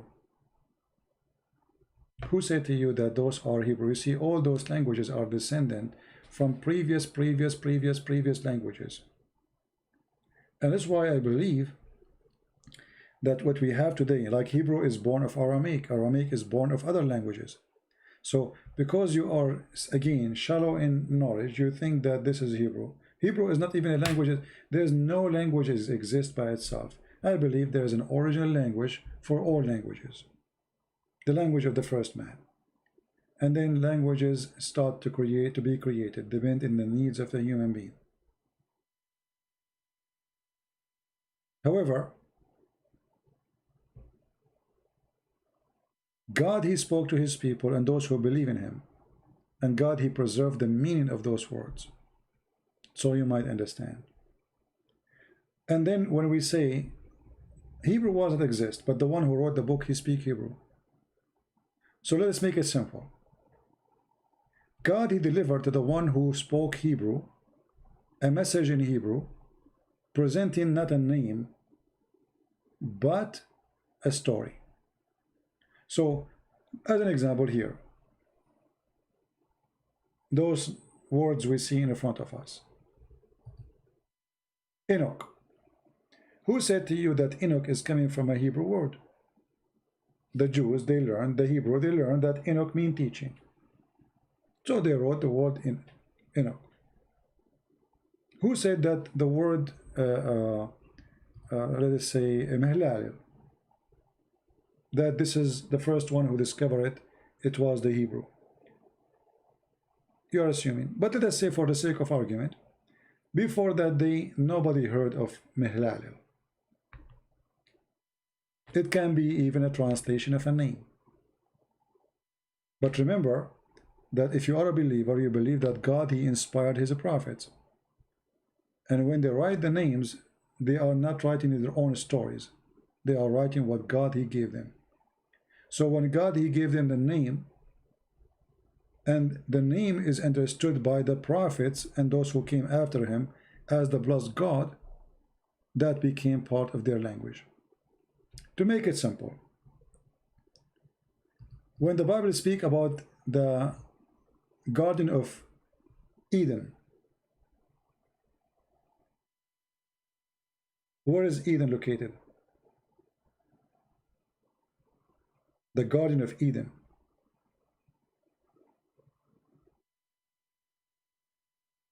There is a city, it's called Eden, exists now, and there's a Garden of Eden. But the city we are talking about is like maybe 2,000 years old, 3,000 years old. So what does that mean? How that can be?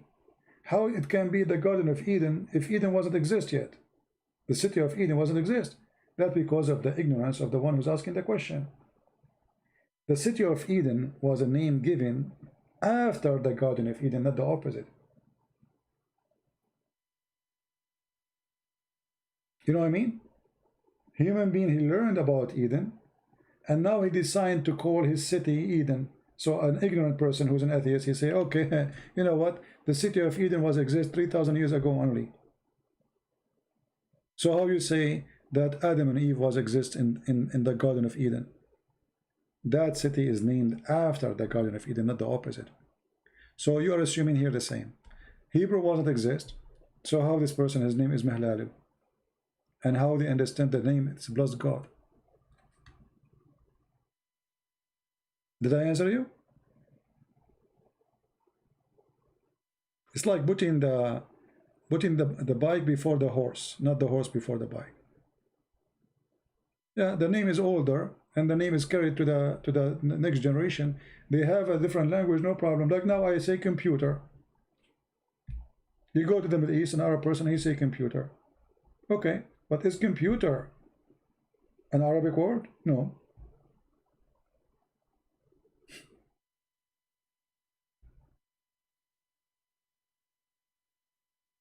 Right?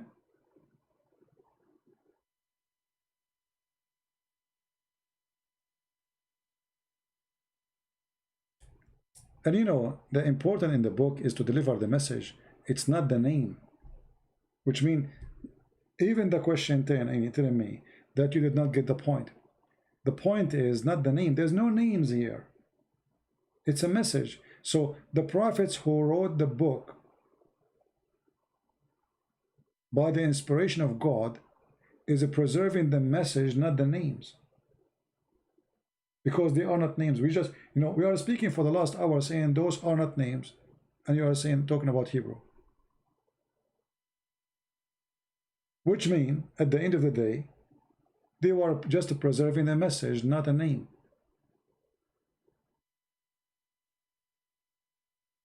When they are written in the book, they are written as names. But for those who have knowledge, they knew they are not names. Are we getting the point?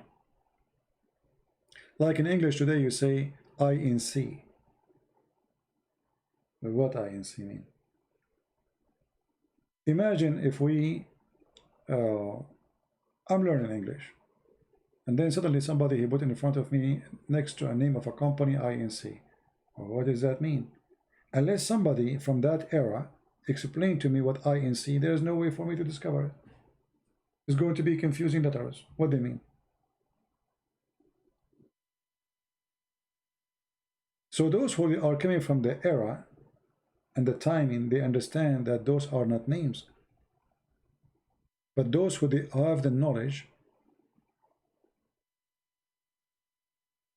they knew very well that those are not really names.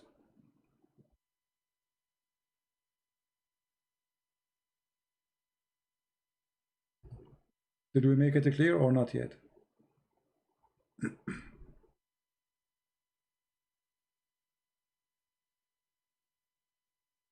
Are we?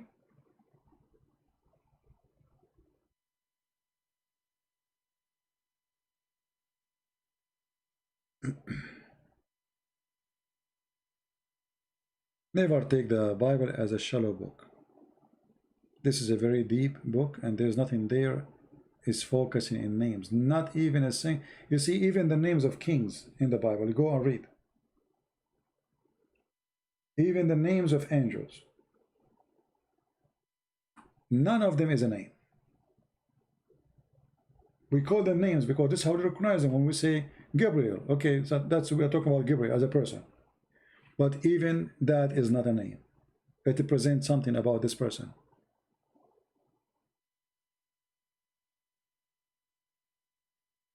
When you see the word Moshe, what Moshe mean? You think it's a name, right? Musa. They call him in Arabic Musa. Musas. But Moshe is not a name. Who knows what Moshe mean? Or Musas? Anyone knows?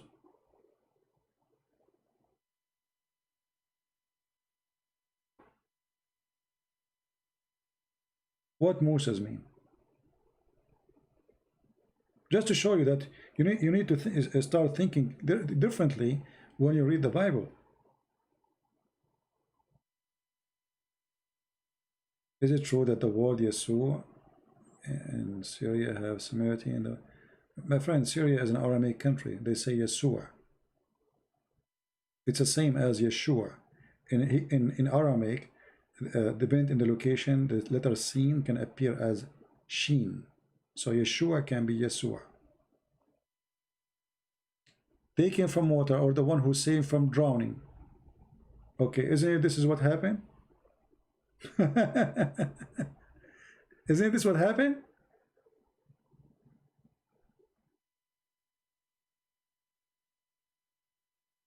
A person who was in water, who was rescued from water, he was going to be drowning.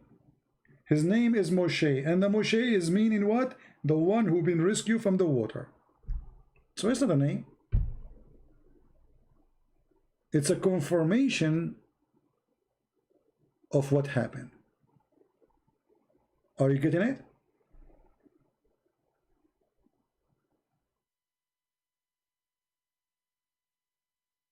So suddenly now we find out that all those we thought they are names, they are not really names. They are a story.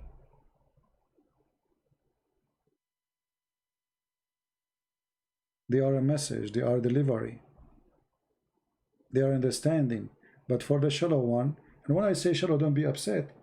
All of us, we are shallow somehow, and we will stay shallow, because it doesn't matter how much knowledge you have, you will find yourself, you are learning every day. A human being who thinks he knew everything is stupid.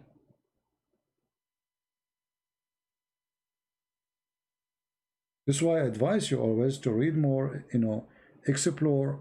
So, the joy of life start when you start learning. Otherwise, the rest is just garbage. Sleeping, eating, There's only one true joy can make you different from everything else. That is learning.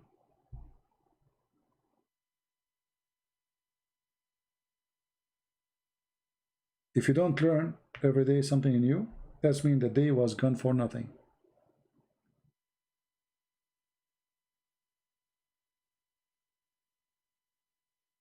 You kill your day, and this day will never come back. So try to grow up with your knowledge. Read, educate, and filter, because not everything you read is true. You have to filter it. Big duty. Right? What is the meaning of my name? Christian Prince. My Lord is the King of Kings. He told me that you are a child of God, and that make me a prince. Christ, he make me a prince. All those who believe in him, they are prince and princess.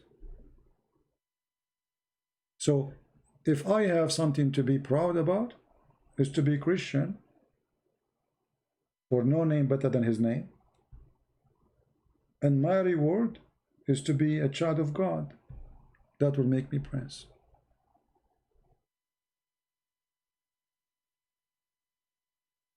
All right? When your father is the King of Kings, aren't you all prince and princess? Our God don't need slaves like Allah. He is not a lonely God looking for a company or looking for slaves. He's the creator. He have no need of us, except he loves us. Their God, he needs slaves. The Quran says, I created not mankind and a human except to worship me. That's all. To be my slaves.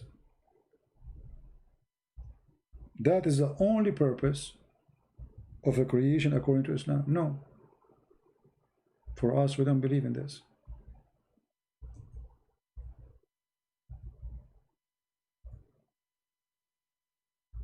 If you go in the Quran,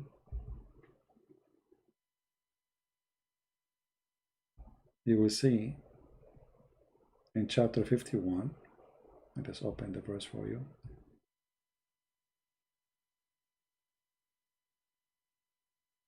And here you see the Muslim, they put between two brackets things does not exist in the verse. But the Quran make it clear that the only purpose of a creation is to worship Allah. No other purpose. And how to worship is to bow down, praise him all day long, 5 times a day, blah, blah, blah, blah, blah, blah. This God is a lonely God. He was lonely. He decided to create somebody, so to big him. If you go in the hadith, is to make it simple, to make you understand this part here about the purpose of a creation. If you go in the hadith, you will find Muhammad saying the following.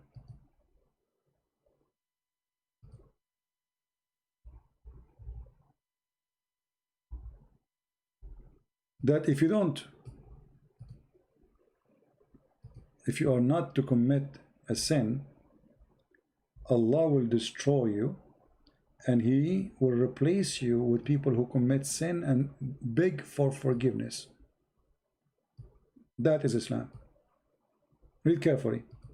Muhammad, he said, by him, in who his hand is my life.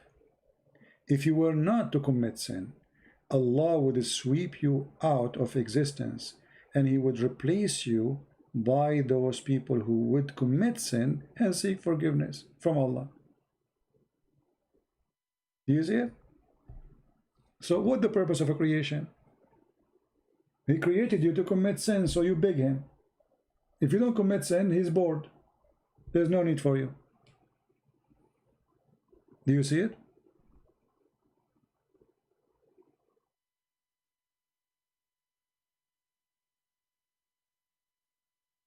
Is that telling you something?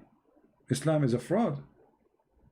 First of all, this is totally against the teaching of God, that God, he punished Adam and Eve. God, he punished Noah, people, for not listening to him, for not leaving sin. Here the opposite. Here, if you don't commit sin, he will kill you. This is the devil.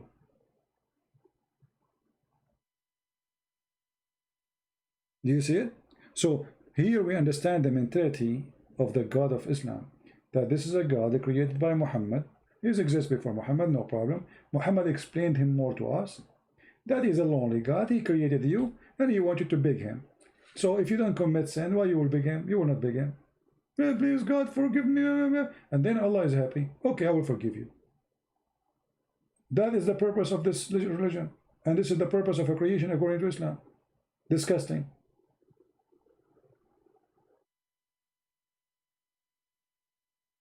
So commit sin or die. I thought it's the opposite.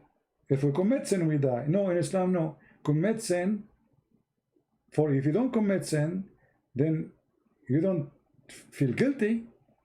And if you don't feel guilty, you will not need to beg God. So this God is like a filthy, let us say, you know, like when you see in a movie, like somebody is filthy rich, and then there's people around him, and they are not bowing down for him. He owned the village, you know. So he take the chicken from them, he take everything. He owned the village. In order to do what? To make them beg him. Please, sir. Please forgive us, sir. Please give us food, sir. That is the filthy Lord, the devil.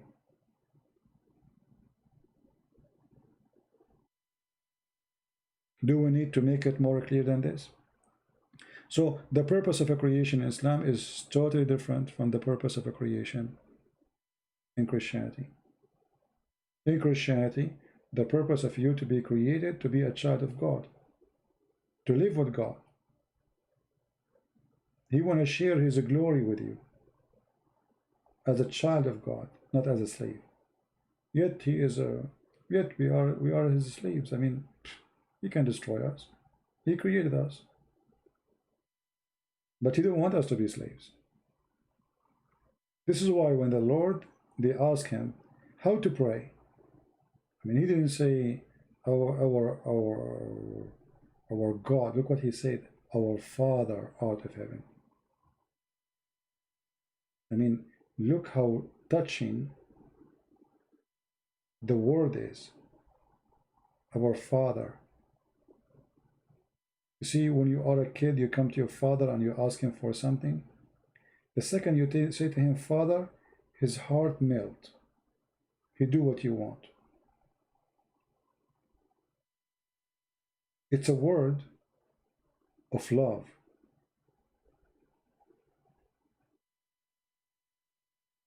Not only it's meant that you consider him Father, it meant more. It meant that he is your Father.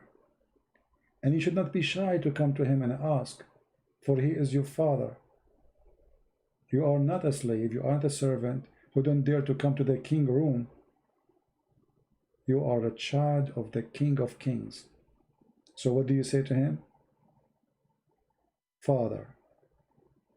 How loving, how touching, how close to the heart. You know, when a father, he look at his child, even though I don't have kids, but I know how people feel. For me, I love children. I mean, they are not my children, but I mean, they are amazing. Children are really beautiful. If I am a father, I will do everything in my hand to make my son or my daughter happy. So imagine we are talking about the God who created everything. He allowed the little creature, you, who is nothing for him, to call him what? Father. Here you see how humble the God of this universe. While the God of Islam is so proud, arrogant, even one of his name is Al-Mutakabbir, the arrogant. Can you believe it? For God, he humbled himself. He come to this earth. He humble. He is humble by nature, even though he is the most glorious. And this is why the more we speak to him, the more we pray to him as our Father, the more we are close to him, because we are not strangers. We are stranger only if this Father is not our Father no more. We refuse him. We left his house. We don't want him to be in our life.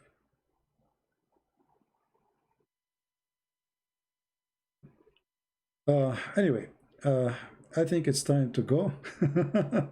It's time to go. Look, it's already, man, I'm not going to sleep. I should stop. Okay, I'm going to stop on you guys. You keep asking me questions. This is not fair.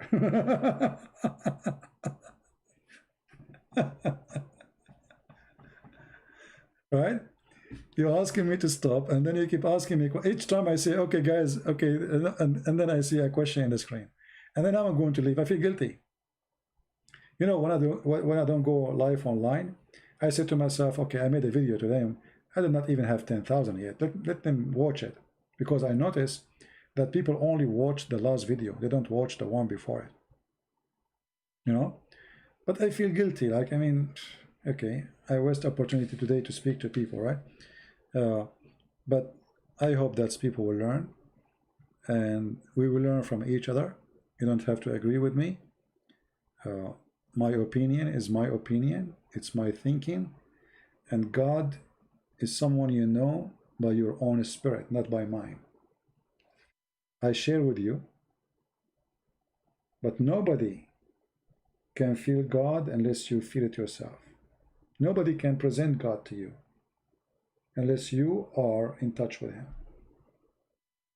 It's like, you know, explaining to a blind person with our love to them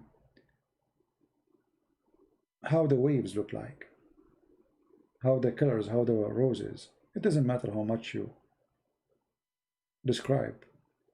He will not receive unless he see.